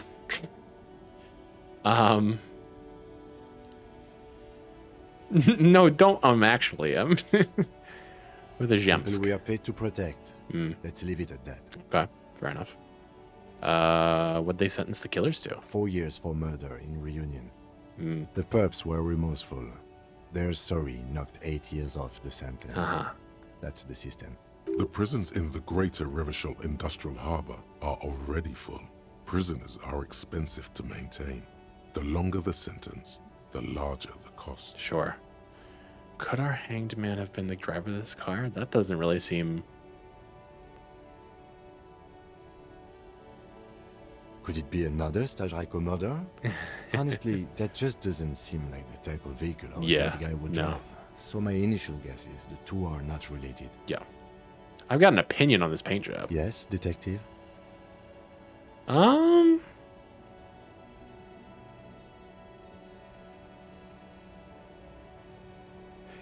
I making a political statement by saying this, or am I just giving a... Oh, fuck.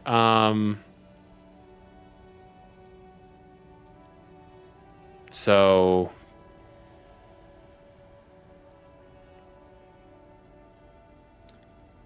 Ancient Zhimsk ruler...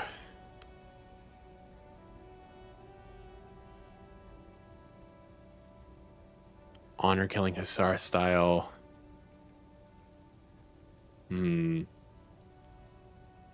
Jeez.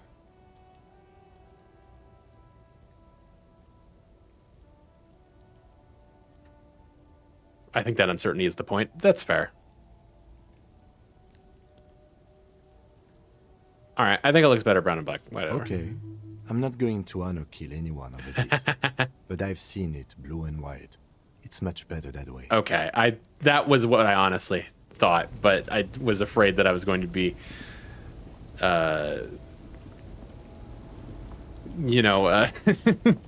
making some statement about, how honor killings over ancient kings are justified. Hey, 129. We're in the money. The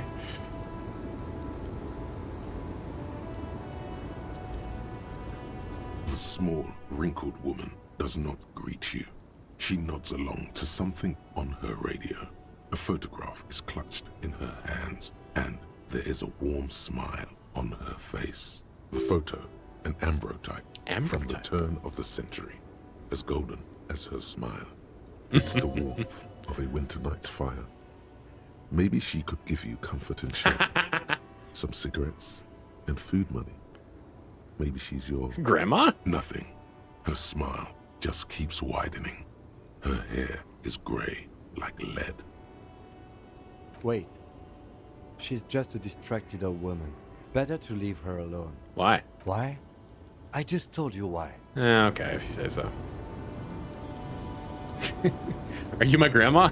Can you give me some cigarettes, please?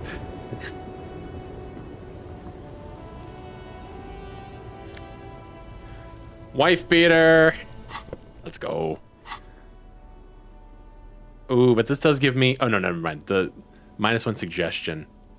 Sweetie needs cigarettes. So true. Conceptualization is good.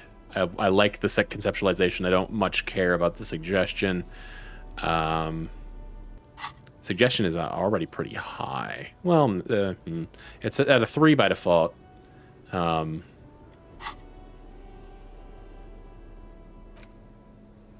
Yeah. No, I don't need the physical instrument right just yet. But we'll definitely hold on to it. An old monument stands in the middle of the traffic island, pointing toward the sea. It looks as if it's been reassembled piece by piece, secured and mounted in the air with the aid of numerous ropes and rods. Who is this? A silver plaque on the statue's pedestal reads, "I am Philip III, the Squanderer, the greatest of the Philippian kings of Revachol, son of Philip II, the opulent, father of Philip IV, the insane." Unforgivable.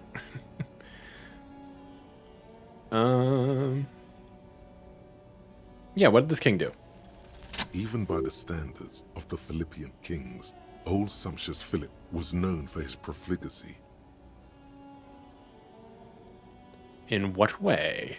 Well, he blew through the whole national treasury, starting the decline of one of the penultimate century's greatest superpowers, the suzerain of Revachol. His own maladministration foreshadowed the fall of the monarchy.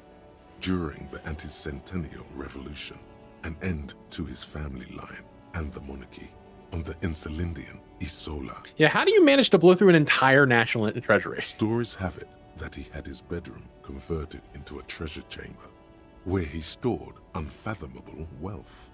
Krugerrands, bars of gold, ornate weaponry, armor, and various chalices. He called it the Sol Aurum. It was obscene. There were whispers he slept on a huge pile of gold-dipped feathers, like some obese dragon, instead of a bed, like a normal person. There's a deplorable farce. Nowhere near everything went to shit. But wait, you haven't even heard about his fabled cocaine addiction. The what now? You see, old Philippe wasn't just good at squandering the national treasury on gold and ceremonial weaponry. He was also a prodigious snorter of nose candy. So he was addicted to nose candy, a bloated druggie? That's what the revolutionaries said 150 years later. Right before they emptied out the royal mausoleum and dumped His Majesty's mortal remains in the Insulindian Bay. Where is he buried now? Beneath the cold waters of the Insulindian Bay. You just said that. Thrown there by the revolutionaries after they cleaned out the royal mausoleum. What happened to the statue? The original was blown apart by communards, then further damaged during the landing of the coalition's airships during the turn-of-the-century revolution, when Martinez was leveled. Most historians think the coalition's hasty landing may have ultimately saved the statue. If the communards had more time, they would have reduced it up to even finer pieces. Yeah, who the fuck restored this monument of this bastard? Some years ago, a group of liberal, artistically inclined individuals, designers mostly, thought it would be ironic to restore the statue of the most wasteful ruler of Revachol in the poorest part of the city. Okay. I see the vision. The statue is supposed to capture the moment. Okay. An instant frozen in time. A rare butterfly trapped in amber, floating on a sea of shit. That's brilliant. So funny and nihilistic. People in Martinez tend to disagree, as do many prominent art critics and thought leaders with more nuanced social awareness. Yeah, than no, young I mean, ironists.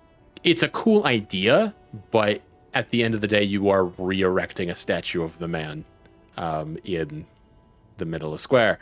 Those critics might have it wrong, though. There's more to it than just ironism. Yeah. But you can't say what precisely. Perhaps this art mystery will be solved at a later time. Philip III, the Squanderer, however, with his bronze face up in the air, doesn't seem concerned about what the hoi polloi think of him in death. Yeah, he doesn't seem concerned with much. Not that he ever did in life either. Fair. All right. Love that. Anything else to do over in this little cul-de-sac? Seems not.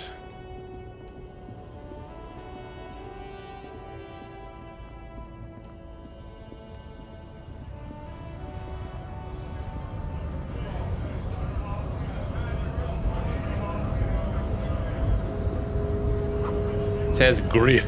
Yeah, I noticed that. All right, let's talk to this guy. Bastards! We have a right to work! Oh, Lord. Man yells towards the Harper gates. His voice is the loudest of the lot and oddly screechy for a man his size. What's going on here? Hold up and stay frosty, everyone. Cops are here. The broad-shouldered alpha male turns to you. He's a full head taller than everybody else here. You here to fuck with us? Beat the honest worker down. I know that this is why should I, but I kind of wish that it was why, comma, should I? We're here to fight for a cause. Stripes usually have problems with people who have causes. Oh, then yes.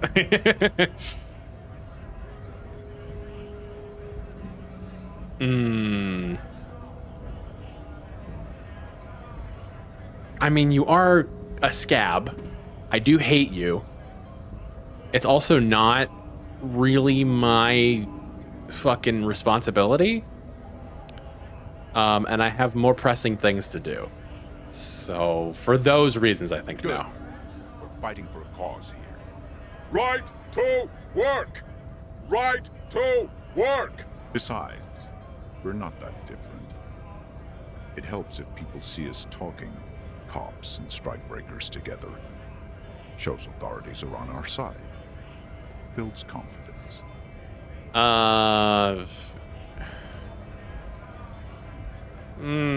Do I even want to give you the opportunity to talk about it?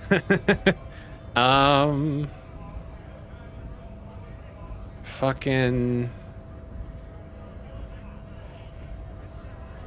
What kind of a Rights cause? of people, rights of workers, to have gainful employment, to make a salary, and feed their families. His manner of speaking is wooden, the tone of voice bland and uninspired, almost as if compiling replies from a set of learned phrases. Regardless, I have some questions for you Maybe now. you should ask them the questions, like why we're not allowed to make a living here. Shame on you! We have families to feed, you piece of shit. So do we, Scott. Yeah. What is a strike? Who are all these strikebreakers? Honest men and women with rights to work. Uh-huh. To be useful, You've said that. not toys for corporate interests. Man runs a hand through his steadily graying military haircut. We came here to help the harbor run smoothly in time of crisis. If union fucks don't want work, They ought to let in those who do want work. I have a question. Why do all these men follow your leadership? You think they follow because I'm big and loud? Yes. No. They follow the rules of the market, the rules of the economy, because they were given a job to do! What exactly is your goal here? We were promised work. We'd be in there, working, if the bastards hadn't shut the gates. And you're unable to breach the entrance. Main gate's locked. Would take heavy ordnance to bust it open. Could try to get in through the secretary's office. Door's locked. The guard's blocking the way to the access panel. And I don't mean the scrawny mess punk either. I mean head measurer. Or whatever he is. Wait, head measurer? Huge Seminese guy standing up there on the I overhead remember head passage. measurer. Won't let anyone by. The access The panel is right phrenologist. behind him. How bad could one guy be? You seem capable. Bad. Standing on a narrow bridge, he's got a strategically advantageous position. And he's trained. I don't know how the Union has a trained killer up there. But that one's no joke. And my men are tired and hungry. They're workers, not fighters. Why don't you just talk to Like them? civilized folk, you mean?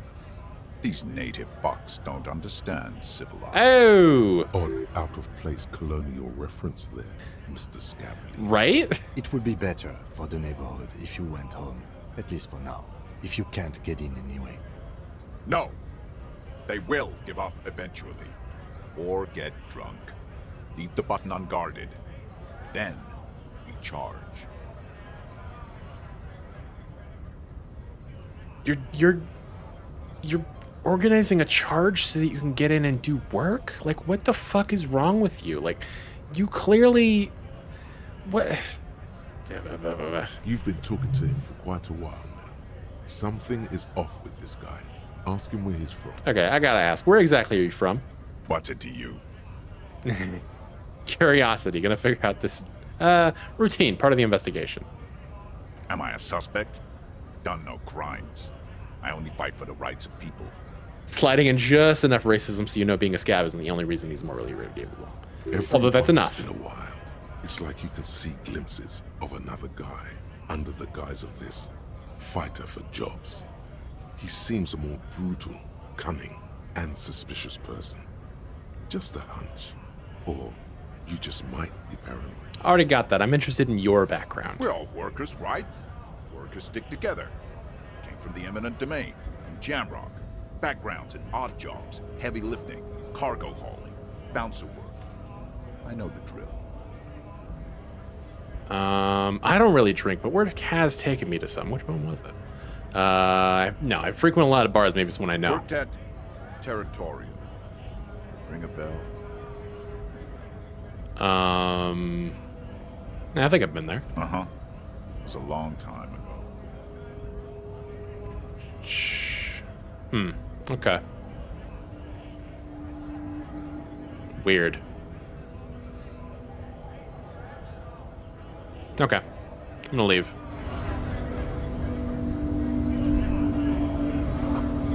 Greater Revachol Industrial Harbor. Thank you. I was wondering. Scab? Asks a man with jolly eyes tilting his head. I do remember enjoying this guy.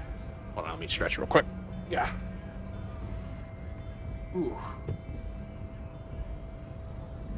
Oh.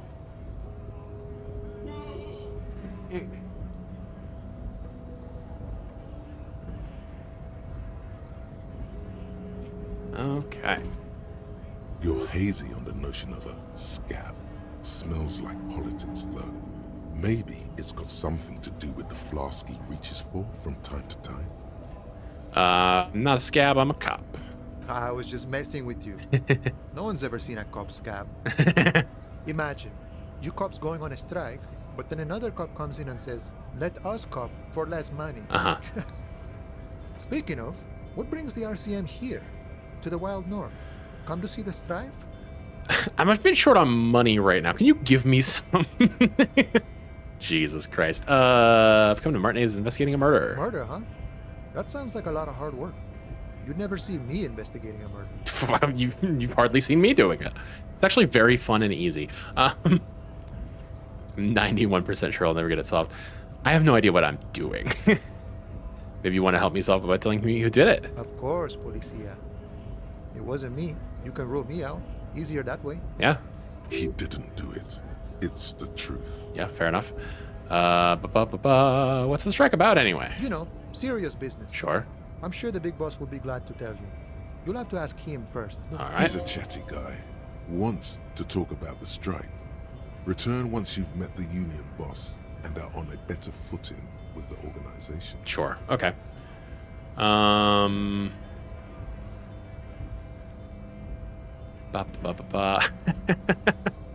Don't just ask him to give you money. Oh, man. Okay, we'll come back.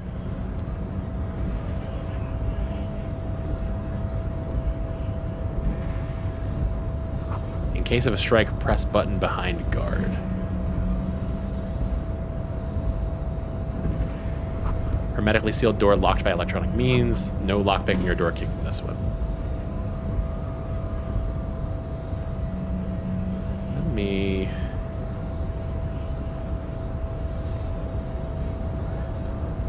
Okay. I think that this is a good place to stop right before we meet Mr. Measurehead.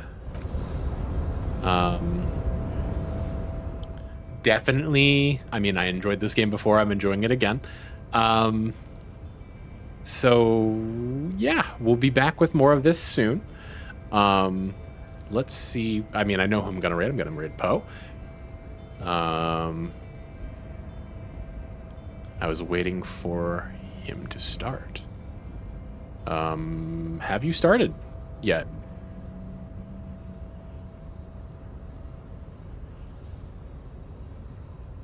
Have you not started yet? Nope, there you are. There you go.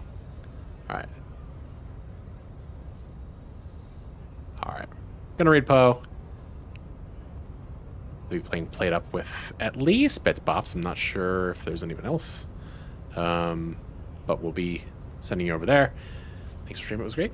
No problem. I'm looking forward to seeing more of the game.